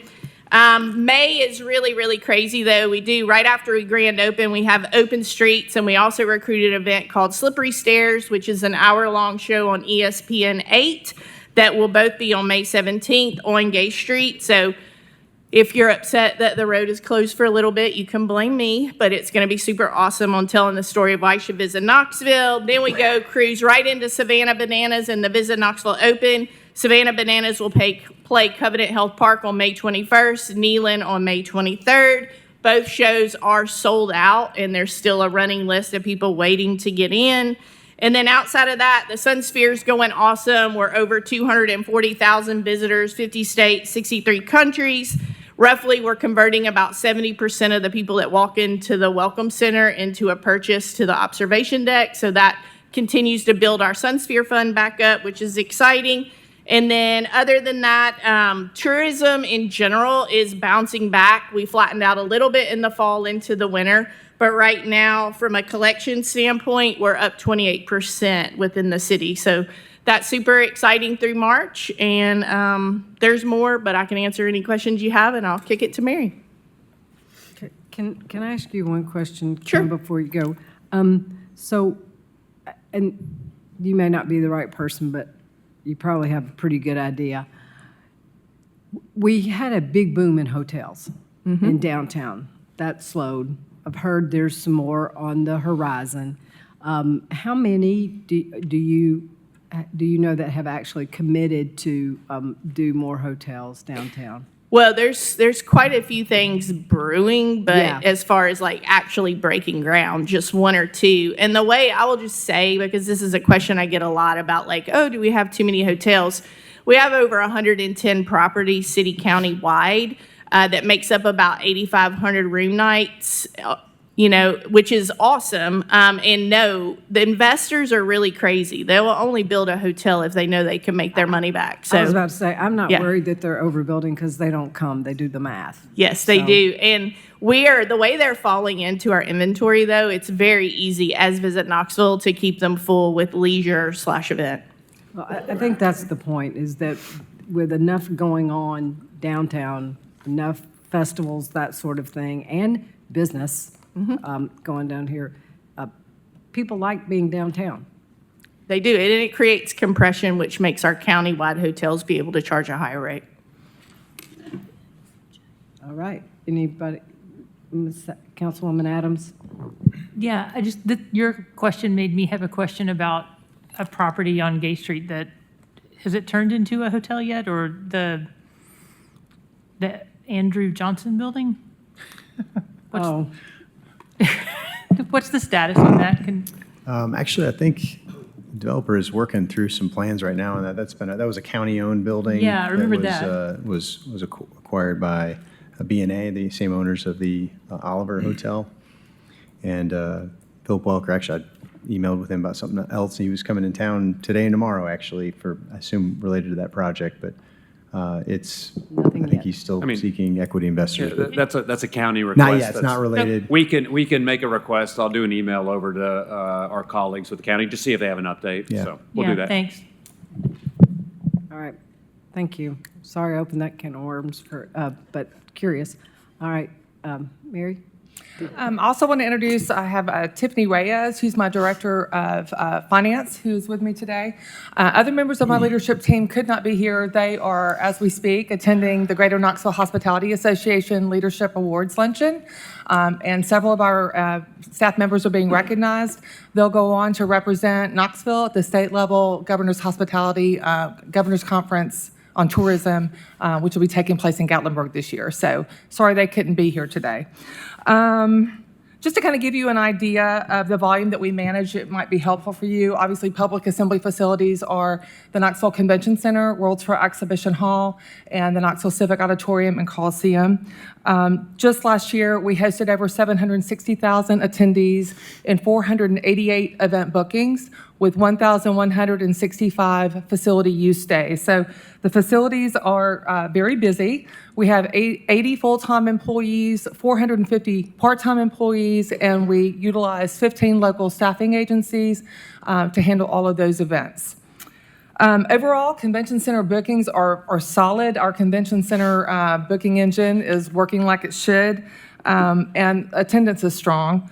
Live entertainment bookings are also strong over on the Civic Auditorium and Coliseum side. We have seen a dip in ticket sales, but that's not just the Knoxville market, that is nationwide. We've been able to do very well. In response to that, though, we have really pushed food and beverage. We took over food and beverage in that facility in 2022. Took us a little bit to turn it around, and since taking that over, we've realized $500,000 in additional food and beverage revenue at that facility alone. So we've been able to significantly beat our budget year over year, basically because we're putting back into food and beverage.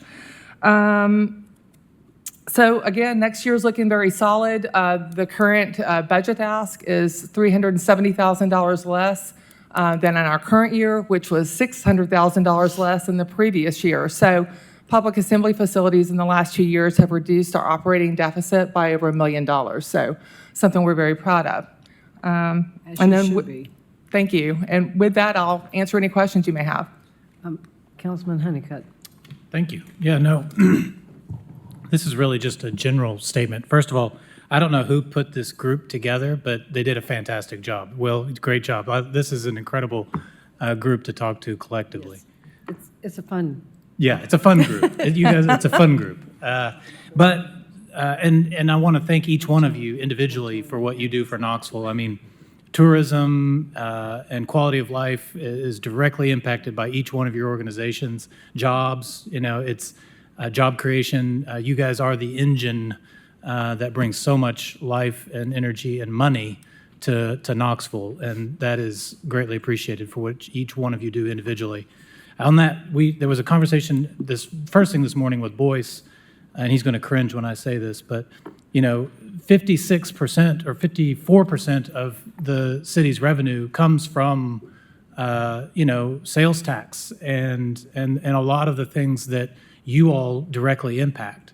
And so without that money, without that revenue, we couldn't be doing a lot of the budget discussions we're having today. So thank you, guys. I guess what my question is, there's a lot of budget needs because each one of you plays such sort of an important role in the creation of jobs and revenue for the city. Are there things missing in the current budget or needs that you have? Are there holes, if you will, that we should be aware of, as we look at not just this budget, but budgets going forward? And again, you can just, as you kind of look at it and answer your questions, think about that. It'd be great.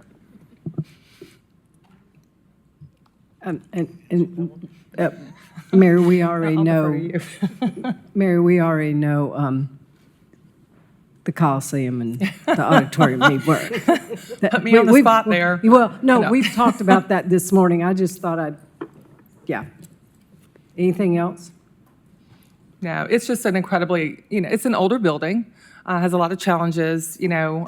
We're talking about the Coliseum here. Yeah, I mean, it's 64, 5 years old now. So, you know, we are limited when we're competing with other markets for VIP experiences, because I think that's what you'll see a lot of what UT's doing is creating those VIP experiences, and that's what today's consumer's looking for. We have managed to do an awful lot, though. And yeah. I'm commending Oh, yeah. you on the But- taxpayers' money that you spend very efficiently, for sure. And I know on Visit Knoxville side, I think, is there anything, you know, that you guys are, in terms of attracting the right tourism and the right, you know, revenue dollars that we should be aware of? Oh, well, I think the biggest thing, and that's kind of brewing right now, is just trying to work together as a community on what like a sports park might look like and what opportunities could exist in that landscape. We do really good partnering with the convention center for our indoor sports because we own all the premier sport court and tractor trailers, basketball and volleyball systems in the southeast. So we're really good in basketball and volleyball, but the rectangle sports, soccer, lacrosse, things of that nature, and artificial turf, you know, those are things that we're working on aggressively, and would love to have a complex where we had, you know, 15 fields in one spot where we could host bigger tournaments versus spreading them all over the Parks and Rec system. Thank you. And I know these are all wish list items and no one's guaranteed anything, but it's helpful to know. Yeah. Thank you. Councilmember Grant. Yeah, I think that just kind of took me to what I was thinking, just in terms of communication and collaboration. Knoxville's growing. You have Covenant Health Park. You have Neyland Stadium, who's going to, you know, they have a plan, right, to offer entertainment and increase what they're doing over there. So just, I guess the communication obviously is there, I would assume, because, you know, I just don't want there to be a situation in the future where you guys are losing out on opportunities because the entertainment venue and, you know, different spaces are growing and improving. So just keeping that in mind as you guys are coordinating them amongst each other. 100. Councilwoman Parker. Thank you, Vice Mayor. Looking at the Public Building Authority, are we working on that section? They're not here. They're coming at 1. We started early. They'll be here at 1:15. Okay, I'll hold that question.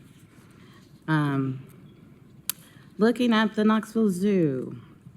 He hasn't. Okay, we're leading into the zoo. Can he give his first little spiel, and then we'll start with your question? Sure. Okay. Good afternoon, everyone. One of the sayings that we use frequently is great cities have great zoos. We have a great city and we have a great zoo. Zoo Knoxville had a very successful 2025. I passed along our annual report. You are the only ones that have that yet. It literally rolled off the press this morning. So if you find a typo, do not tell me. The zoo had a very successful 2025. In terms of growth, we had some of the largest investment from a capital perspective into the zoo last year than almost any other year that we've had. Over $10 million worth of capital growth with several projects that are listed in the annual report. Our zoo continues to grow. We had lots of babies born last year, including a baby gorilla, baby lion earlier this year. Those bring out visitors in droves. We made national news on several occasions, including the ABC Nightly News, bringing attention here to the Knoxville area. We had a very successful year last year. In fact, from a business perspective, it was one of the most successful years we've had for the zoo in recent times. And really, since tourism picked up at the tailing end of last summer, we have exceeded our attendance and revenue expectations in the zoo all the way up through the end of this past month. So we are, last year we had a little over 525,000 visitors to the zoo, which is a little bit under what we had hoped to receive, but from a financial perspective, we overperformed. And we are on track this year, knock on wood. If we continue this progress, we may break 600,000 visitors this year. We are having a fantastic first third of the year. We're excited. The investments that you see here, capital investments, are actually pledges that have been made in previous years. So this is just a payout of those pledges. We don't have any additional capital components that were approved in this year, just payouts from previous years. And this will allow us to be able to complete a big section of what we call the Appalachian Node. As many of you, I think, came out and saw, we have a new wonderful boardwalk that goes through the middle of the zoo. We added smoky night lights to that. In December, a tree smashed it all up, but it's fixed and back and open. We are going to be adding an eagle exhibit this year, a red wolf exhibit. We have red wolves already. We'll be working with the American Eagle Foundation that's over in Kodak to bring eagles back. And then there's another section for those of you that are around a long time. We used to have a restaurant called Tiger Tops. Yes. That's in the middle of I'm the woods. Did you go? Did you go to it? Yes. Yes. Oh, I want pictures. I probably, they were probably, black and white. Okay. No, I took my children. All right. No, I didn't grow up here. It was my children. And I have no idea what happened to those pictures. Well, that building has not really been utilized for some time, so we are putting a new roof on it and reopening that as another component. So that will that will complete that section of what we've identified as Appalachia. And I think individually and as a group, I have communicated to this group about what our future capital plans are and our intent to go into a capital campaign probably this year. That will include a new vet hospital. We have received $5 million from the state as part of a $15 million project, which we're very excited about. The other $10 million will be raised privately. And we hope, if all goes well, that we will be through design this year and into construction the following year, which will be in that Appalachian area. So the zoo is growing. We are very excited. And since Mike's sitting next to me, he told me in our first meeting that zoos and places like us keep people here and have families kind of create memories and want to stay here in Knoxville. So we're doing our best to continue to grow our zoo as Knoxville continues to grow. I will say, and then I'll ask Councilwoman, let you ask your question, but I have one more silly comment. We are the multi-general family that has taken pictures at that turtle. Big Al. My children are on the turtle. Now my grandchildren have been on the turtle. Well, and Big Al's 150. They can live up to over 200. So your grandchildren, when they have children, grandchildren, might still be hanging out with Big Al. Good. I'll be gone. So Me too. Okay, Councilwoman Parker. Thank you. I wanted to ask a little bit more about the future plans for capital projects. We see in our budget packet that there was a Zoo Knoxville entrance and Chilhowie Park redevelopment request, but not included in this budget, not funded. Is that something that you would say is on hold, could potentially move forward in the future with funding? Is this a funding decision, or is this decided not to move forward with the project decision? That particular piece of, we have 5 pieces that will likely go to our capital campaign, which we have not started yet.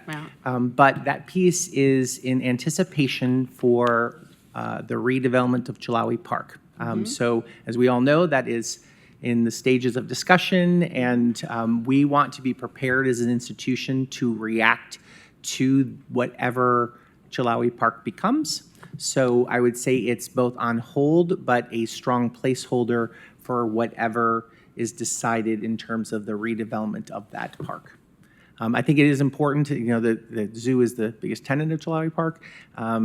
How our entrance, where it's located, and how that engages with the park is vital to our success. So we just want to be cognizant that at the pace that the park comes along in its development, that we're riding alongside of that and making sure the zoo adapts to those changes. Perfect, wonderful.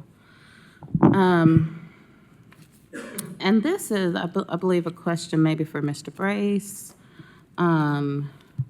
We have in previous years gotten an update from Tennessee Valley Fair, but we're not getting one this year. Do we expect that to have a contract with them again next year, once their contract expires? Are they in this budget? So the agreement we have with the fair, when you say are they in this budget, the agreement we have with the fair is in place until the end of the fair this year. And the mayor actually talked with Clarence Vaughn about our process to work on the future agreement with the fair. We obviously want the fair to be in East Knoxville and be at Chilhowie Park.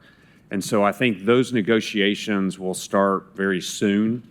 Had a meeting with our law department, actually reviewing the current fare agreement. So that's moving forward. I hate to say this, I don't remember them always being on the agenda for these. That wasn't intentional. I think they got asked last year to come and got called up, but they have never been on the regular agenda.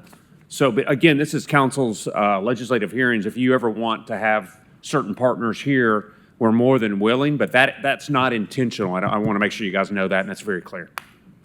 Yeah, I requested them last year, and Okay, I was there you go. hoping to see them again this year, but I did not make that specific request. Okay. But just to clarify, are they in our budget?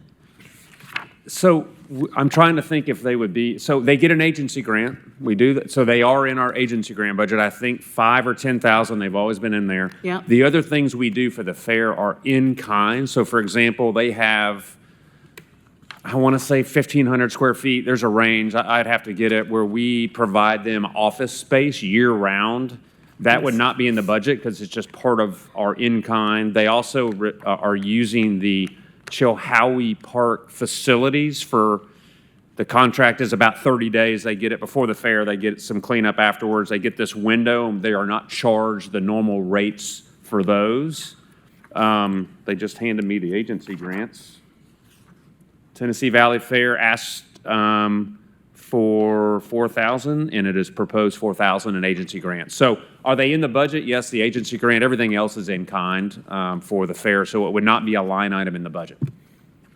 Okay, great. I had to ask because I didn't see them listed. There are some agency grants that Yeah. aren't I would just say this, itemized. that the goal for their agreement is to have an agreement come before council for them to continue to stay at Chilhowie Park and do the things they do, while also giving us the flexibility to meet the needs of the CPAG, which is working right now to figure out the long-term vision for Chilhowie Park. So I would see a similar agreement probably coming back before council, but we'll sit down and start working on that here very shortly. And once I get that schedule, I'll let council know what it is.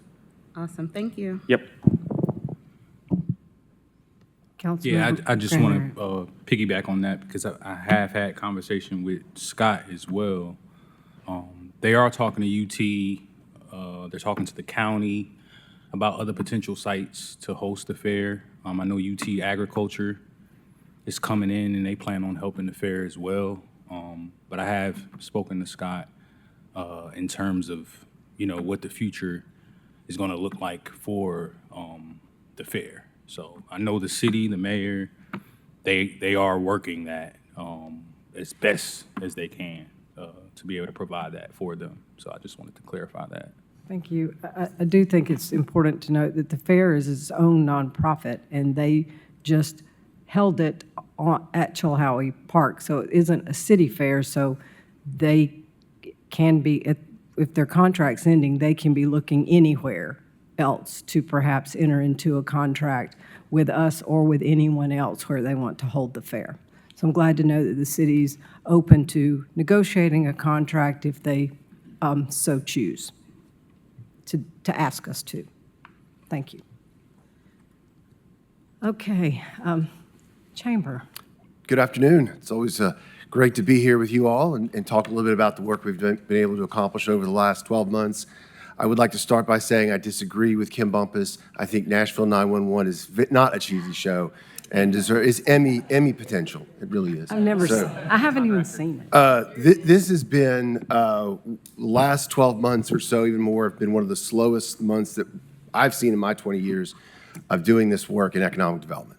The volatility of the economy, now the Iran war, other components have really held us back, and it's not just what we're seeing here. We saw it across the state. We saw it across the Southeast and most of the U.S. Not a lot of deals being made. Even the ones that were, there were a number of those that actually had been announced a couple of few years before and just got brought to the forefront publicly recently. With that said, we are starting to see things pick up. The amount of projects that are coming through in the RFP, RFI process has increased. We've hosted 3 site visits just in the last 2 weeks alone, and so we are starting to see some people come off the sidelines and be looking again. Locally, we're seeing similar with our companies here expanding. They're not getting quote-unquote hurt economically, but they're just staying on the sideline a little bit longer to see what's going to happen. So our hope is we'll see those potential projects come to fruition as well, sooner as well.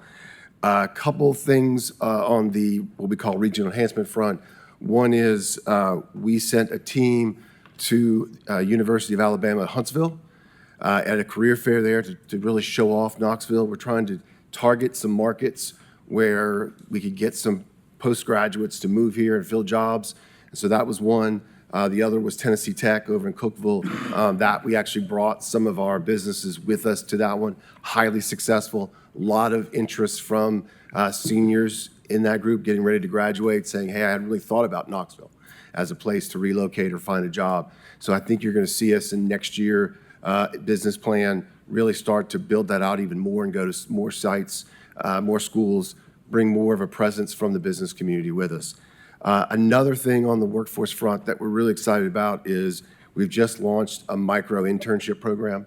So just to very quickly encapsulate what a micro internship is, most of us know internships as being semester long, summer long. You go every day or every other day of that. You work within the company. That's great for bigger companies. Becomes a lot tougher for smaller, mid-sized companies who just don't have the personnel to be able to do those types of things. Micro interns are 2 to 6 week programs, really project focused, and can be on-site, off-site, hybrid, whatever you want to do. And the way we're doing them is we've actually contracted with a staffing service called At Work, which is headquartered here in Knoxville and Councilmember Adams' district over in South Knoxville. They are going to be the employer of record. So they will screen the applicants for any internships. They will interview them. Then they will narrow that down, give it to the employer, let the employer make the full decision, and then they will onboard them. At Work will. And the chamber actually will pay the administrative fee so the company doesn't have to get added to it. So they're paid internships. They're just in very small windows of time. Really, it also helps the students. A lot of our students work Thursday through school, and so it's hard for them to take 3 months off to go fill an internship, then try to go back to their job. Here, they can do both. They won't be limited because they can do these at nights, on weekends, when they're not working or in school. So we're excited about that. We're actually hosting the chamber. We're going to have the first micro internship. She started week before last. Childcare, continue to work on that. We did have some victories on the legislative front on statewide, trying to get some funding in some grants for some different areas, which was a huge lift. I think 2 big bills we got passed. One is on hold, but we hope to get it next session. And then finally, one of the parts of our new strategic vision is trying to create a partnership between us, our friends in Chattanooga, and our friends in Tri-Cities, and all along the 81-75 corridor, so not just those communities. So we've started that work. We're starting to look at areas that we can work together on, really put together, when we say regional, not just within the Knoxville region, but the East Tennessee region, and how things that we can really, when we go after federal funding and other things, we can put together a much more comprehensive plan. So happy to answer any questions. And I will say, though, Councilmember Thomas, you're freaking me out with the haircut. I saw you the other day. I was like, who's that guy? I'm like, okay, so sorry if I keep staring at you. Still trying to get used to it. That's awkward. Okay. Mr. Odom, one question I had for you about the chamber is, and I know we've got the entrepreneurship here, senators here to also talk, but you talked a little bit about helping local businesses grow. I know there had been some discussion around supply chain companies, that kind of. Can you speak a little bit, because I know that one of the things that the city of Knoxville, we want you to do economic development for us, but there's a real, I personally, I think all of council, has a really strong interest in how we grow jobs inside the city limits for folks who have transportation difficulties, that kind of stuff. I know we've looked at microtransit.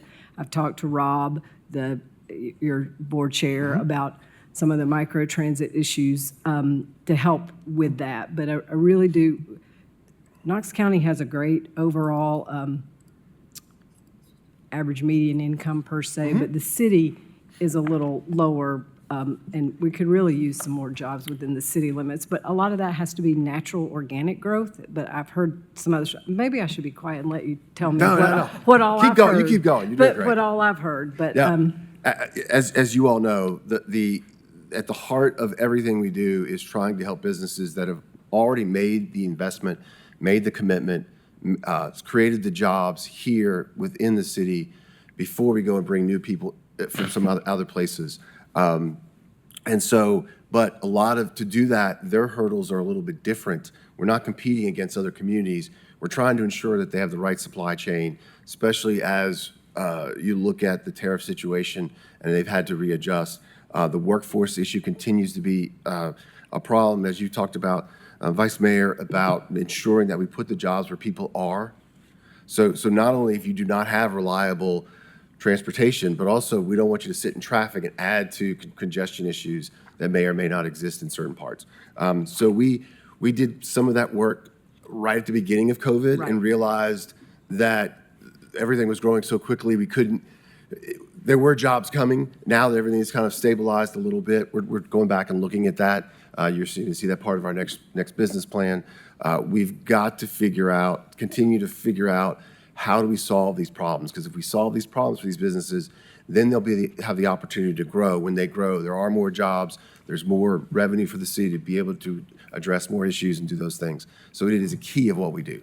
thank you, because I think it works in tandem with what the school system is doing as well, growing our workforce, making our students aware of what jobs are around, and so that we can keep our great talent of young people here if they get the right skills with the right jobs that are here. And it is an ecosystem, and I know we're working on that. I'm really talking about this more just for the record and for everybody to understand that council's aware of that. It is a desire of the city to do that, and that's part of why we invest in the chamber. So I'm really glad to hear you talk about that, because with what the school system's doing and what the chamber's doing, and people who want to grow generational wealth themselves by owning a business or being able to afford a home, all those things have to work together. The number one thing that keeps us up at night is not being able to keep our talent.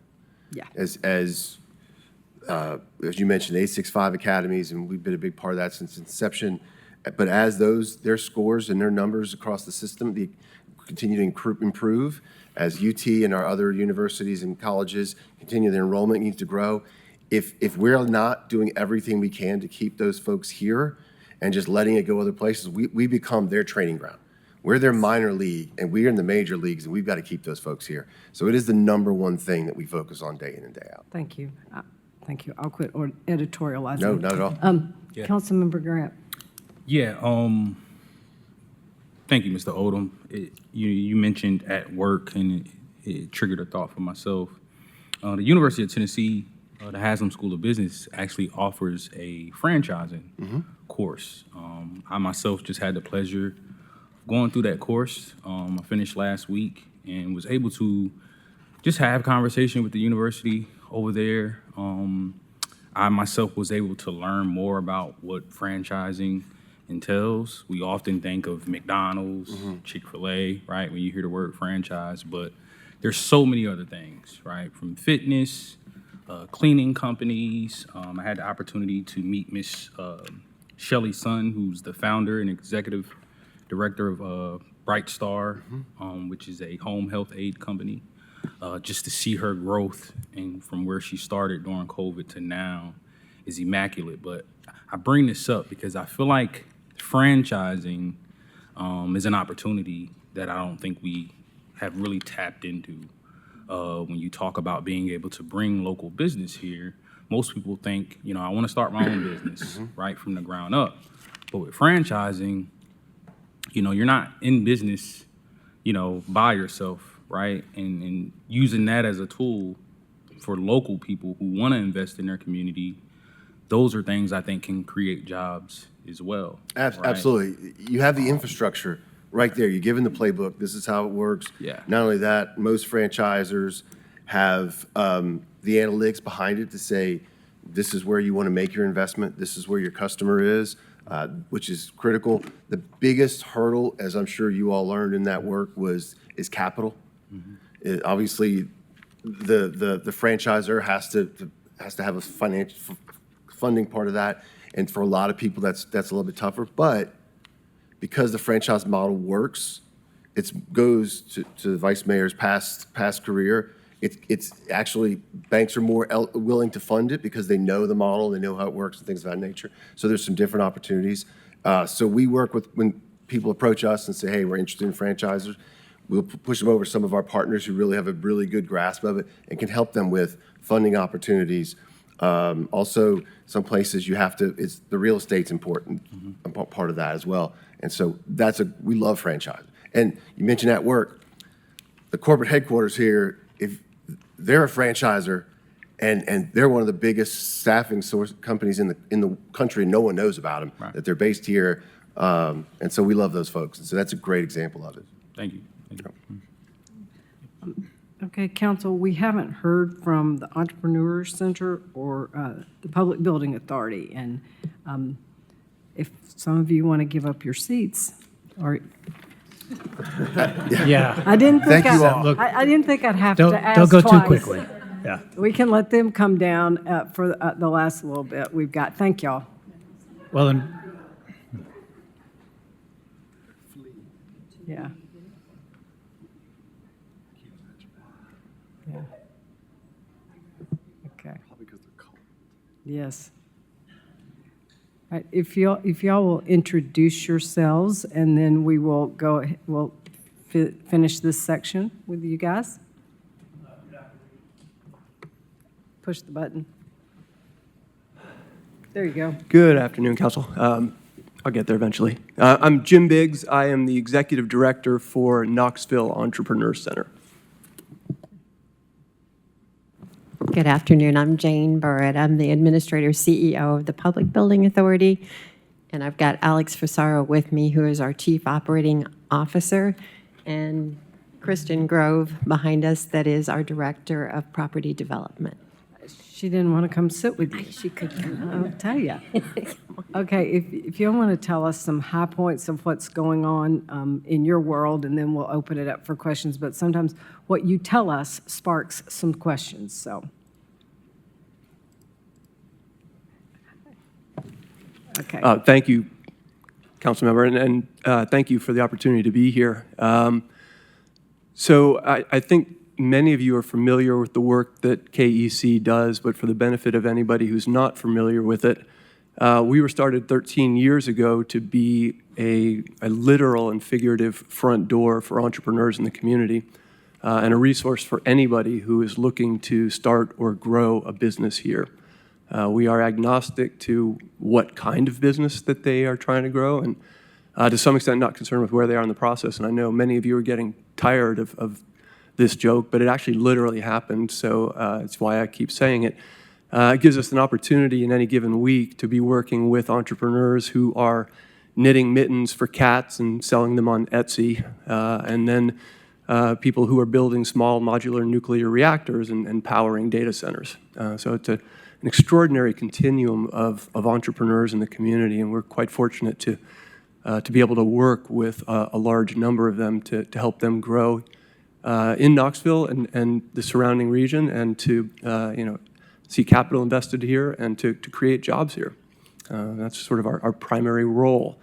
And like Zoo Knoxville, we have just released our most recent annual report, and like Zoo Knoxville, we actually had a great year. So you can find it on our website. I'm happy to share copies with anybody, but the highlights are that entrepreneurs that we worked with in 2025 raised over $23 million in capital from the private markets. They created 84 new jobs that we know about, and we had 128 of them participate in programs, although we had over 2,700 that came to events that we hosted. And I say 84 jobs that we know about. entrepreneurs are notoriously bad at responding to surveys when we ask them for data. And so it is likely higher, but the ones that we do know about, we're very proud of.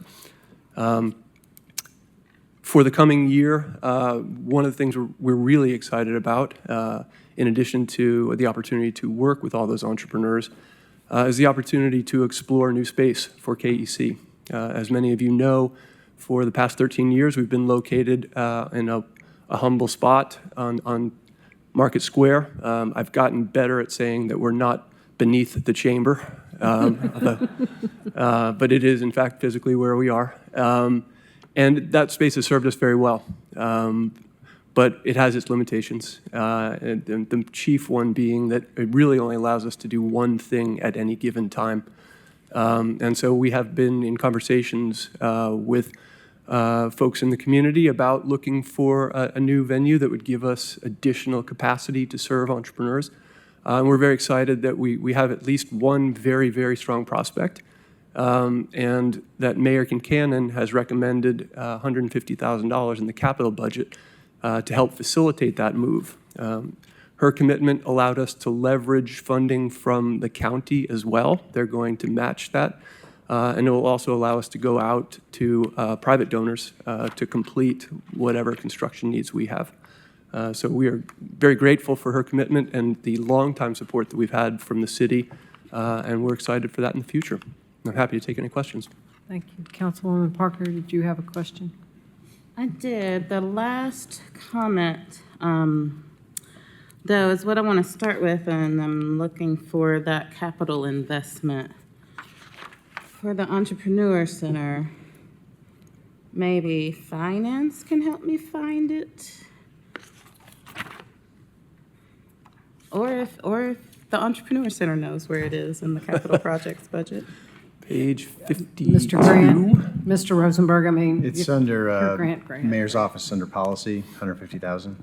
Page 406. Mayor's Office. Page 406.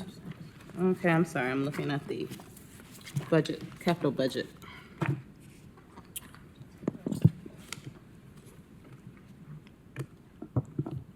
Say that page number again?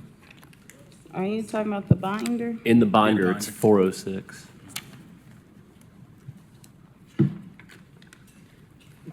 It's in our binder, Mr. Rosenberg, not in your book. Okay, there We we have go. the big. So that's under the mayor's office. Okay, fabulous. Yeah, I got it here. Okay, so could you also give us an overview of the programs that will move forward under this budget? And our budget overview, the partnership with Centro Hispano was mentioned, but that was it. So I was curious about other projects, the 100 project, anything else moving forward? If KEC operates essentially in three buckets, if you want to look at it that way. Programming, which is essentially teaching entrepreneurial skills. And so that can be anywhere from lunch and learn workshops on topics like social media, all the way up through multi-week cohort-based programs that are a much deeper dive into sort of the fundamentals of entrepreneurship. Some of those will have a specific focus on types of entrepreneurs or industries. For example, we run a program called The Works in the summer, which is an accelerator program for primarily scalable, technology-oriented companies that are looking for venture capital funding.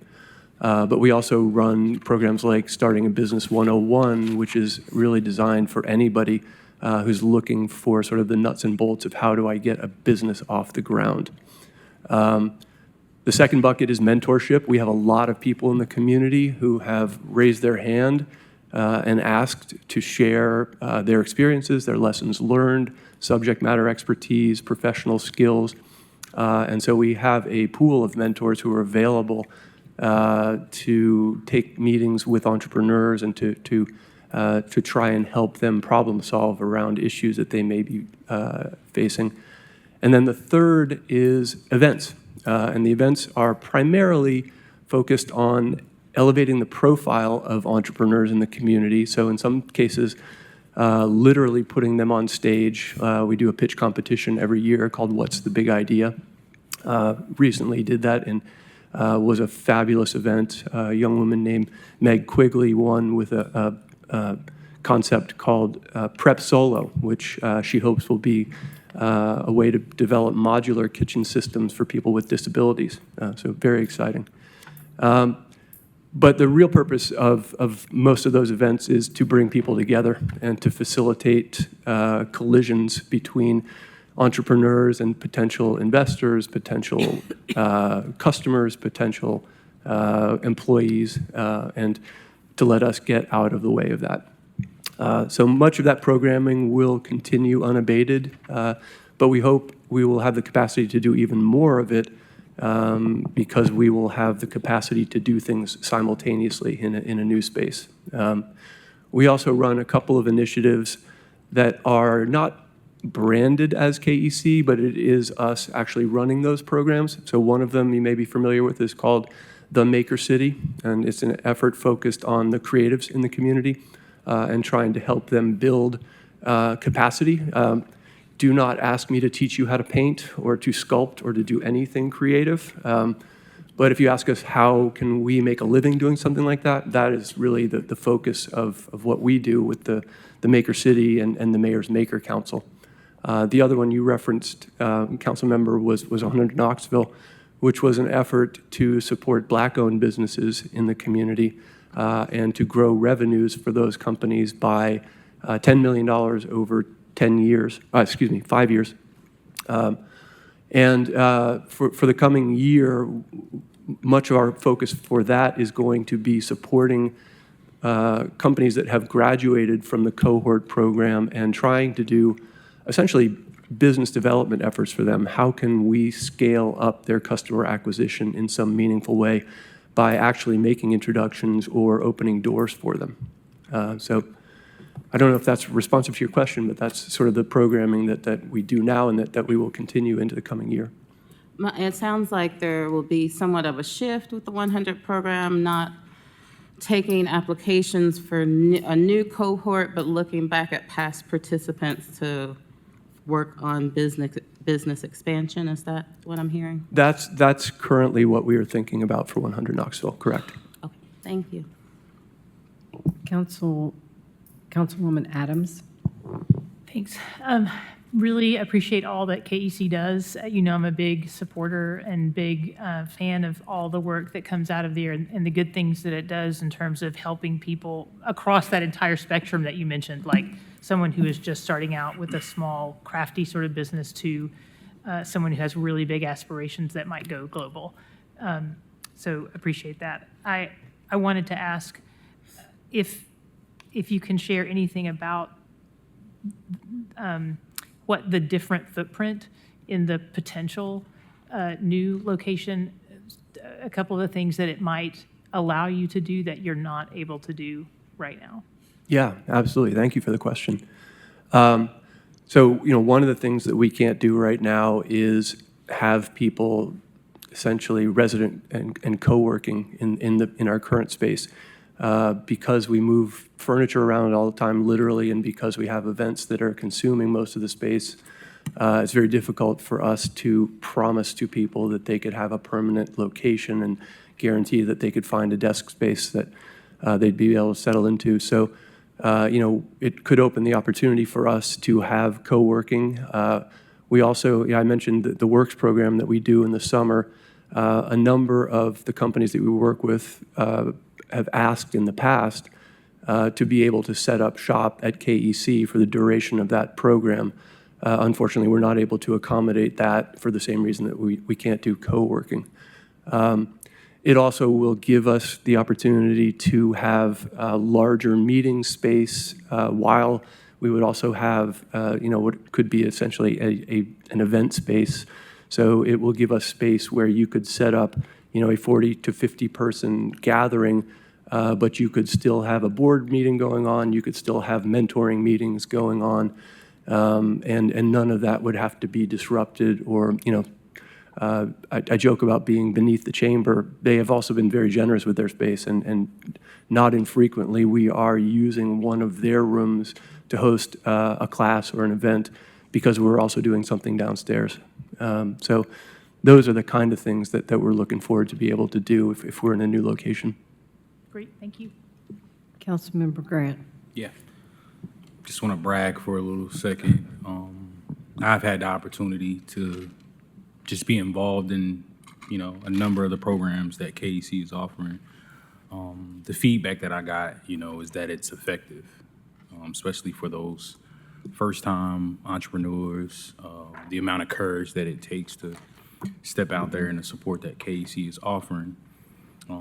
If it was up to me, I would quadruple the amount of support that you currently have, because I think this is something that does need to be amplified. I do have a question. Where is this new facility? And I'm being a little biased because you're already downtown in the district, and I know sometimes, parking, right? People finding your location can kind of put a strain. But what is this potential future site? Where is it located? If it's not in District 6, then which one of my constituents that I need to be mad at? But yeah, if you can go further in detail. Can you say? I will say by saying this, I'm looking at Council Member Honeycutt to say, can I say? So it will.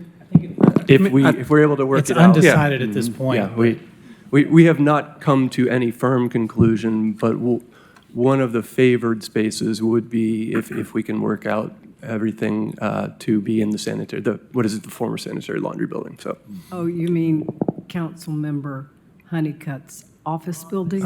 I do mean that office building, yes. So, which is, again, that's totally undecided at this Yeah, point. I And mean- I, obviously, if it became real, would recuse myself from any conversation about this particular topic. But yeah, I think it's a valid conversation to talk about where they need to be to have the greatest access to entrepreneurs. Because I agree that the seeds that we can plant in entrepreneurship in our own community are vital. And homegrown companies will ultimately create great jobs, just like companies we bring outside. But when we look at the Claytons and the Pilots and the Axle Logistics and the Bushes, they also give back to Knoxville in a greater capacity. So yeah, I agree with you. But yeah, I mean, I know you're looking at multiple spaces. One of them We are. happens to be in Yep.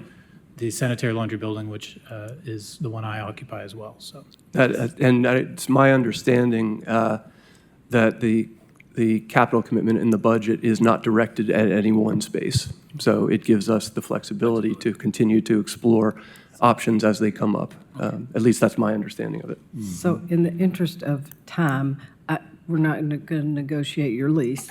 So, I see, so anyhow, Councilwoman Parker, do you have another question before we talk to PBA? Just while we're on the topic, if folks know of good space near the downtown area, Knoxville Community Media desperately needs new space, so keep your eyes open. Let us know if you find something or want to add us as a tenant in your building. Thank you. Okay. Now, Councilman Thomas. Yes, just some thoughts that poured forth that I would like to share when you were talking about the work you do, and in particular with the makers aspect. And it has more to do with the cultural value, the lifestyle value, kind of the artistic uniqueness value of allowing people who don't necessarily fit into the corporate world, but they want to express themselves or they want to have their own unique business to where they can do what their passion really calls them to do. And to foster that is an invaluable thing. And that type of product that's locally made and inspired by someone who loves to do that really adds an enormous amount of cultural value and uniqueness to a city. So when I hear you talk about that, aside from the business aspects or the overall business aspects, for people to be able to do on a smaller scale something they love to do and make a living at it, and doing it in a way they're producing a product, whether it's pottery or baked goods or any number of things that you mentioned is that's what gives a city its uniqueness. And as apart from, kind of a cookie cutter approach, any American city does it, but to have local groups here that are doing that, we had a Yeehaw print shop here years ago, and they were printing off this stuff that virtually nobody else was doing at that time. That just popped in my mind. But when I hear you speak, that's what kind of evokes in me of a more unique, I guess, value to what you're doing. So anything we can do to encourage that, I would be thankful for. So thank you. Well, thank you for those comments. I appreciate it. And we've been very fortunate to have the support to be able to do that work, and also to have the engagement of the maker community. It's a very vibrant community here. They have been the ones that have really driven the initiative and the agenda. So we've really enjoyed working with them. And I will just say, I agree 100% about your comments and how much they add to the social fabric of a community. Well, I mentioned that we do work throughout the region and not just in Knoxville. We've taught some of the maker classes in places like Campbell County.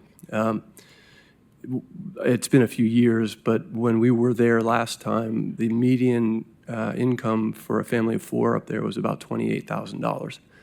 If you are already in your basement knitting those mittens for cats, and you can make a little bit of extra money selling them on Etsy or doing something important for your family, that is not inconsequential at all.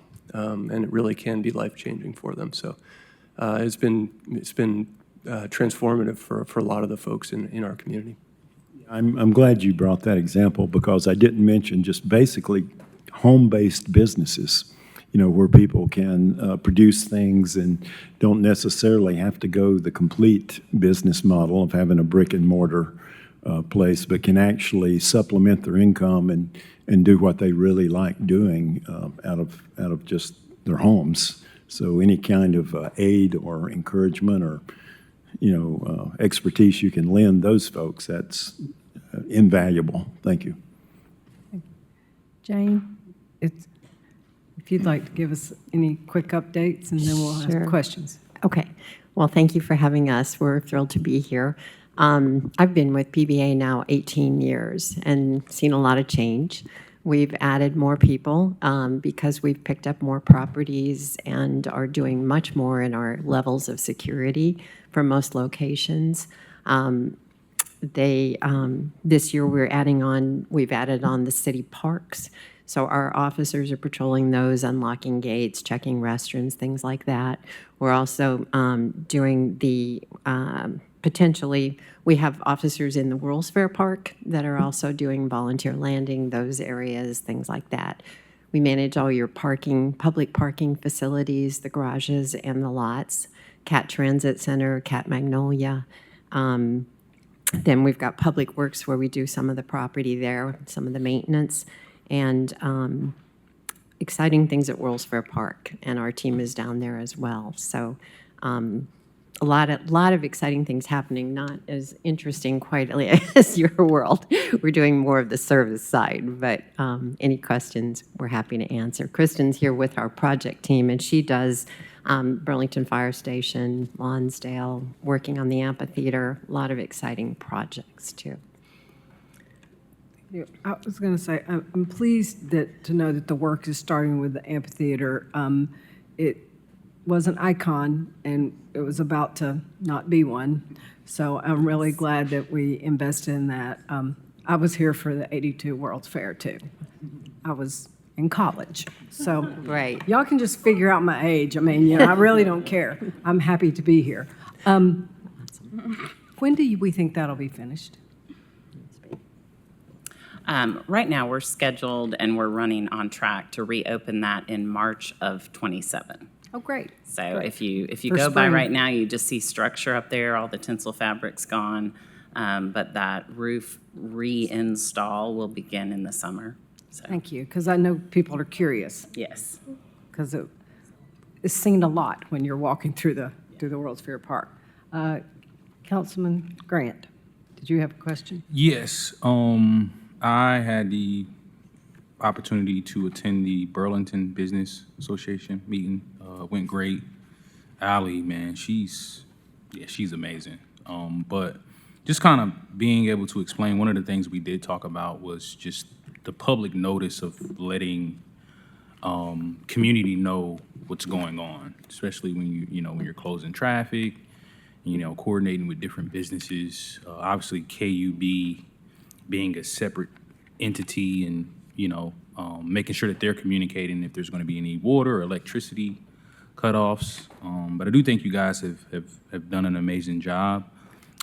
He was able to provide me the overall project timeline, and so maybe publicly putting that out there. I like that it's not hard months, it's not a hard timeline, but I think it's something that can kind of give constituents just basic knowledge in terms of what they can expect from phase 1, phase 2, which were, to my understanding, in terms of the streetscape, we'll be skipping phase 2, moving on to phase 3, and then coming back to phase 2 in completion. So just making sure we're putting that out there, because I know I'm going to get calls saying, okay, why are they skipping over this part and going directly to the fire station? So if we can, put it out to me, I can put it out to my networks. Burlington Business Association has their own networks, but the more we can get that out, I think it'll save us some headache as these projects start to phase out. Yes, we have the presentation that was presented at the meeting Tuesday night,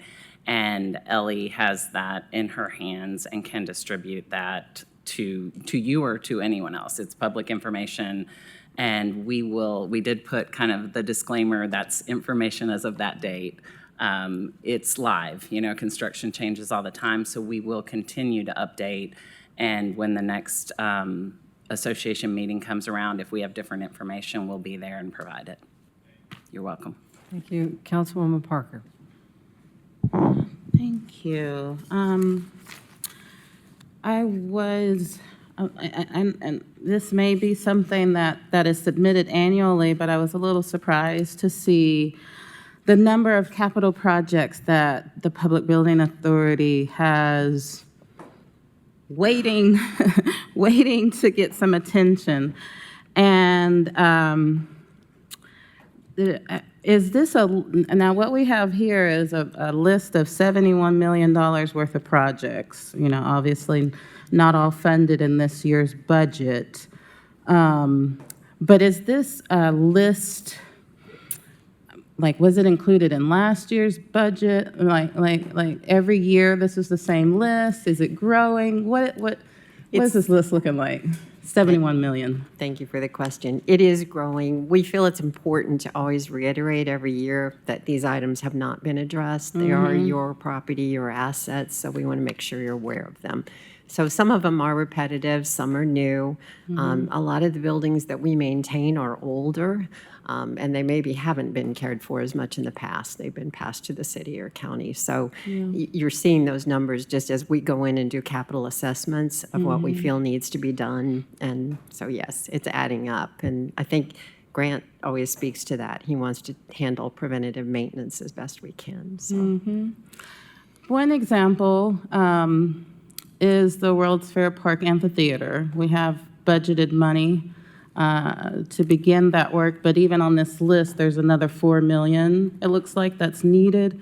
What would that address? So that portion is an additional scope of work that can be done in the future. The current project addresses the immediate need, but we try to track 5 and 10-year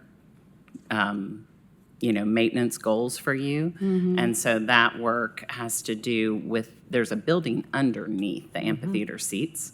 Yep. A lot of people don't know it's there, but there's a structure underneath that serves as, if there's a wedding there, you can have your grooms and brides' rooms in there and things like that. And so that roof structure needs to be addressed in the future. It's aging out, and HVAC and things like that related to that structure. Okay, gotcha, thank you. Yeah, just real quick, I think that was a great question, Councilwoman Parker, because I was going to sort of point to the same thing. We've had a lot of discussions about understanding kind of the deferred maintenance that we're dealing with as a city and the challenges. So thank you guys for kind of documenting that and keeping it front of mind. We all know money's not unlimited, so but we're doing a good job of trying to tackle what we can and at least identify what we can. But it helps to at least understand, again, you guys have targeted $72 million worth of, just in this bucket, of capital projects. That it's not necessarily new stuff, it's just taking care of what we own, and we're not in our current budget able to fund a lot of that. So it's something to keep in mind going forward. So thank you for doing that. And then I also wanted to back up and say, I appreciate PBA. You're sort of, again, one of the unsung heroes of our city. You take care of so much of our needs and the things that, again, when things are going right, I know it's because of your department. And so it is appreciated what you all do and what you do for our city. And thank you. Thank you very much. Appreciate that. I'd like to close out with one question. I know that we have our new dais right here and that kind of stuff, and that was phase one of this room, where the public meets and public assembles. I think chairs was for the seating, yes, and we hope to do that this coming year. Okay, part of the challenge is getting this room secured. I think you mean for us not to use it for a minute? Mm-hmm. Right. There are a lot of events and meetings in here, and that is one of the biggest challenges. Now, if we can pick a schedule like we did last time over the holidays, hopefully we can get it done. Okay. We do have that price. Do you want to speak to anything on it? We are currently working on the replacement of the chairs. Several things tie into that, including ADA access to the dais, and also technology with hearing assistance will come into play that we might deal with in the slab when the chairs are out. So it's on our list right now. We're looking at it, trying to figure out if we can work it in timing-wise and budget-wise. That's fine. And I know it didn't just have to do with seats. It's the upgrading of everything else. Like a lot of things, it's a little dated. So thank you for that. Carpet too. So Vice Mayor, I had a question. Yes. On the PBA capital projects list, 05 and 42 are the same name, and they're the Henley Pedestrian Bridge. Oh, probably one is the assessment, and one would be the actual work to be done. Is that? We don't have. Sure. Well, we've got multiple books up here. But it's listed twice on the 258 page that I have. And my question is about what are each of these, and are they referring to, exactly what are they referring to? So currently, we are working on a design process for the Henley Pedestrian Bridge. And I can think of that being a definition for two different things. So can you be specific as to when you say Henley Pedestrian Bridge, what you mean? The Henley Pedestrian Bridge that I'm referring to is the crossover bridge that goes over Henley, that goes to the convention center. Got it. Yeah.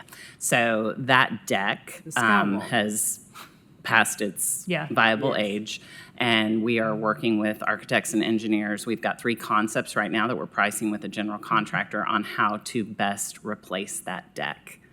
And so that is in process. We know that the money that we currently have funded for that will not cover the entire construction process. So I believe one of the numbers that you have is additional funding for that. One of them is a small number, 25K, and one of them is a much larger number. The small number is probably engineering assessment. But we will come back as soon as we have a number from a general contractor and refine that. Okay, thanks. Thank you. All right, seeing no other lights on, thank you all so much. Thank you. We appreciate the time. Thank you. Appreciate you coming. All right, next up is somebody we're quite familiar with, Mr. Swanson, to talk to us about the law department.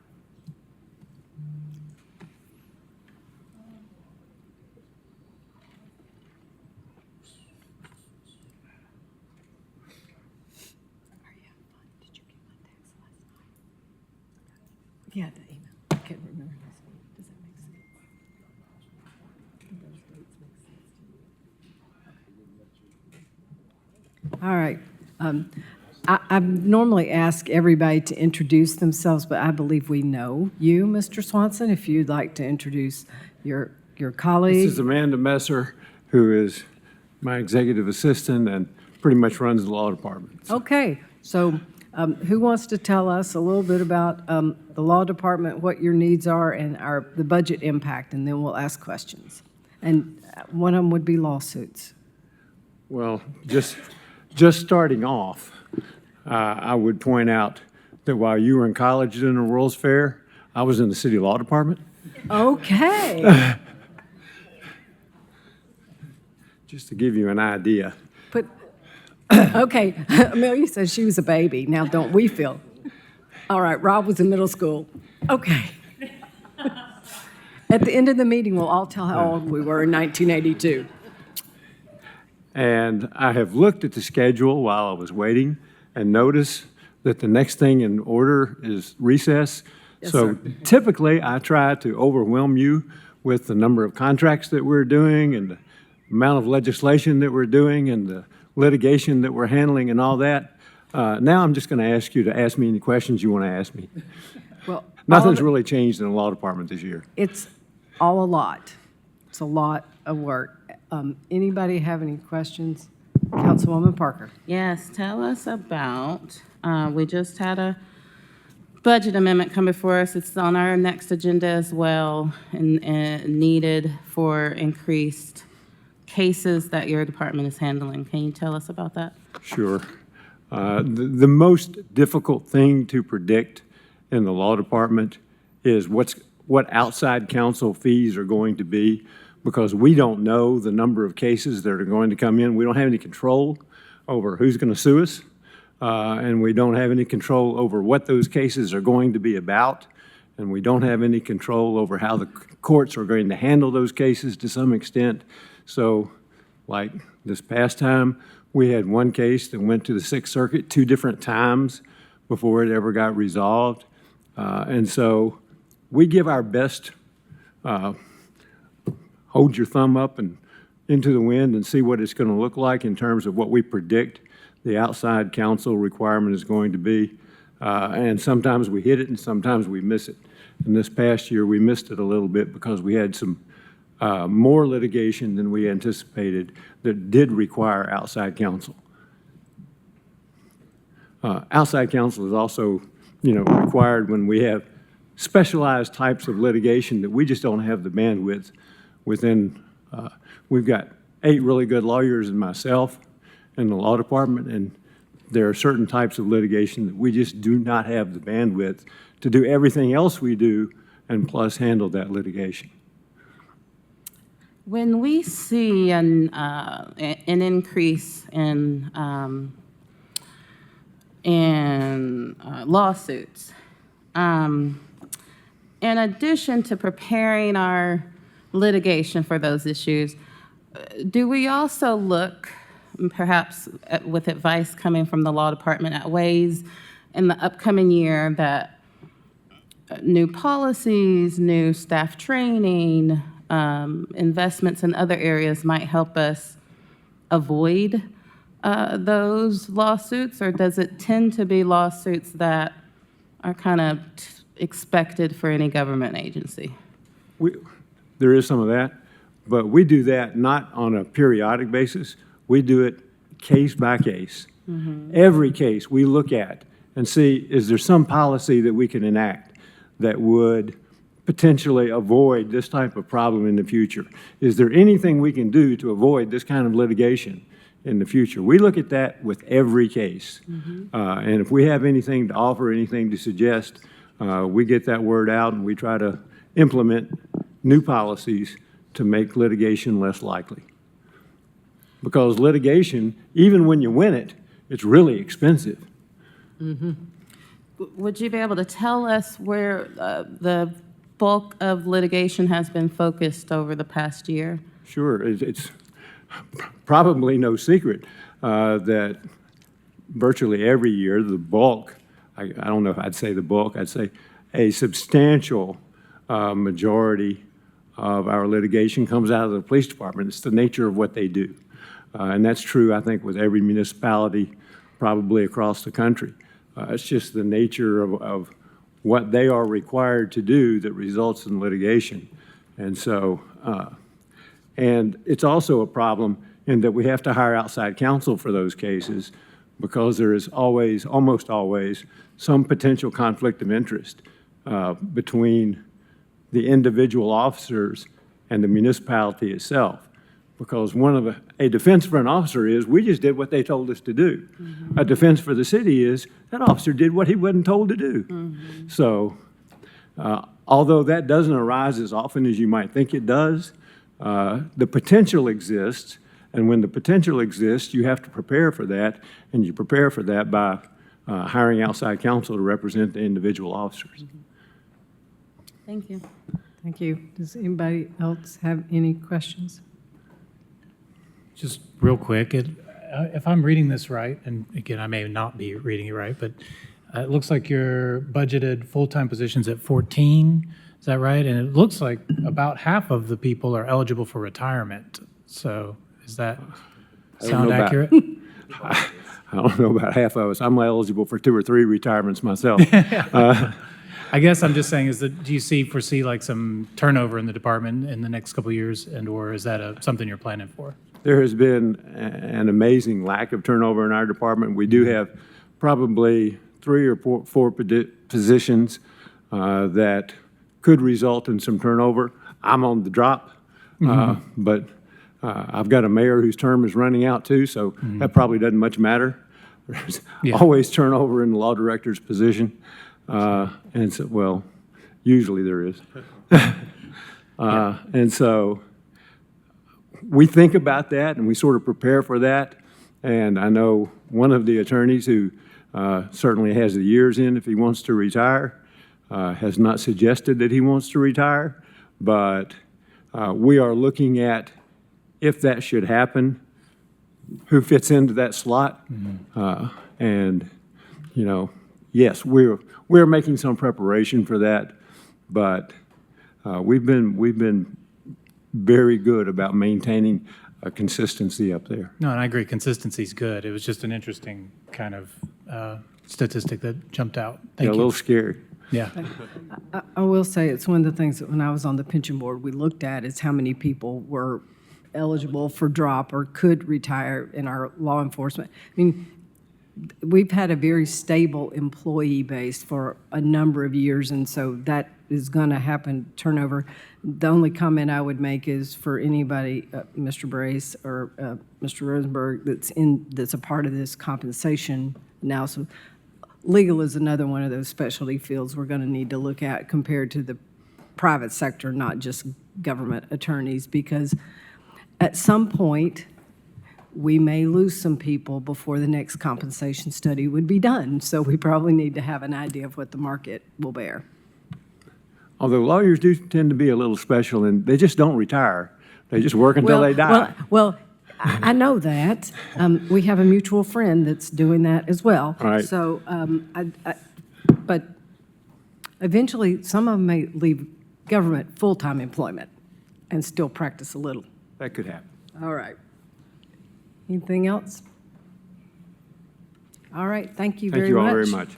All right, we will have a recess until, well, we're past our recess time on my agenda, so we will do 10 minutes.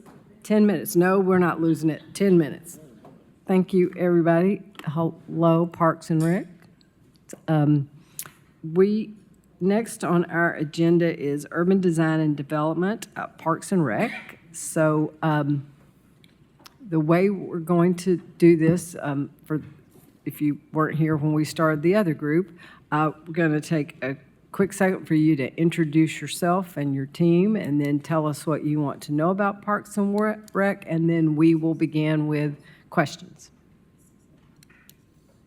Oh, sorry. Okay. I'm Danielle Norman. I'm sitting in for RJ Well, today. see, I didn't see RJ, so I didn't know. I thought maybe you were, oh, we're going to talk about parks. Forget urban design. I am. Danielle, just really quickly, Rebecca Jane, who's the cabinet member, Urban Design Development, is actually down in Nashville. Right. At a ULI conference, which is how we build relationships with development community, designers, et cetera, when we want to have those relationships. She couldn't be here today, so Danielle is here. Thank you. I apologize. Did not know. No problem. Thank you.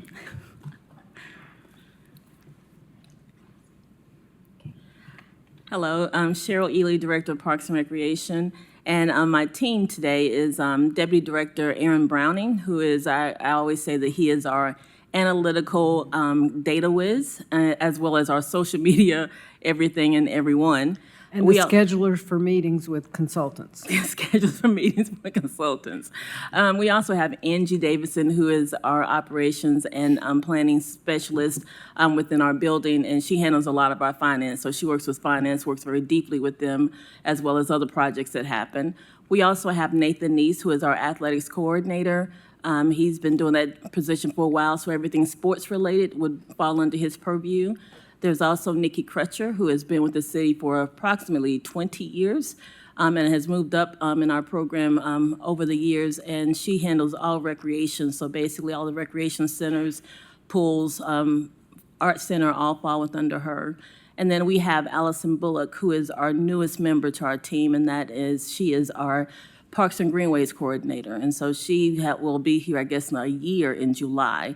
And she has been out on every greenway trying to get things done and looking at parks. And so that is our team. So thank you all so very much. Thank you. Council, there's a lot going on in these two areas. So if anybody's got any questions, just go ahead and turn on your lights and we can start. Councilman Grant. This will be for Mrs. Cheryl, and I know Mrs. Ely, I know we've had conversation here recently over the last few months, but access. A lot of the complaints and calls and questions that I'm getting is, what does access look like when it comes to particular facilities, right? So when you look at Park Ridge, Caswell Park, what does access look like more for the Park Ridge community? Clyde Walker, that particular park has been a huge issue in terms of access. I do know that as a city, we have agreements with different organizations, I think what we call those different organizations, who kind of help manage different particular sites. And so my question would be, what are some things that we can do better to be able to give community members more access without having this additional hurdle when it comes to particular sites? I'm a little biased. I live right around the corner from Clyde Walker Park. And so when I see a day that's 75 degrees, nice day, might want to take my son to practice on some baseball, right? Well, it's locked. And so, it being a community facility, what are some things that we can do? Is it additional funding for staff to be able to manage it? To me, I think that's worth accessibility. I'll go ahead on the record and say that now, it's worth accessibility. And so what are some things, given your experience, this is a process that was in place before you've come along, but since you've been in this position and in this role, what are some things you think can be done a little better to try to give more access to community members? Thank you, Councilman Grant. So one of the things is we wanted to make sure we emphasize that we have our master plan, and thank you all for approving that and moving that forward. Using that data, being able to truly look at how we are structured, what we do and how we do it.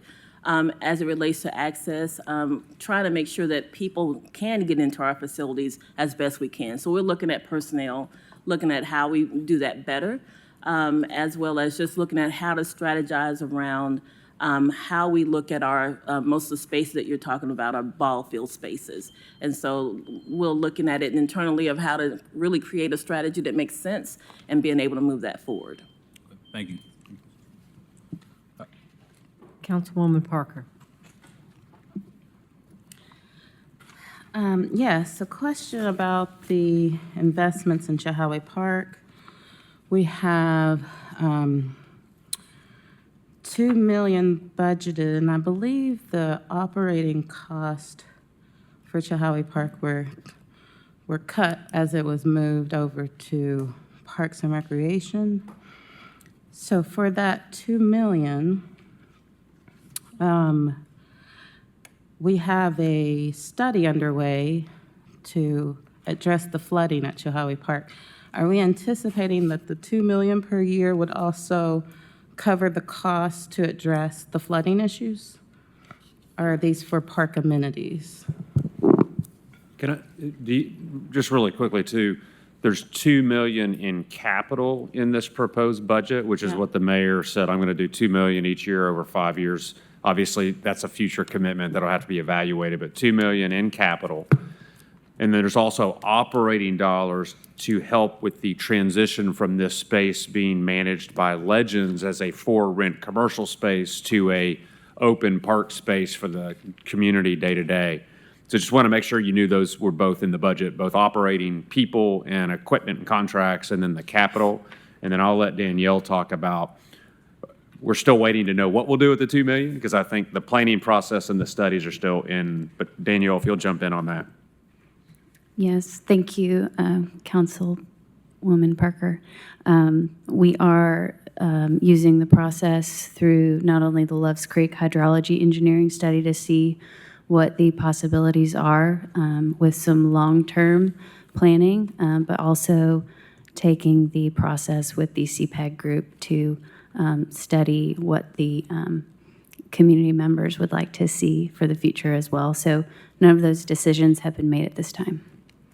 But there's no other funding in this budget to address those flooding issues. At this point, unless we amend the budget, it would have to come from that capital request. So I think when you look at improvements at that space, the mayor made a commitment. We know we need capital. We know we need major investments. That's everything from infrastructure to grading, which could be flooding, how we deal with the water, to amenities. And so what the mayor said was, I am committing 10 million, 2 million a year over 5 years, which was comparable to Lakeshore, the most recent Lakeshore commitment.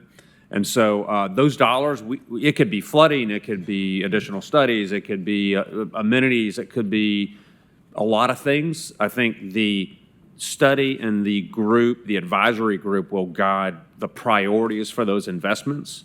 And it could be used for any number of things for that space. And so I think that is open-ended at this point, but anything that would qualify for capital, I should say that, anything that qualifies for capital would be out of those dollars. The good thing about capital is they stick in that capital budget. So let's say the 2 million doesn't get spent this year, and then there's an additional 2 in the following year, then there would be 4, and then 6. And so they will accumulate over time to make those investments. But it could be flooding, it could be many things, and that group will help guide that. I hope that answered your question. And I wanted to clarify the contract management operation funds that were cut, and that's page 230. Can you help me find 230 of our budget, page 230? Can you help me find where those operations dollars now exist? So I'm going to let you look at the page. When you say cut, there was we have an existing contract right now with Legends, which is the group that manages our public assemblies. You saw Ms. Bogert was here previously. We are currently in negotiations for that contract. ASM Global, now Legends, they've been bought out a couple of times. They have managed the convention center since it was built, and they have then started managing many of our other public facilities as a private contractor for a good number of years. It was under Mayor Rajero that they took on Coliseum Auditorium, Chahaway Park. The current contract being negotiated after July 1 will not have Chilhowie Park in that agreement. So that agreement will be brought before City Council probably in June. We're still wrapping up those negotiations with our law department. Mr. Rosenberg is the lead on that. But there are capital dollars in this proposed budget, and there's also operating to hire people and to then do contracts, equipment, agreements. So those dollars are in the proposed budget, but I'm not aware of any cuts to the budget. But maybe, I'm not looking at the page. I'll let Kitchen look at that right now. Mr. And Rosenberg? I'll add to the operating dollars actually are going to be reflected in our public service department. They'll be providing the property management aspect of managing that park. The security will be handled by our public building authority. Again, this is consistent with all of our other parks throughout the system. Public service handles the property management, the maintenance of the park, the facilities. Public building authority handles the security of the park, and then our Parks and Recreation department will handle kind of the programming and the activities that take place in those parks. Thank you. Ms. Parker, did you have? No, that answers my Okay, question. Mr. Councilmember Grant. Yes, so I just want to take the opportunity to have Ms. Danielle be able to, just kind of go into a little bit more detail for council members in terms of what the Chilhowie Park process has been in coordination with Parks and Recs, PBA, the transition that is going to happen July 1st, and the preparation that's kind of going on between now and then. Ms. Danielle and myself have been meeting frequently. We've started to meet on a more consistent basis, so I definitely appreciate her taking the time and the mayor giving her that green light to be able to do so. But if you can you just kind of go into detail in terms of what the transition is going to be and all the legalities and everything that goes into Parks and Rec taking over July 1st? I think I would defer that question to Grant with operations, as he's been heading over most of that transition.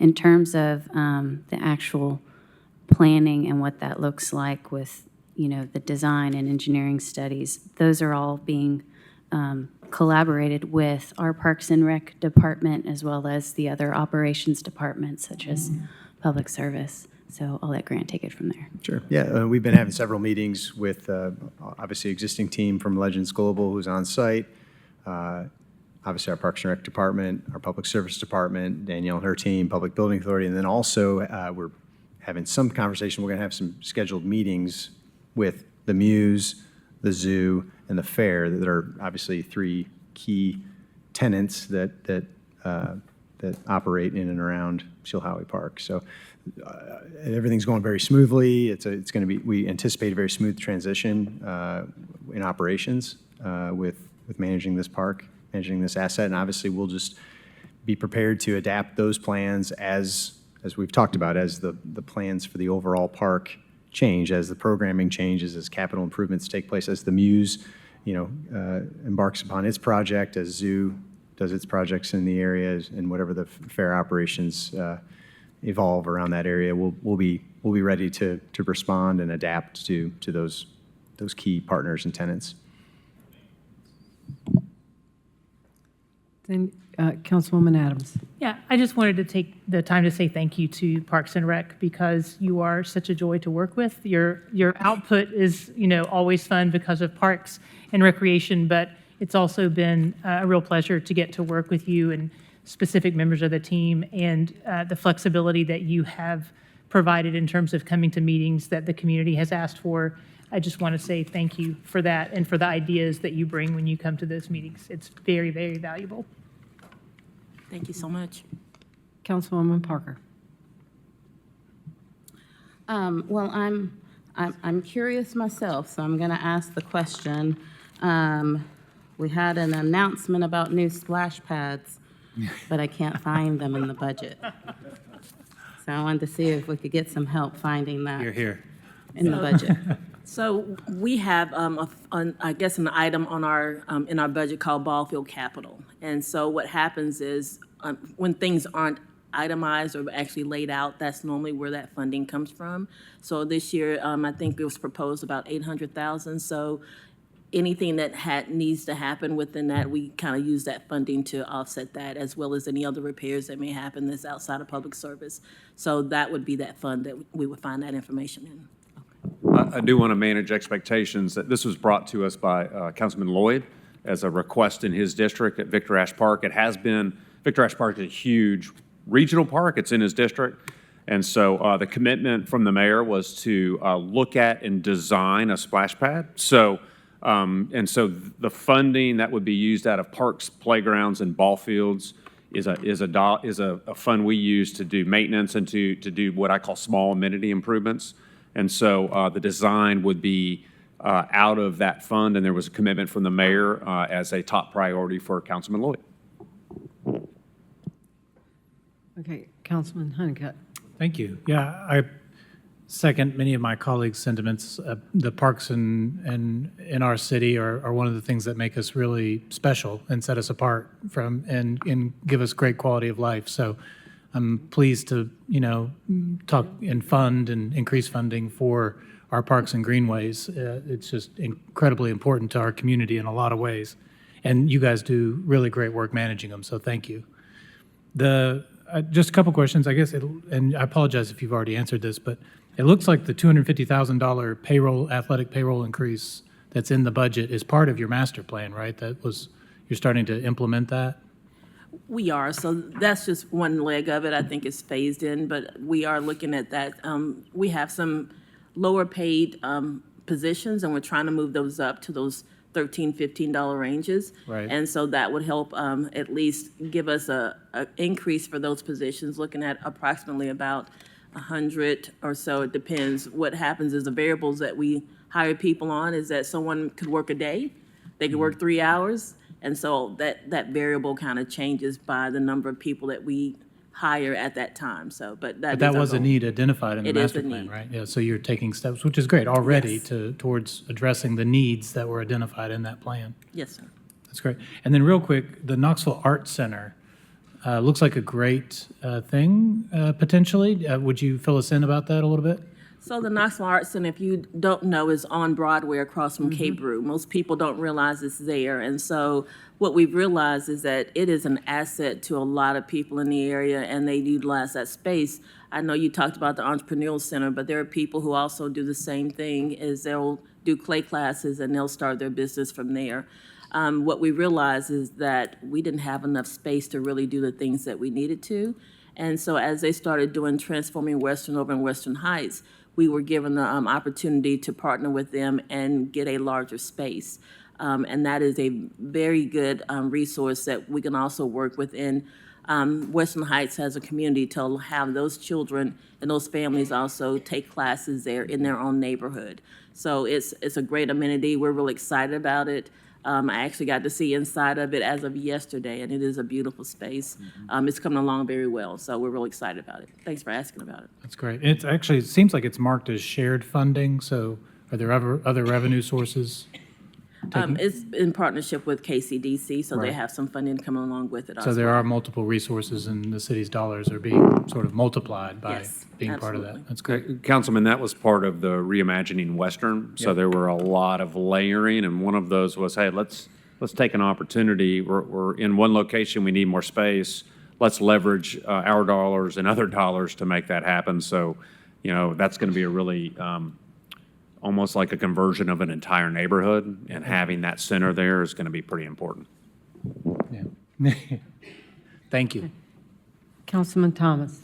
Yes, in line with some of the comments that my colleagues have made, I wanted to thank Parks and Recs and Cheryl Ely from the work that they've done. Been a pleasure to work with, adding to park space in my district, some of it in conjunction with Legacy Parks, but I really appreciate it. It's been significant additions to green space in my district. And I just wanted to make mention, this may not even be related to the budget actually, but there is a challenging infrastructure issue on Bruin Road, and it's a part right beside Inskip Park.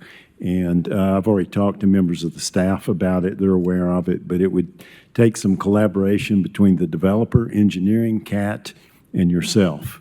So just wanted to keep that on your radar screen. You'll be hearing more about that. And as I mentioned, I don't know that it'll necessarily be anything required out of your budget, but you would definitely need to be a partner in those discussions. So thank you. Thank you. I don't see any other lights on. Oh, Just a final thought. yes, Councilman Parker. And I appreciate things are in flux currently with Chilhowie Park, but I just wanted to say that the level of investment does concern me because, and the comparison with Lakeshore Park also concerns me because the challenges, the flooding challenges, the potential of transforming a parking lot into a park were not the challenges we were facing 5 years ago at Lakeshore Park when the city made a similar commitment. So I think as a city, to really commit what's needed to Chilhowie, we should anticipate more dollars being needed as we learn more in terms of the flooding and in terms of what the overall new design and use is going to look like. I'm also concerned about some of the changes that are already happening. Like I saw that the social media page would be closed down and all of the announcements would move over to Parks and Rec. And just keeping in mind that community members have a relationship with these spaces and are used to go into certain places to find information, and also are expecting some events to move forward. We have an amazing concert venue over at Chilhowie Park, and having a better understanding of what the intended uses are of those moving forward, and how, if we do have events there, would they be promoted? Parks and Rec is not generally where we would look for concert information. So lots of questions still, lots of things in flux, I understand, but I just wanted to say, in order to get to where we need to be with Chilhowie Park and and the expectations of the community, it seems we're going to have to invest more than what currently is in our budget.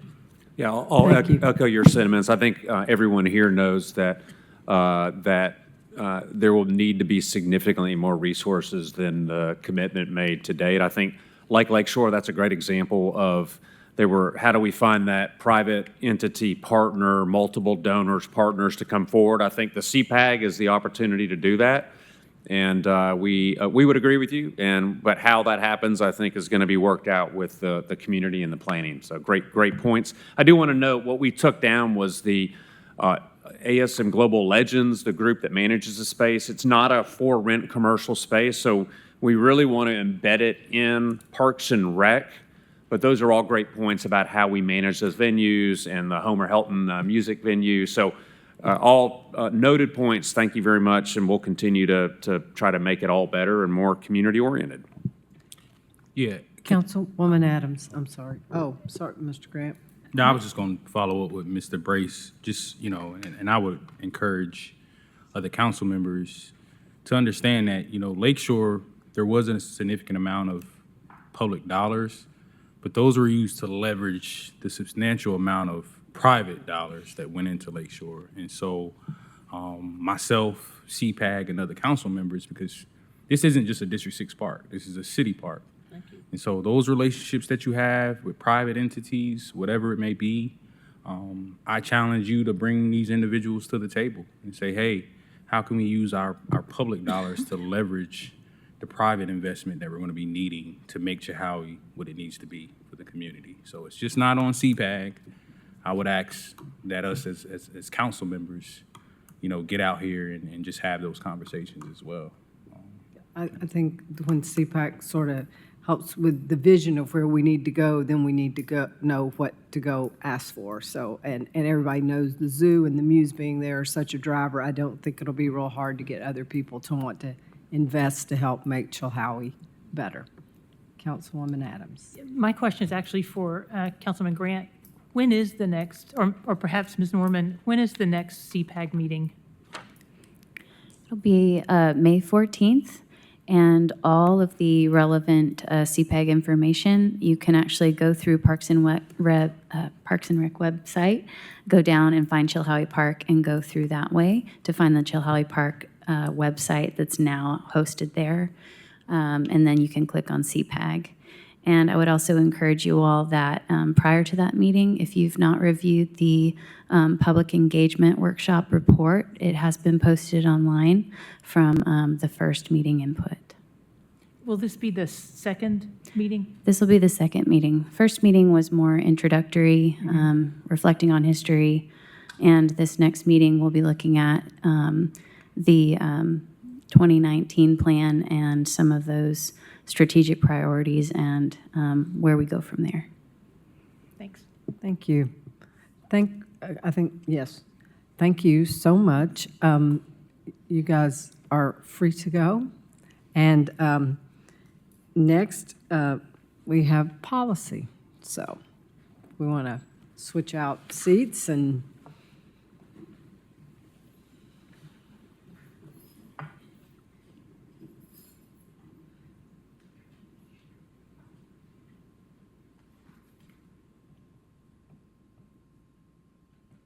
all right.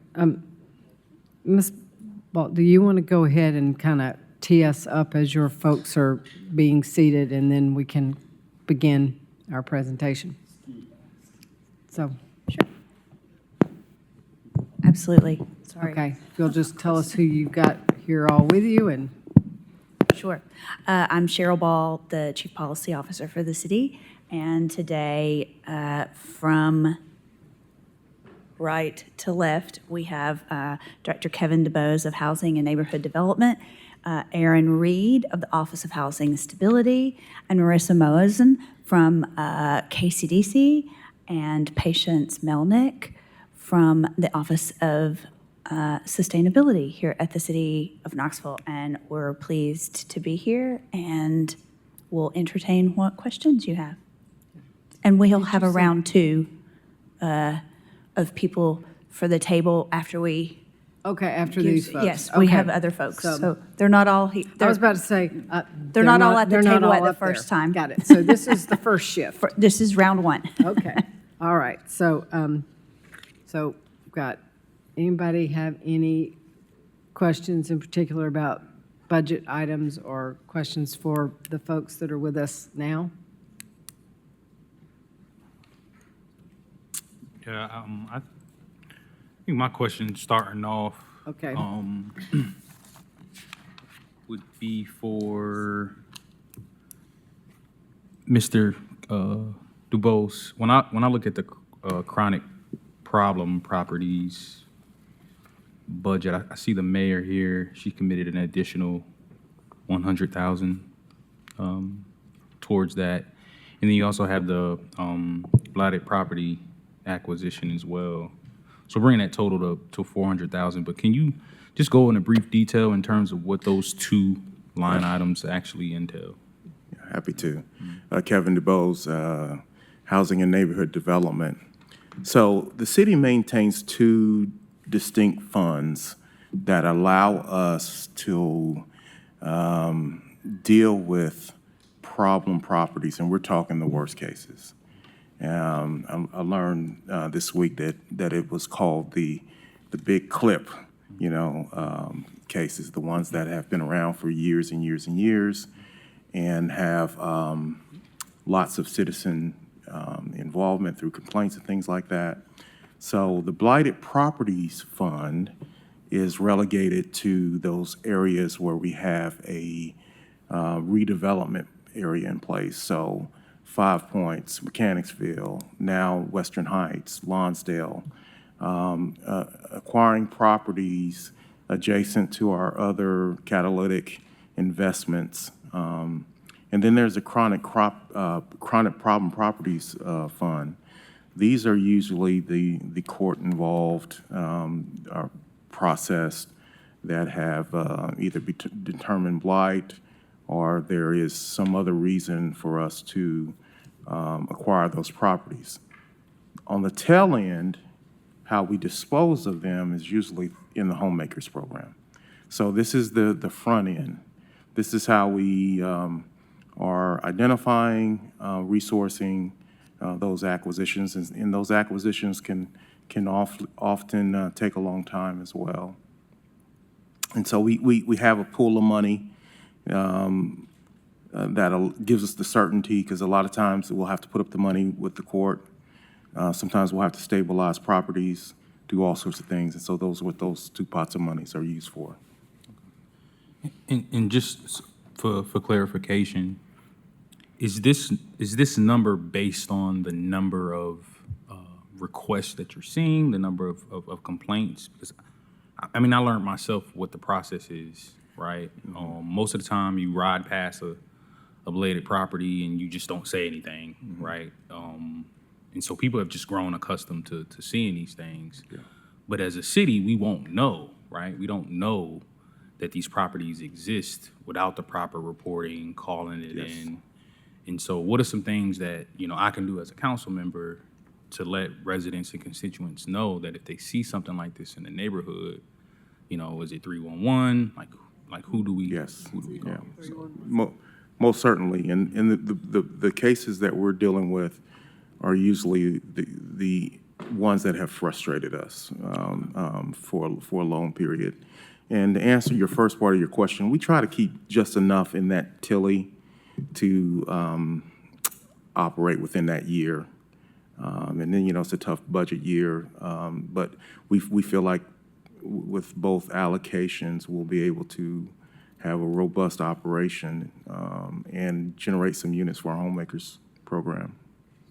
Thank you, and I appreciate that homemakers program. You guys have been doing an exceptional job. Every opportunity I get to brag on that, I'm gonna take advantage of. So I look forward to an opportunity of duplicating that, right? I know money is tight, but improving something like home ownership, I think can kind of help with a lot of the things that we're seeing.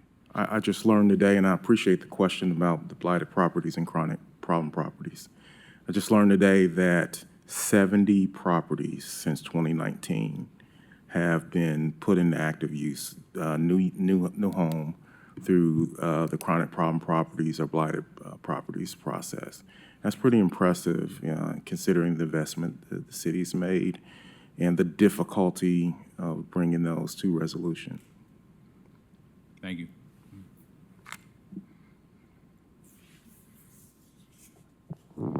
Thank you. Anybody with any other questions about any of these agencies or departments before us? Councilman Thomas. Well, I just can't resist the comment is in league with my councilperson over there about just how important the recovery of blighted properties are. And I think that's something, as far as budgetary, I would like to see expanded because, not only does it provide housing that's needed, but it cleans up, eyesores and neglected property and areas that make a community not as healthy. So, it's a win-win, and I don't begrudge a penny that's being spent in that area. So, and thank you for the work that you've done. It's been a big improvement over what has been done in the past. So that's all. Councilwoman Parker.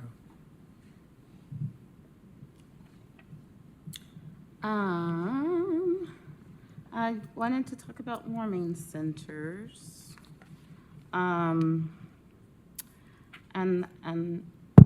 ask for an update since we passed the resolution on council, encouraging, increased investments in both support of warming center and cooling center efforts, and looking at ways we can provide more shelter for folks at a lower temperature threshold, and all that good stuff. Any updates you can share with us? I know it's just been a couple of months since we adopted that resolution, but anything you can share would be helpful.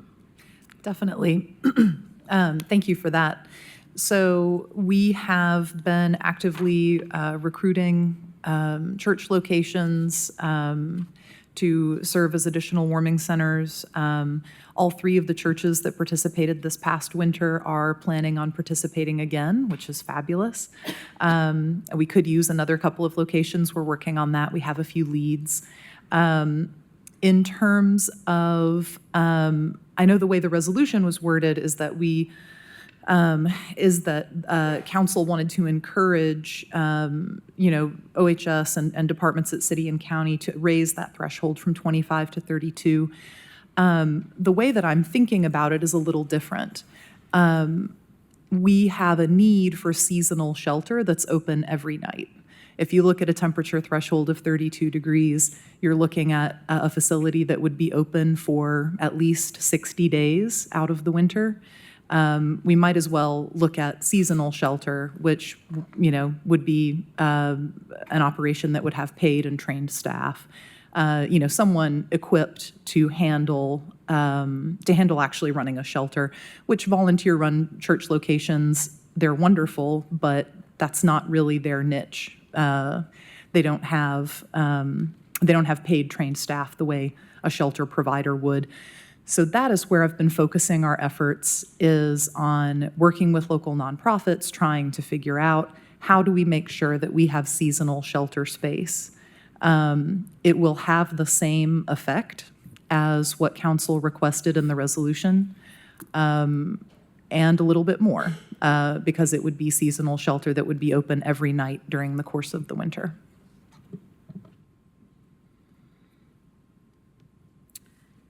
I do think that will require managing some expectations in the public. If this upcoming winter, the city says, hey, when temperature hits 25, we'll open warming centers. I'm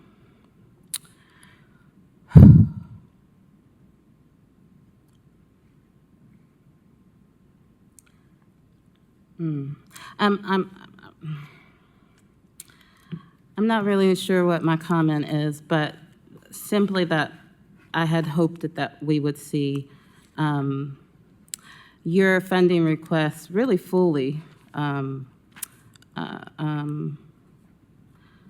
fulfilled, if not more significantly, in order to meet the expectations of the public, and also perhaps some members of council. And I think, this is one of those issues that it makes you feel like, well, what are our values as a city? And we want to, treat individuals as humanely as other cities are that might have that higher threshold. And I know that's one thing I'm struggling with. I want to address the need, and I believe we have the resources to address the need. I think the budget requests I've seen from your office have been very reasonable, and would be a good investment. So I'm just disappointed not to see that happening, and I wonder, maybe from the administration, if there are any plans on how to communicate that, or maybe it's just on the Office of Housing Stability, how to communicate that to the public. Well, let me jump in. I think part of this, thank you very much for the question, well, the observation and the question. So I do want to just note too, just don't forget, when temperatures drop, and Aaron, you jump in, below 32, our white flag program kicks in, and then there are thresholds below that. So there are opportunities for people to get inside, and so we'll continue to do that. When we talk about funding for the needs of those that are unsheltered in a community, Mayor Jacobs and Mayor Kincannon created the joint office. Homelessness is not a city-only issue. We've been in the game a long time with our partners, and so when we look at funding moving forward, we've been very intentional about communicating with the county our perspectives and saying what we thought could be funded, and then the county coming to the table with their limitations on funding. And so we're trying to make this 50-50 with Knox County, and so the funding that's in this budget is part of that relationship with our partner down the hallway, because again, homelessness is a Knox County, Knoxville City issue. It's both partners. So we'll continue to support the work of the joint office, and then the work that we do with partner agencies through our agency grants. But thank you for the comments, and we're going to continue to try to grow. If you look at the current fiscal year and this fiscal year, there's an additional $1 million in the budget. And so and that's on top of what we've done years before that. So we're continuing to grow it, and we will continue to work with Knox County, our partner, and other providers in the community to meet those needs. And can you help me understand that extra $1 million? So if you look at the request and what was funded last year, the city and the county, and then you look at what was in the budget for the proposed budget this year and Knox County, that is where there's an additional $1 million. Somebody jump in if I'm off base on that number, but it's an additional $1 million going towards homeless services, shelter, beds, warming centers. There's a lot bundled up in that. On top of everything we've done previously, again, when we talk about homelessness, it's housing, it's access to housing, it's the things we do with CAC, it's mental health, it's what we do through KCDC to keep people housed in some of our high-rise facilities for seniors and others. So there's a broad kind of approach because it's a broad, challenging issue. But if you look at proposed and current, that's $1 million on top of everything that has been being done already. And Kevin, correct me if I'm wrong. Well, I see 200,000 increase to warming center, matched by the county, that's 400,000. 100,000 for residential historic preservation. Is that also matched by the county? Hello? Oh, it is working. This is just, I can't see it. So there was, this current fiscal year that we're in right now, there was an additional 300,000. What David is referencing is there was 300,000 in the current fiscal year, not looking ahead to the next budget year. In addition to that 300,000 from the city, the county matched that for a total of 600,000. Then in this proposed next year's budget, the city has put in an additional 200,000 and the county has committed an additional 200,000, which brings it to a total of $1 million more than we were doing prior to this current fiscal year. So does that make sense? Yes, but that's confusing. We are increasing, like you said, from last fiscal year, 200,000 from our budget. That's correct. Thank you. Councilman Grant. Yeah, and I just kind of want to piggyback on some of the things that David Brace had mentioned in terms of just the homelessness and this being our responsibility, the county's responsibility, but it's also the state's responsibility, right? And so, you know, any local state representation that we do have here, you know, just making sure we're asking our state representatives to advocate, you know, to be able to bring in resources as much as possible.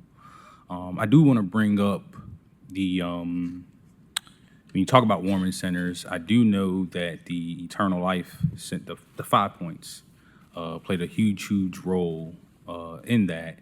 And just recently, that was sold. And so what are plans for this winter, right? In terms of losing that particular site as a warming center in the area? Are we already coordinating with Eternal? I know they do have another location. Are they going to be willing to use that one? Is another church going to step in? But just, you know, what steps are being taken? And speaking for myself, I would love to be a part of that process. So, you know, just keeping me updated throughout this process between now and the winter, I can make sure that my constituents are updated on these processes as well. Thank you for that. I really appreciate that. So we are coordinating actively with Eternal Life and all the other locations. Their plan right now is to use their Western Avenue location as a warming center, which we're really grateful for. The fact that we have lost their east location accounts for the fact that we're seeking 2 new churches because that was our largest location. Its capacity was near 100 people. So we're just going to be looking for 2 locations. Hopefully each one could hold 40 to 50, and that would get us where we needed to be in terms of capacity for the next winter. Thank you. I don't, oh, now your light came on. I'm like peripheral vision here. Well, no, I'm looking here too, and there's a delay. Yeah. Sorry. Thank you, Vice Mayor. Part of sort of compounding on Councilman Grant's question, I know that there's been a lot of dialogue about, you know, addressing homelessness in multiple ways. And one of the things that I think our current state legislators are pushing for, but I don't believe was in this year's governor's budget, was a mental health and addiction recovery facility. that we need their help with, right? What's the update on that? So I'm glad you brought that up because, I mean, Councilman Grant's absolutely right. It's a city issue, it's a county issue, and it's a regional issue. A lot of the surrounding counties don't necessarily have the capacity, so we do see some folks coming here for needed services. We're the education, healthcare, employment centers, right? And social services. So one of the priorities, you know, as we work with our state legislative delegation and Governor Lee, the executive branch, and our General Assembly, the mayor had a few top priorities, and one of the top ones was we really want this mental health facility. The request went in. We actually went down to Nashville a couple of times. We met with the commissioner. We met with the governor. It was submitted as a request. And actually what the request was to go back to a previous project that we worked with the state on, the Empath unit up at the historic St. Mary's campus. They were going to come in and actually do some construction on that building where Empath is and add a good number of beds there that would be longer than 23 and a half hours. And so that was put in, but it wasn't funded in the state's budget. And so we've got a study, we have a willing partner, city and county partners, and we actually have a location in a building. So we will continue to advocate for that. And obviously, we've got a great relationship with our partners in Nashville. We'll continue to advocate, but it was not funded.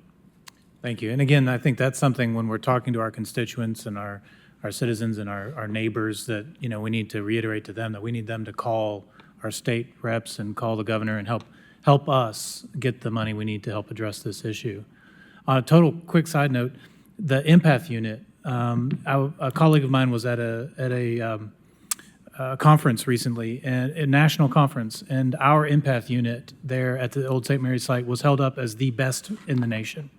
And so it's something we should all be proud of as a community, and hopefully we can learn more about it as a group in the future. But I did want to commend everyone for the work happening there, and hopefully we can grow that program. Thank you. Thank you. I will say that was a 4-year project with all 4 of our healthcare institutions, the city, the county, our legislative partners. It was McNabb, CAC. There were a lot of us around the table, and that's a great example. Those things take time, but once they get in place, that's one of the first. It's the first one in the state and one of the first ones in the nation. It was being held up as a model for other cities. Other cities have got ones, but not as successful. It was being held up as a model for other cities to follow. So at a national conference. So thank you. Thank you. Okay, we have 2 more folks. Any more questions for these? We've got planning and then CAC. Just one last comment. Yes, ma'am. There is such a need for affordable home ownership programs. And, you know, we haven't had that many come before us. So I hate to see one come before us that doesn't get funding. The Overcoming Barriers to Home Ownership project. Thank you for the question. The good news is... I hadn't finished, but I'll let you go ahead.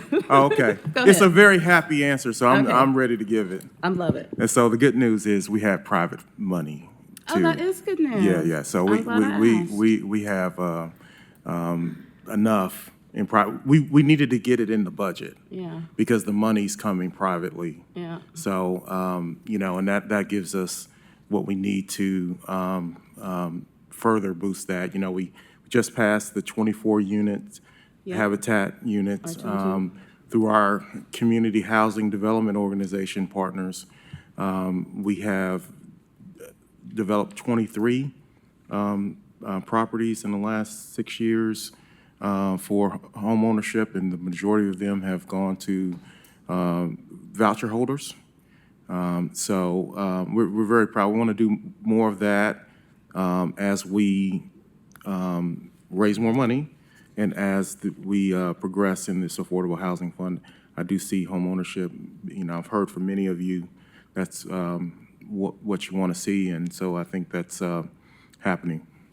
So once that funding is secured, would we see something come before council to amend the budget to accept this private funding, or how does it work? Yes. So the process is, you know, we usually pass a resolution thanking United Way or whomever, accepting, and then there's another action to put it in the budget. So that's usually the Wonderful. process. Thanks for that update. Thank you. All right, you ready to switch them out? Okay.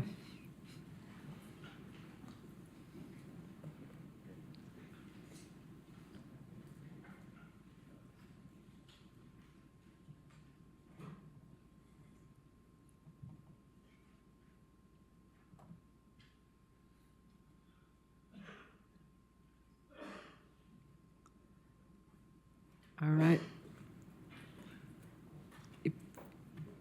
Okay, wanna we introduce have today also with us Amy Brooks, familiar face. You all see her In her every normal other chair. Tuesday in the same chair with Knoxville, Knox County Planning. And then additionally, we have Misty Goodwin, the CEO of CAC here, and she has her CFO, I believe, also with her today. And take it away, council. All right, thank you. Does anybody have any questions for either of these two? Well, it's always helpful if you'll actually just start with, what your needs are, and for your different organizations while we sort of change gears from, from segment to segment. And how the city funds that you do get from us are actually used, I Yes. think, because we are a fraction of your budget, so Yes. I think that's really key to help us. Thank you Yeah. for that. No. There we go. So I'm Misty Goodwin, CEO of CAC, and we receive funds obviously from you guys and from Knox County.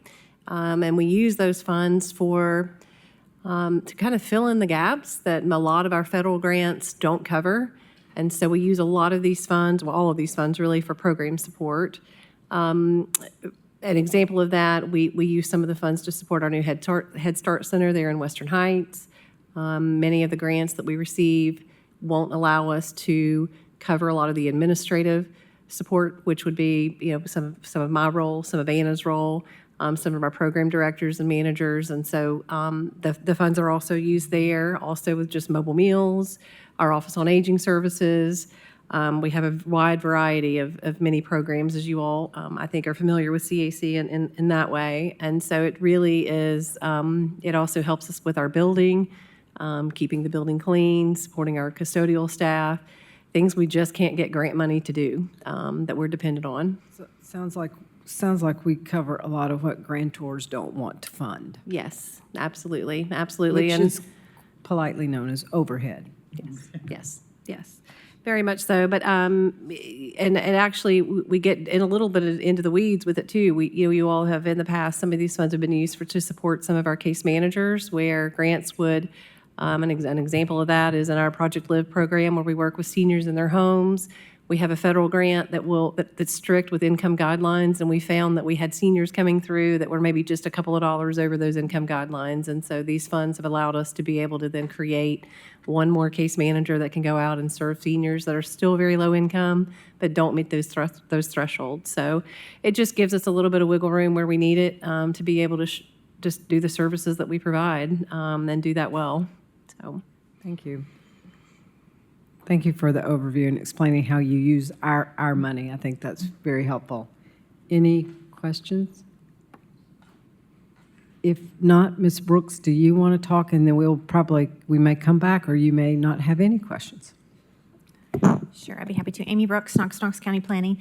We also receive funding from a number of different sources. So, of course, we receive an annual allocation from the City of Knoxville, as well as Knox County, and we manage grants on behalf of the region through our transportation planning function. So we have state and federal grants that we manage on their behalf.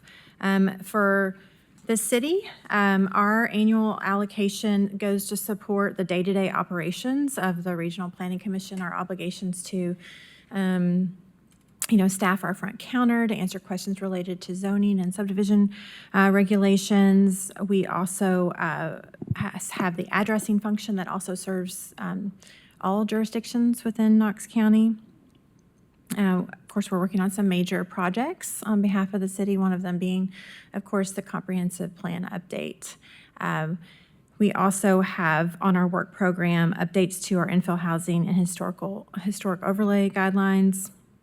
And then we have ongoing research support that we provide to various city departments. Councilman Honeycutt. Well, I'll start with CAC and just say thank you all for, again, for the work you guys do in our community, you know, especially to our, every population, but especially to our seniors, I think in particular, really benefit from your programs. And I've seen firsthand your impact. Two questions for you. One is, you know, I've seen first, again, those of us, most of us on council have seen firsthand the sort of immediate impact you have in our community and how great it is. How do you, you know, do you have a good way of tracking those metrics and displaying them for the public? And can you expand on that, like Sure. your impact? Sure, we do. So each program that we have our Office on Aging, we have our Social Services Department, and most of our grants are sort of mandated with what systems we use to collect that outcome information and reporting on all levels. And so we are collecting that. We put out at the very end of each year what we call our Big Impact Report. I have copies of that here if anyone would like one. Just a one-pager. We also have a That'd be booklet. great, actually, if you don't, Yes. yeah, if you would distribute that when you're done, that'd be Sure. wonderful. Yeah, I could do that. And that really just once a year reporting that out. We've been posting that out on social media Okay. and sharing all of our programs. Is And it on the website? It is on the website. Okay. It is posted there. And so you are free to take a look at that. I know we've had most of you over for lunch, I think, before, and we try to do that every year just to kind of give you all a good insight to what CAC does. And many of you probably saw the ones that came last time we did present that to City Council. And we're always happy to welcome you over and show off the work. We're very proud of that. But yeah, every program really is, I will say, one of the largest amounts of funding that we get is through a community service block grant, which is state funding, federal funding that passes through the state to us. We're mandated through the agency to report out on all of our programs in an annual report. So that's just something that comes naturally for us that we have to do with, and we really try to get everything in there to show off all of our outcomes and all of the work that we do. So Great. And again, another great example of sort of using city dollars along with other funds to kind of magnify the impact. It looks like your sort of request in this year's budget is the structural repairs to the LT Ross building. Is that accurate? it is. So, and it looks like, again, it's partially city funded maybe, and then coming from other sources as well. Can you briefly talk about that need? Sure. So our building, the Ross Building, is a very old building. And we're in the process at the moment of having a roof replaced that you all helped us support to do. We've got some significant plumbing issues that we've recently worked with David and trying to get some additional money from just congressional funds to support the work that's needed to replace this old, very, very old lead piping inside. So that, and it's just an ongoing need. I think we've got an HVAC system. We've got some foundation work that needs to be replaced. Everything, And so yeah, it's it's just a lot of- very yeah. expensive pieces. And so without the city support, we wouldn't be able to remain in that building.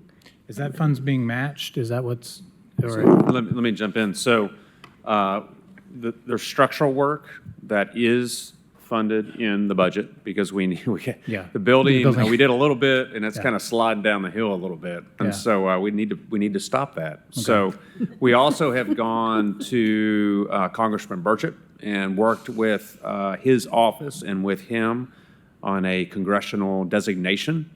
And so that is in the hopper. We did that jointly, CAC and the city. I was actually in DC and met with the staff during spring break.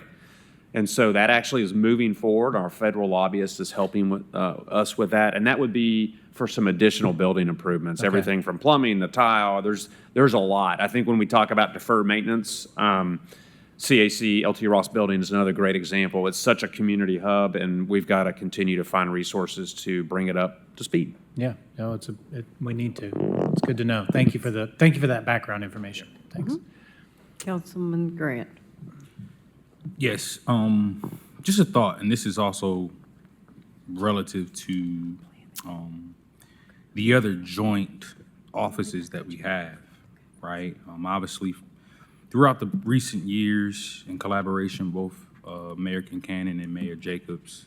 I think they've done a pretty good job at creating these new offices and jointly funding a lot of these projects and programming, but also keeping in mind that we have a county mayoral race going on, right? And so priorities are going to change, right? We don't know the outcome of that, right? We also can't predict what priorities will be for that new leadership, right? And so understanding that some of these things may fall completely on the city if it's no longer a priority for this new potential mayor. So I just kind of want us to be on the forefront of that thinking, because I wouldn't want us taking on, so much of a burden if it's no longer a priority for this new potential mayor. It can be detrimental to a lot of things that we've been accustomed to over these last few years. Right. So. Yeah, and I hear you, and we are very much aware of that and already starting to strategize around that, so. Mr. Brace? No, I was did just you going to have something? say, I think that's a really good point, Councilman Grant, because some of our job is, for example, when we've been in D.C., we've met with, individuals that may be the governor of our state in the future and trying to build those relationships. And a lot of what the mayor does and what I do and our cabinet members do is make sure those relationships are in place. Part of that is just an education component. What do we do? What do we need? So thank you very much. That is on the work plan for the executive branch on a regular basis. Okay, next, Councilman Honeycutt, and I believe we're shifting to you, Ms. Brooks. Ms. Brooks, how are you doing? Thank you for what planning does, and I know it's a joint office, and I, of course, would be remiss to not sort of appreciate the comprehensive plan process going on right now for our city. And, we had the great sort of listening sessions that kicked off the whole next few 6 months of community meetings and engagement process. So I'm excited to keep sharing that, and hopefully we all will with our constituents and residents. I guess, would you talk a little bit, we've had a lot of conversations about, how important that plan is for our community and coming together to set a vision for ourselves regarding infrastructure investment and growth and preservation, parks, everything. Would you talk a little bit about the upcoming sort of next steps in that process and where we are and what's coming that we can all expect? Sure, certainly. Thank you for that. So we are still listening, and we will be throughout the process, but in particular for this, we're still in that listening phase. So for the next month and a half, we will be trying to go where people already are. We have signed up for a number of different festivals. We will be at the farmers markets, and we are looking for additional opportunities to get staff out there and engaging with the public. We also have a storefront that we just recently opened on Market Square. So we will be open on Wednesdays and a lot of the Saturdays as well to try and grab people again where they are. So that's the focus of the project right now. So you are going to be open on Saturdays too, because what I saw, it looked like it was only Tuesday nights and Wednesday lunch. Tuesday nights and Wednesdays. We're working out the staffing right now, but Okay. our intent is to try to open as many Saturdays as possible. That sometimes those conflict with events that are already happening, some festivals that are out in the community, and we will place a higher priority on those than the farmers market when that occurs. So, like for instance, this weekend is Holaroo, so our staff will have a presence at Holaroo. That's great. And that's part of, there's been a lot of conversations on council and with your department about this process and how important, the community engagement is and having a very robust community engagement process and so when I saw the kind of having a home base on Market Square that people can physically go visit is wonderful, but only being open like 4 hours a week is probably not. So just wanted to make sure that you had the budget needed, because I know you're sort of, in the middle of this process to have a comprehensive community engagement plan and to really engage in the way we need it to. And so I know you probably can't answer it today, but just wanted to keep that in mind to make sure we've got the money allocated to do this to the level it needs to happen in our community. Yes, that budget for this project has been approved by this council during the last, yes. Yeah, and that was approved last year, but I know that this council in particular set a high bar for making sure community engagement is done, again, maybe above and beyond what was originally anticipated. So just saying, if that need occurs, just keep us in mind and let us know. Keep communicating. Appreciate that. Thank you. Ms. Adams? Really glad that you're going to be going to places where people are at this stage. And did I see correctly that you have a derby car for Holaroo? We do, yes. All right. Yes. Expect it to be top-notch. We are working on it. They're working on it very hard. Okay. Yes. Thank you. I don't see any other lights on, so thank you all very much. And have a great rest of the afternoon. And next up, oh, they don't have to go far, it's the Finance Department. Yes, ma'am. And just like this morning, I've got Kitchen, of course, here with me, and I've got, they've moved again, Donna back here from the Revenue Division, and Penny, who is now making her way up since I called Donna out from purchasing. But yeah, for finance, we've got a little over a $6 million budget. We've got, I think it's 43 positions in total. Most of our money goes to personnel and benefits. And, you know, you guys know who we are and what we do, and I'll open up to any questions that you might have. I'll start with one question that we talked about in the law department as well. I mean, I know for a while back, we had quite a bit of turnover in finance because people were being taken to the private sector. Are you, and how do you feel about your ability to maintain the staff you have based on market competition and any expected big turnovers in the near future with the drop and all that kind of thing? I feel good about the staff that we have, but I'd like to get to fill some more of our vacancies that we have out there right now. I know Donna's working on 2 for the Revenue Division, which, you know, right now she can kind of lope along, but you come to October and some of those when we're taking in the property taxes and everything, and she needs all hands on deck. And Kitron's been trying to hire some folks, but I'll just tell you what, a lot of times what you get in, people have got different types of financial background, but as they go through the resume screening and interviewing process, it's hard to find people that have got governmental accounting type background and experience or are just going to be really good at accounting. And, you know, so we kind of have a tough time with that. But Kitron is actively working on it. And we just did hire one lady. It's kind of a second career for her. She's new enough that I can't recall her first name. But anyway, she's been in with us about 2.5 weeks. But it's kind of a second career for her. She doesn't want to work full-time, but we're got her actively employed on this temp part-time basis.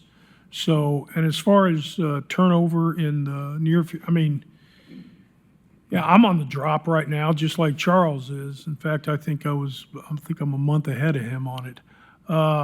And I don't know what Penny's plans are. She hasn't she talked doesn't about. have to tell, but I just wondered. Yeah, so, but I mean, she's. But you have, she's do you have close. people drop eligible then? Yes, ma'am. And we've got like Kim Hawkins, I know is on the drop, and I think we got some others that could walk out.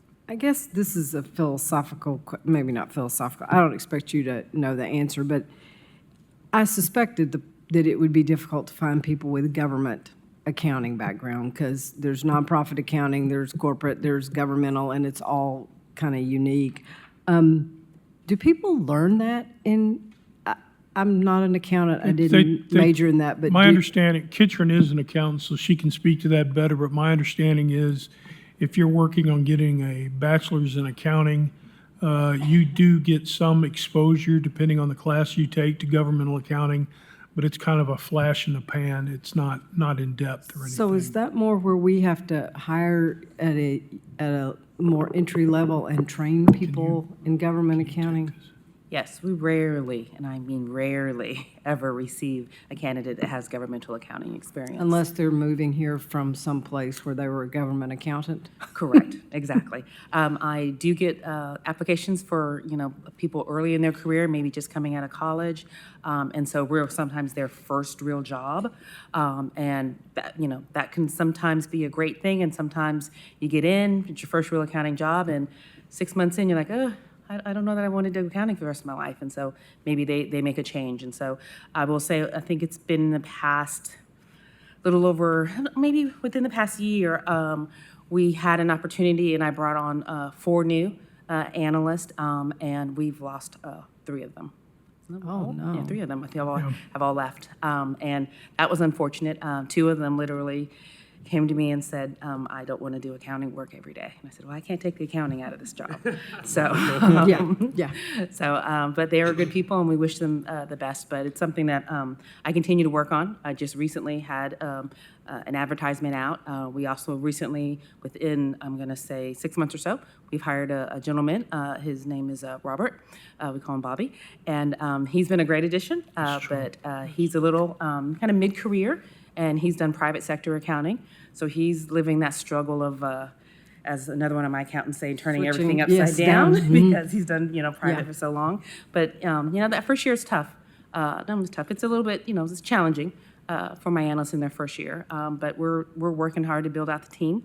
I'm also in communication now with our HR department as they're starting to help support with a comptroller search for us. So we're hoping to have some, hopefully, within the next 6 months to have some fruit come from that as well. So it's a work in progress, but we're continuing to push with that. And we have a great team, and I'm just really proud of my team, and we're always looking just to bring new additions to the team. Okay, thank you. I will say with the team that we do have on hand, yes, we've got some vacancies, but the team that we do have on hand is the top shelf. I mean, they're very good, so. The only reason I'm talking about it is my concern for this department is like it was with engineering, like it is with police, like it is with fire. It's pretty intense work. It's mental load heavy, and there are very strong peak periods, and don't want people to burn out. So sounds like if you know anyone majoring in accounting, you might recommend government specialization, because it sounds like a really in-demand field. So, all right. Anybody else? So in other words, I think you need who you say you need. So thank you. Yes, ma'am. No more finance? All right. Next up, communications.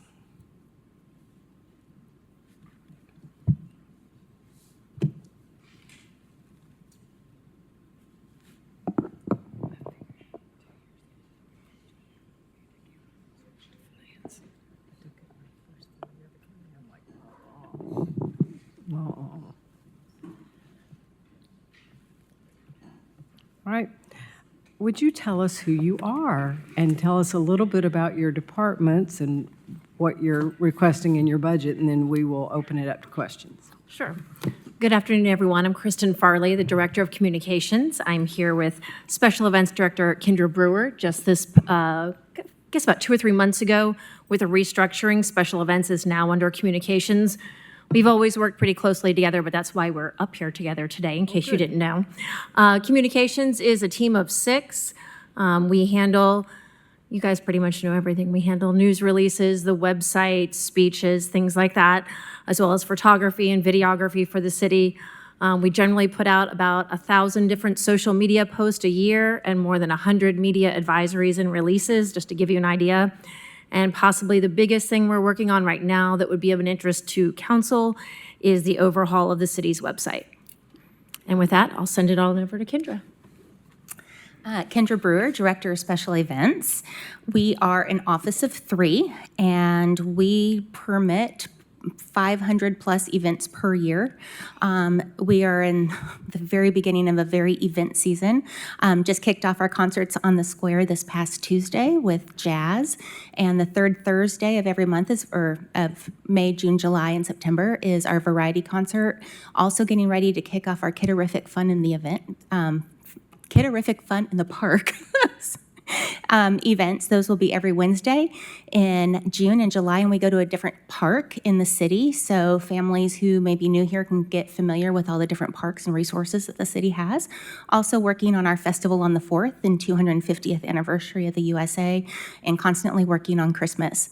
So we stay very busy, but we're all about making memories and traditions, and that's what we want everybody in Knoxville to think about. We want them to come down and enjoy what the city has to offer for them for free. The days of saying there's nothing to do here are over. Long gone, long gone. We used to hear that a lot, you know. When I first started in this department, people were like, what are you going to do? There's nothing to do in Knoxville. And that is not the case anymore. Well, we're also currently working on getting our e-approval permitting system up. Hopefully, I'll be able to have that in place. July is my goal. Hopefully, I mean, it's going well. Hopefully, that can happen August or so. But that way, it will be all online, and there'll be no longer filling out paper for permits and then having to email them to different departments. Everything will be lined, so all the different departments that we work with across the city will be able to see the permit in real time. That's wonderful. That's excellent. Any questions? Oh, Mr. Councilman Honeycutt. Yeah, thank you. Again, similar to other departments, I appreciate the work you do. It's harder now to communicate with people than ever before and to communicate effectively, but appreciate the messaging you're trying to get out to people, especially the timely messaging around snowstorms and city services like brush pickup. I mean, it's incredibly helpful to us on city council to be able to relay that messaging in a real-time manner to our constituents, and it's recognized and appreciated, so thank you. Thank you. On top of the bigger messaging you all are doing. Am I saying this right, that this budget line item is actually going to go down 5.6% over last year?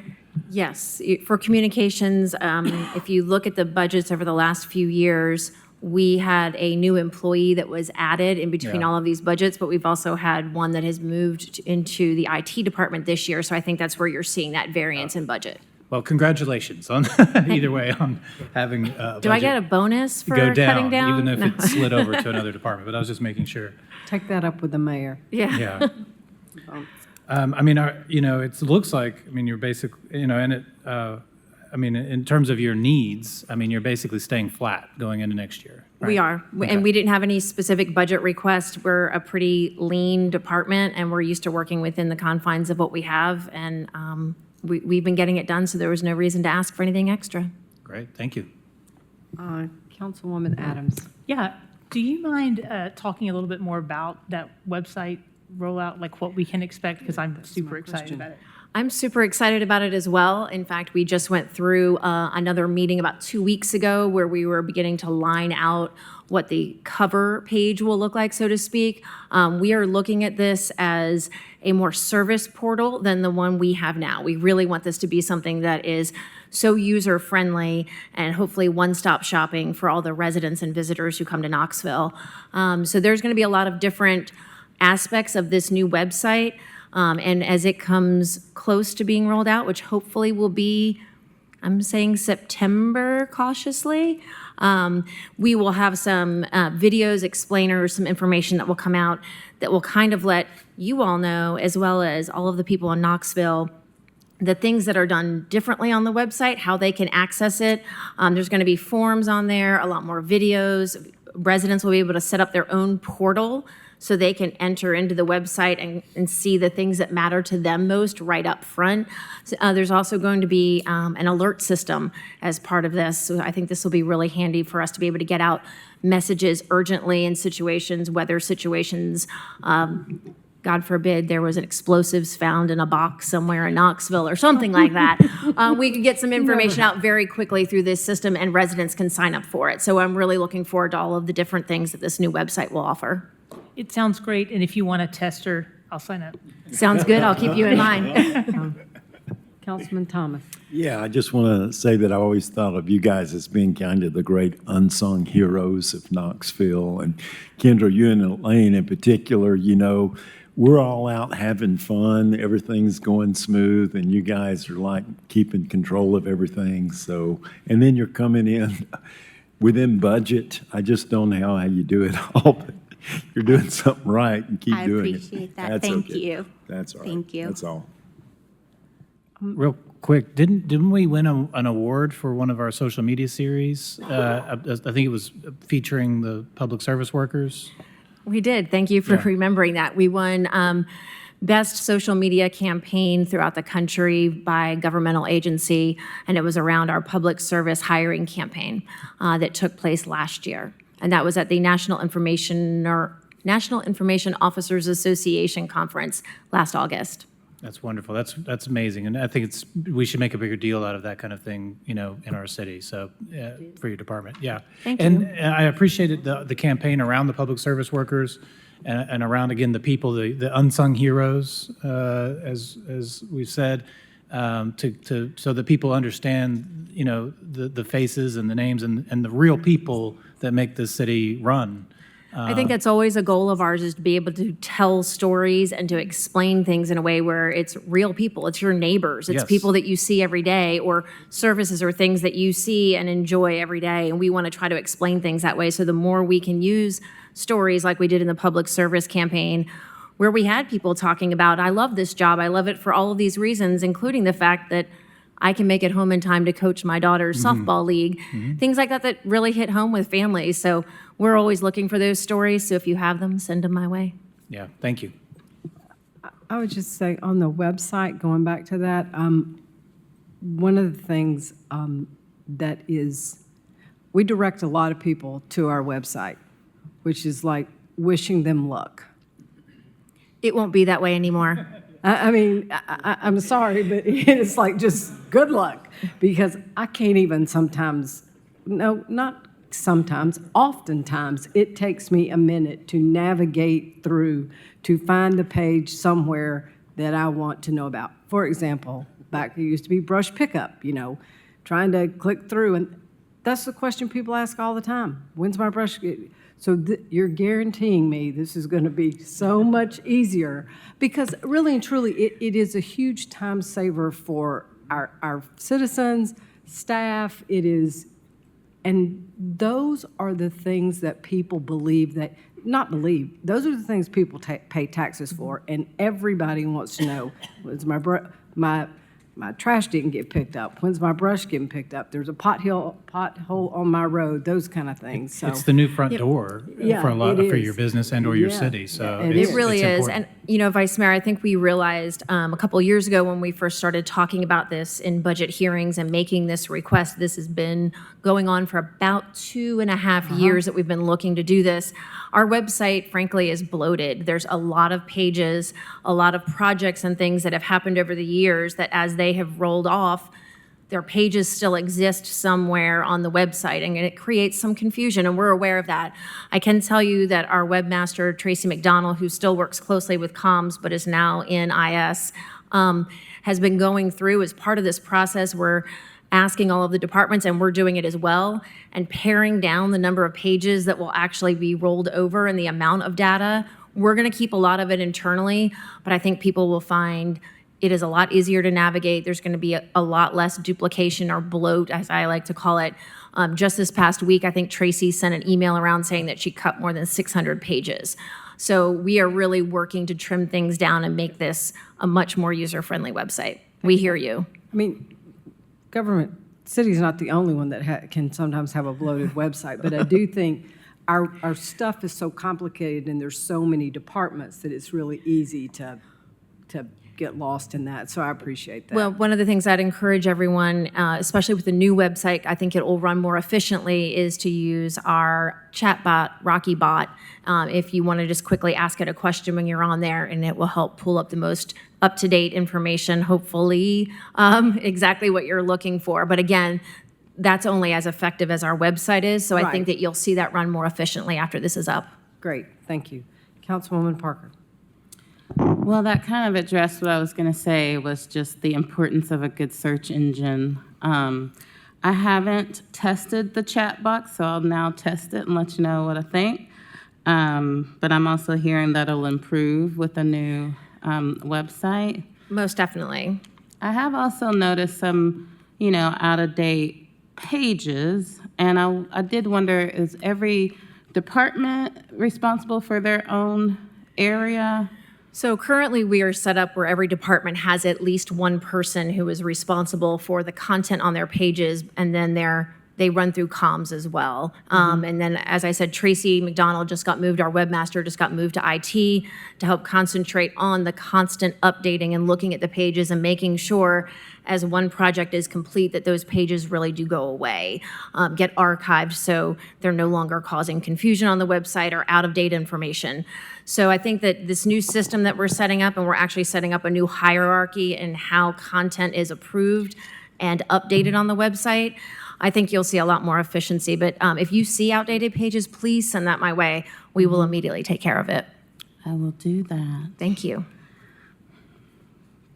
Thank you. I don't see any other lights on, so thank you both very much. Have a good afternoon. Next on our agenda is city courts, and we're right back on schedule. Good job. Just keep it moving. No.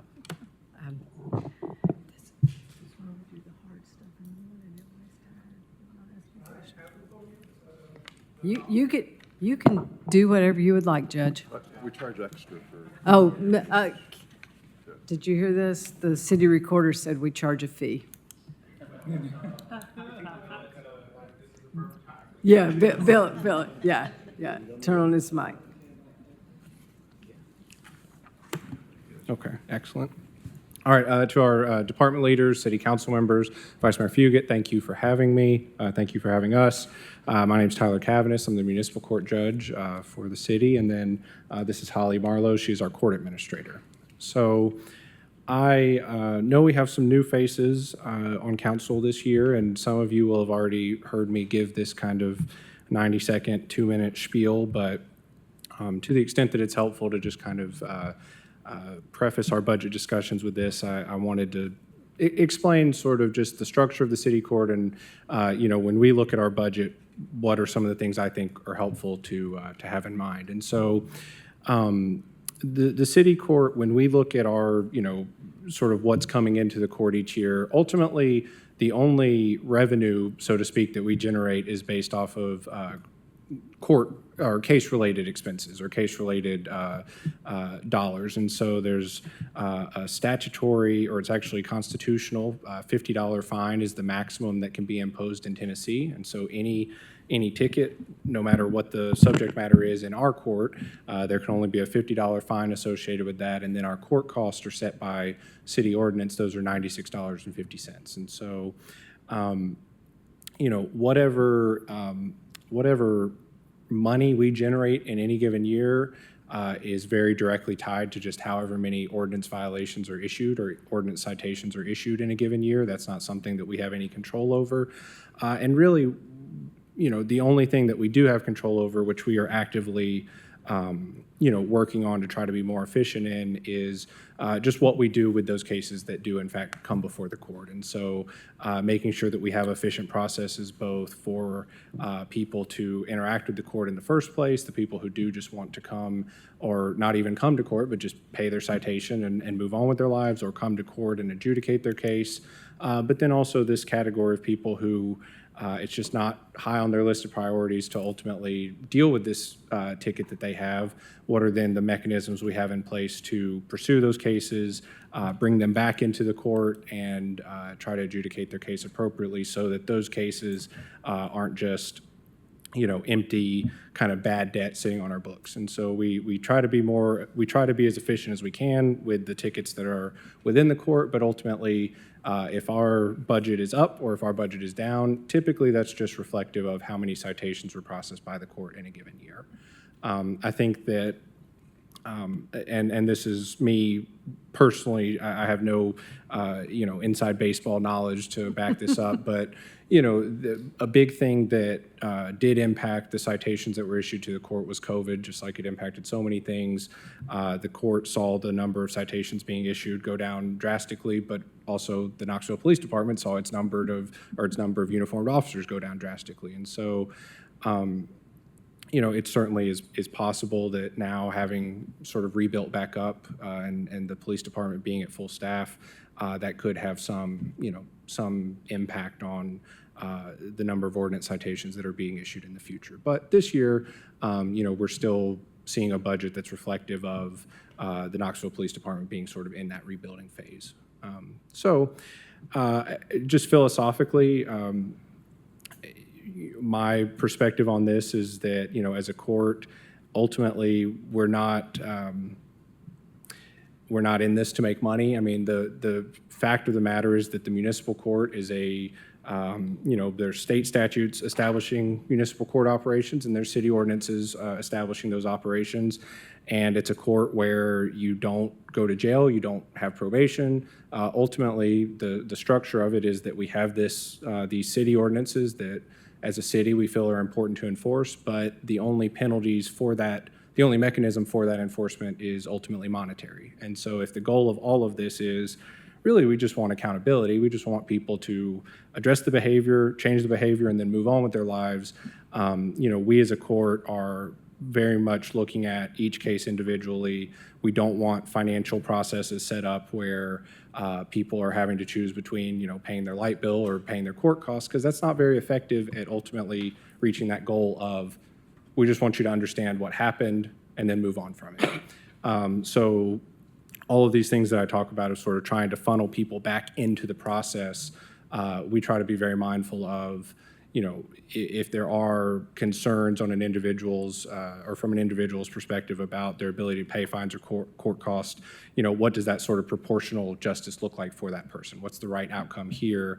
$50 to me may not be $50 to you, but this is a court where we're in a little bit of a box just from a legal standpoint about what we can do and what we can't do. And a lot of those things do go back to fines and court costs. So all of that being said, I think that what we see in our budget this year is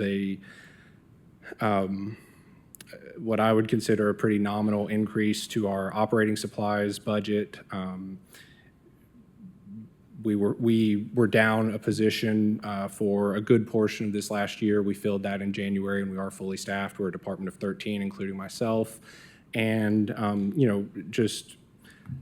from my perspective, here I am about 2.5 years into my first term and feeling like, we've got the right people in the right places and feeling some stability and feeling like we're in a good place to move forward with some of these bigger things. Not that we haven't been making changes. We certainly have been for the last 2 years, but getting the right people and feeling like we have that piece of the puzzle mostly solved, that's a really big step for us. And so we're feeling really good about that. Council would also, I'm sure, see we did have some capital requests approved this year. We had 3 approved. It was for technology upgrades, which was related to our continued desire to facilitate virtual appearances for people. Again, back for me, the idea that we just want you to engage with the process. There's really not any good if we have these ordinances that are being enforced by police officers, but then you just don't come to court to ultimately deal with it.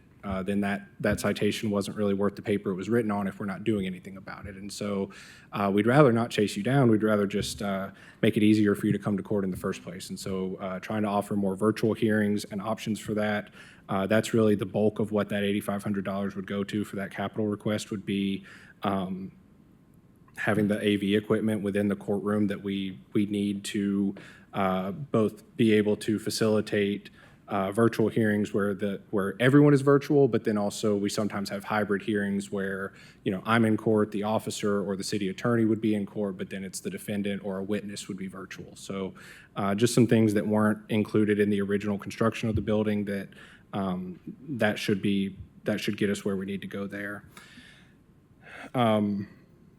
Since I'm, talking about the capital request, I guess I'll go through the rest of them. The website redevelopment, We requested $10,000 for that. I think that we're certainly not unique within the city as far as this goes, but I think that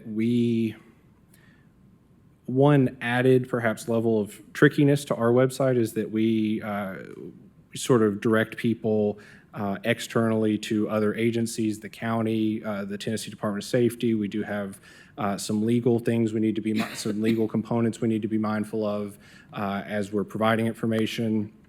I was sitting there trying to think of something better to say about this $10,000, but honestly, depending on the rollout of what happens with the city, we may not need that. I mean, that was a request made sort of, I think, before the city's rollout of their website was perhaps more concrete, or perhaps what I knew about it. We do need some help with redesigning our website. It is exactly as you said, Vice Mayor. We'd much rather, if people don't really want to pick up the phone and call us, they want to go to their website, to our website, they want to get the answers they need. And if we can provide that for folks, that's part of just us servicing the community, is having an effective method of communication with our website. So we do need help there, but we don't intend to use that if we can, just work within what the city's doing and that website redevelopment. Finally, and then I'll stop talking, the digitization of our archives. We currently have probably about, well, so it actually goes back even further, but the majority of our paper records go back about 50 years. The city court really started being primarily digital in the early 2010s, but really for about 20 or 30 years before that, of course, just like everyone, everything was paper. We have a full evidence locker in the city county building that is just city court papers, and this is something we've requested as really just a one-time thing, that if we do it now, we will never be back to relying, I mean, we're not relying on paper now, we'll never be relying on paper again. If we can just digitize all of that information, sheriff's office can have that room back, they can do whatever they want with it, but ultimately we would be completely up to speed, and that's just a one-time expense that is not going to be pleasant, it's not cheap, but we would be able to digitize all of our paper records, have those accessible, and our plan is to hopefully sooner rather than later, be very, very minimal paper, except just what we're required to be. So all that being said, I think I took a long time to explain what is really a pretty simple budget request, but I do appreciate you listening to me. Happy to field any questions. I'll start with the digitizing the documents, because I didn't see any other lights on, so get ready. Do you outsource that to somebody? I mean, the $10,000, I assume, is a service that helps do that for you? I mean, a lot of people do that, and it is very labor intensive if you have your existing staff try to do it. So I can speak to what we're currently doing and then what we hope to be doing. So we have a filing cabinet that's a standard, it's about the size of this podium, a filing cabinet that there's some real city court lore of how these particular cases ended up in this cabinet, but they're cases that just weren't ever entered into our system. I mean, they're dead tickets, there's nothing to do with it, but what happens is they interspersed within these documents are some things that actually were reported to the state, are holding people up on their driver's license, and we do have to go digging in there from time to time to access these. So we've had 6 employees working on scanning these in for 10 months, 12 months, since last April, so for a year, and they've scanned about maybe a fourth of them. If that, I mean, that's ambitious to say that. And so all of that to say, and that's them doing it as part of their daily work duties, but also, they have other more immediate things they need to be doing. The plan with this, and that filing cabinet would be representative of a half or maybe 1% of what's actually in that whole, evidence storage room. And so the plan is certainly to outsource this, just have it. We don't need it to be necessarily searchable. We don't have to go with the, top of the line archival, but we do need some, whether it's just grouped by year or grouped by year and then month, maybe for some of these more recent tickets, we do need a solution better than send someone to archives and have them sit down in front of a banker's box and find the ticket that we're looking for. Thank you. I'm familiar with that. Our banker's boxes are stored off-site. Yeah, okay, thank you. Any other questions? I have a yes. critical question for Judge, very important. How is the West High lacrosse team looking for next year? Well, this year's not over yet. We, for anyone who doesn't know, I played lacrosse in college, and then my stepdaughter started playing in 7th grade. Took this year off. We'll see if that's actually a break or if she has retired from youth lacrosse. But I stayed on in coaching this year. So we won our first playoff game. We have another playoff game. It'll be the semifinal playoff game Friday, and if we win that, we're on to the state championship. So we will see, but certainly we're glad to be continuing to play.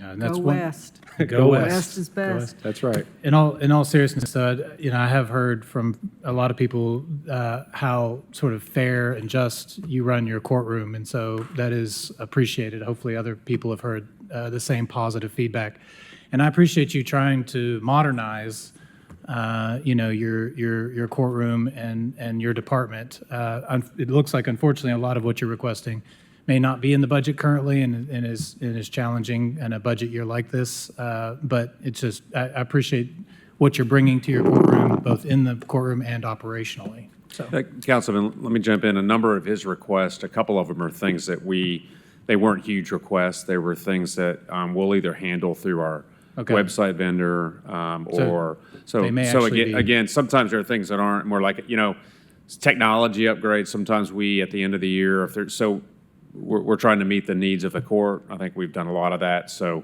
many of these, especially the outsourcing and scanning, we do quite a bit of that within our operations department at times. So we've got some other avenues to try to fulfill those needs. Someone should have stopped me. This was a preparation error on my part. I just misread what was approved and what wasn't. So, and again, that's part of why we're having this session is to iron out these details. So I can say, is my information right? It may be, it may not be. No, or so my thank interpretation you of for the correcting me, and Well, now you know why I asked for them. That's all right. We can't figure out the color codes in our notebooks, so, it took us a minute. Well, there's a general rule, don't interrupt the judge if he's talking. That's kind. So Yes, I yes. abided by that rule. You're Yes, kind. yes. Thank you. But we will, despite We'll keep working on it. not having all the things I just spent 10 minutes talking about, we will, I think we'll be okay this year. Well, it sounds like you've got maybe some in-kind help. Certainly, All certainly. right. Thank you. Councilman Grant? Yeah, I was just co-signing what Councilmember Honeycutt said, just in terms of the feedback that I'm getting in the community. Just these last few years, I've had the pleasure of knowing you prior to being on council, working in the courts, but it definitely makes a huge difference just having that grace, right? A speeding ticket, a citation can make all of the difference for an individual or a family. So for you to create this culture in the courtroom that we're seeing, it goes a long way. So I just want to, you're not in front of us often. And then also, thank you for swearing me in. My pleasure. And I'm glad you guys aren't in front of me often. But thank you for your kind words, both of you. I appreciate that. Me too. All right, thank you very much. All right, Thank thank you, you all. Judge. Yeah. What?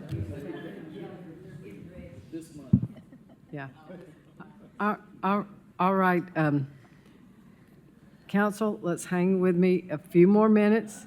Yeah, this last one is our budget, the legislative budget. So we'll let Mr. Johnson talk about that, and then just for what it's worth, I don't think that's going to take him till 5 o'clock. So when he's finished, we will adjourn, but we have to be back here at 5. No, it's corrected. We do not adjourn. We will recess because public hearing is still a part of this meeting, and it begins at 5 o'clock. And to date, we have 2 people signed up to speak, so, all right. Mr. Johnson. Thank you, Vice Mayor. Excuse me. So we had 2 additional funding requests for our budget this year. One was, as was previously discussed, for the 202 fund. $45,000 was requested to provide additional funding to council to make appropriations to neighborhoods and other organizations. That funding request was met. So council members, if the budget is approved, would have $20,000 per member to spend or to appropriate as part of that process. The other request was for, I'm drawing a blank. Attorney's fees. Yes, thank you. Attorney. We requested $25,000 additional to cover representation that Mr. Frost provides to you for in court cases, in litigation. So as Mr. Swanson was speaking about, your attorney is in the same situation where it is difficult to predict what those needs will be from year to year. We are seeing an increase in those expenses, so we requested additional funding, and that request was also met. So that covers our requests. So we had a good year. Our budget request was met. Councilwoman Parker. Same question I had for Swanson. What issues are you seeing cause, at least this year, an increase in the need for attorney's fees? Well, I think the only time city council gets invited to court is over land use issues. Or beer board. I'm sorry. Do these funds not go towards your work with the beer board also? Oh, it does, but you know, there was just litigation filed, 2 weeks ago involving care cuts, which is fine. And there's another care cuts issue coming up, which, you know, who knows if that's going to be litigation. I mean, a few years ago, there was a land use dispute where I knew both of the attorneys, or the attorneys on each side, and I asked them independently, if you lose at council, are you going to sue? And they said, absolutely. I mean, it was a lose-lose type of thing, as you can anticipate. But there has also been years where there has been no litigation filed. What I always try to do, and I wouldn't be speaking with you since you're an at-large representative, but for the district representatives, if a land use decision or a variance or something comes up, I'll call them beforehand and say, hey, let's go over things because we want to properly frame a motion and have the proper discussion where it'll hold up in court. Because we don't want to, the way I see it is, we don't want to win the battle at a city council meeting, but lose it at court because something was or was not said at the city council meeting, because for the most part, we're arguing over the record of what happens at a city council meeting. There was a situation involving, can't remember the neighborhood, but I, talked to the district rep, and we try to frame things. The other side, the losing side, thought that they were going to maybe file suit, but then they looked at things and they ended up not filing suit. So I'm in the boat with the law department of trying to minimize and avoid litigation. But that doesn't address all of it, and sometimes we just get drug into court. I can speak a little bit further. The beer fund is a special revenue fund that is, it comes from fines and unpredictable. True. Also. Yeah. I've been curious about that process because I'm not a district rep, so we've never had that conversation. But I can tell people come in with their arguments ready. Which oftentimes I argue against. Have you seen any need or any consequence of not speaking with the other council members when we're seated in that position and just focusing on the district rep? Well, generally, I speak with the district rep because for sake of argument, let's pick Vestal, for example, because I've always seen it, whether it was serving in this role or serving as a member of city council, that I've always thought it was the district rep's responsibility to have their finger on the pulse of what was going on, in this case, the first district. So I would think that Councilmember Adams would have, for sake of argument, attended the meetings and done things like that. So generally on council, most of the time, the 8 other members of council kind of let the district representative lead a discussion a little bit or help frame the issue. So that's why I speak with the district rep beforehand to say, hey, and I'm not trying to push a district rep one way or the other, said, once you kind of think you're going to make up your mind or you've decided what you're going to do, I mean, I understand, depending on what's said here at the meeting, what the person's colleagues say, that might change. Said, let's frame what you're going to do, what your motion is to try to help out. Like I said, we don't want to only win the battle. We want to win the war and hopefully ward off getting drug into Chancery Court.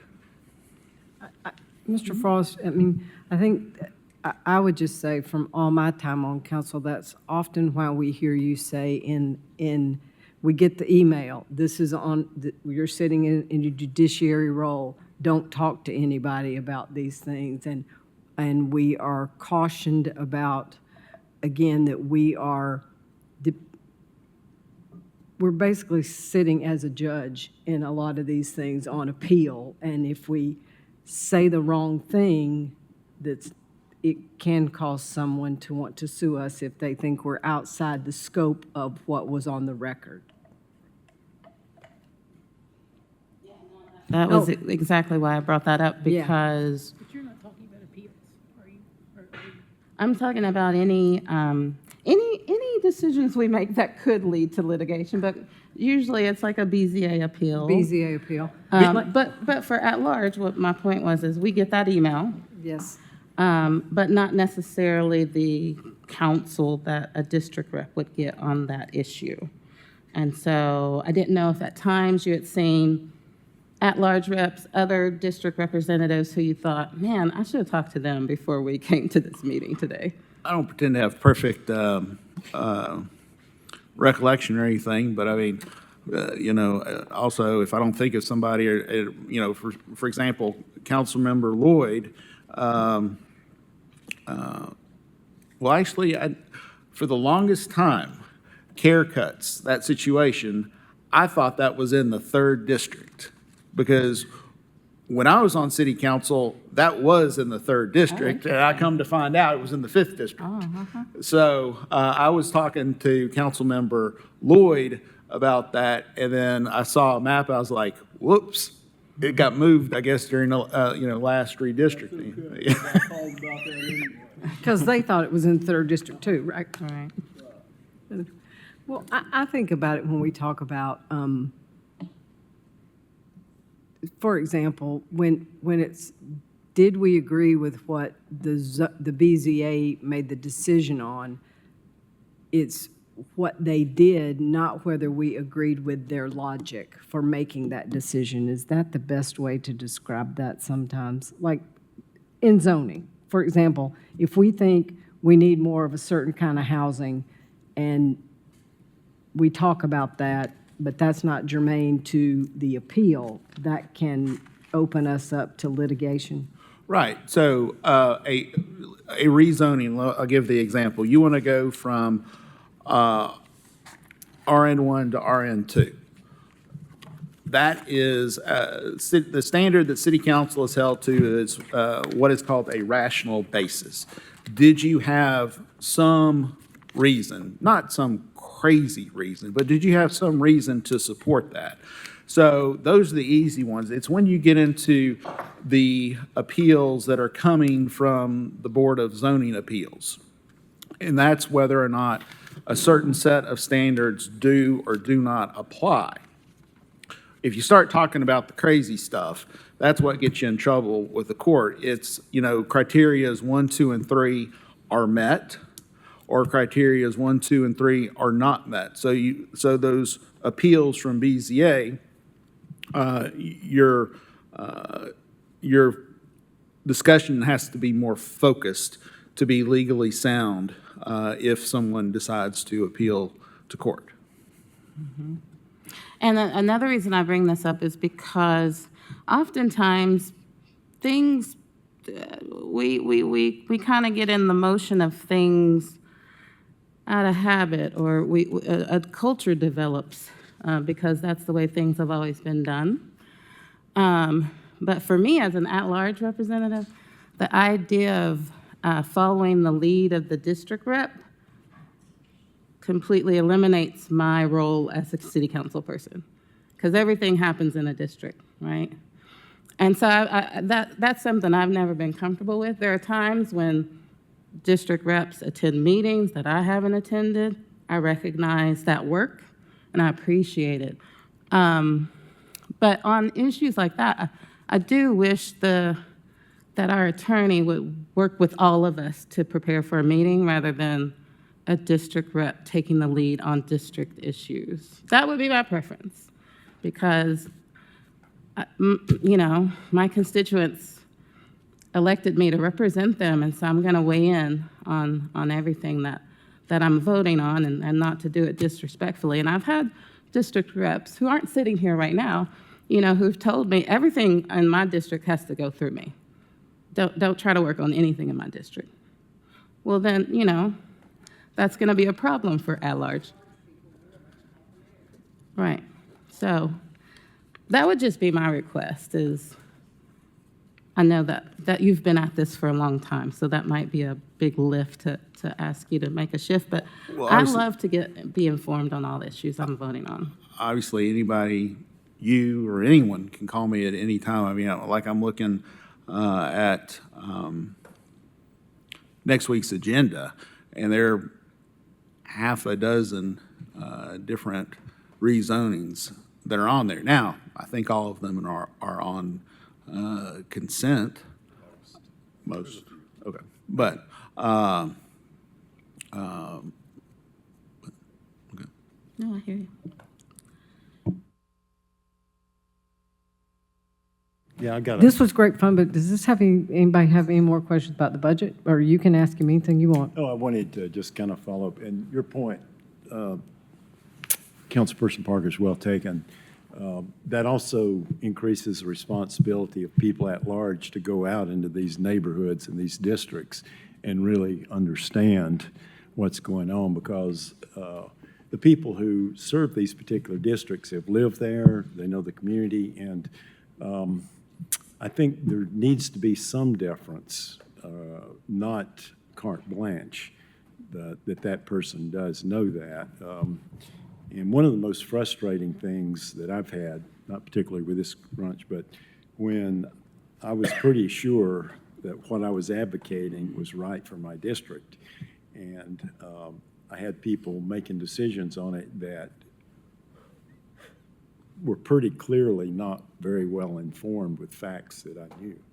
So you got to be kind of careful with that, because you don't want to come across as knowing better what's good for somebody's district better than they do. If you better have a really good reason or a good basis, because you can really come across as really arrogant, for somebody that knows their neighborhood and knows their district. Now, I don't want to come across too, but you got to balance this out, because that is there. And if you haven't come in, I say you're laughing, Councilperson Deadly, but if you haven't come into that district and you haven't met in those neighborhoods and you haven't listened to what the people in those neighborhoods are saying, sometimes you can get the wrong impression by just what you hear. So with that becomes a responsibility as at-large people to know these districts better. So I'm not disagreeing with you, but there is another side of that, and there is a reason why traditionally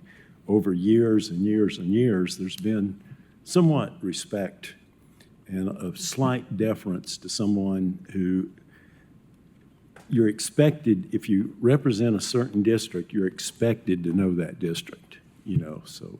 Well, and I mean, there's a method to district representation and then 3 at large, and we all have our different roles and lenses with which we look at through things, but we all do have equal votes, and so I appreciate that comment because it is hard as an at-large person to know everything that goes on in every district, no matter how hard you try. So, but. Yeah, my comment was not to Right, be right, I know. too far to one side. It was just I wanted to kind of give the other perspective on that. And then, Now to splitting the baby. and then another comment I want to make as far as avoiding litigation. One of the things that parties can do to avoid litigation, not to mention a recent agenda item that we've had, and that is to follow a good public process. And what happens if applicants don't follow the public process? In fact, if they go before the Planning Commission and don't bother to reach out to the adjoining property owners and don't check that box, yes, and then they blindside the communities and sometimes blindside the representative for that district, suddenly things are polarized and people are lawyered up. And even before the district rep has an opportunity to talk to both sides, and then and then suddenly we can't talk to them. It's too late. Yeah. So, the public process is so important, but I'm not going to say every opportunity, every circumstance where people were sued over a land use thing would be solved by that, but it really decreases the likelihood that people are going to lawyer up and file lawsuits if you start with a good public process. So. Thank you. All right, council, we have, as we wrap up our portion, before we take a recess, I hope this has been helpful. I know it's a lot of work. I appreciate every department that came in and took their time to prepare and answer whatever questions we threw at them. And again, I want to thank Ms. Kirk for the binder that we will enjoy reading over the next couple of weeks. And I think if we have any specific questions, we can get with you to help us answer some of what we find in our binder. I do have one question along that line, and it's probably best illustrated by the last, by the city court, that there's some things in the binder that don't reflect what's actually going to happen or has been discussed, just in terms of the binder looked like it wasn't funded, but then. Well, it wasn't funded. But but it sounded like there's things already, like it will be taken care of. And who should we talk to if there are questions along those lines? Mr. Brace? Yeah, just give me a call. You talk about Butterfly Lake or things like that? I don't even have one that's a question right now. I'm just Okay, thinking just call about, me. as I go back through, if I think, well, is this or isn't this? Like, where should I go? You can Yeah, talk to just- either myself yeah, or just call. Mr. Brace. Okay, thanks. All right, we are in recess till 5 o'clock.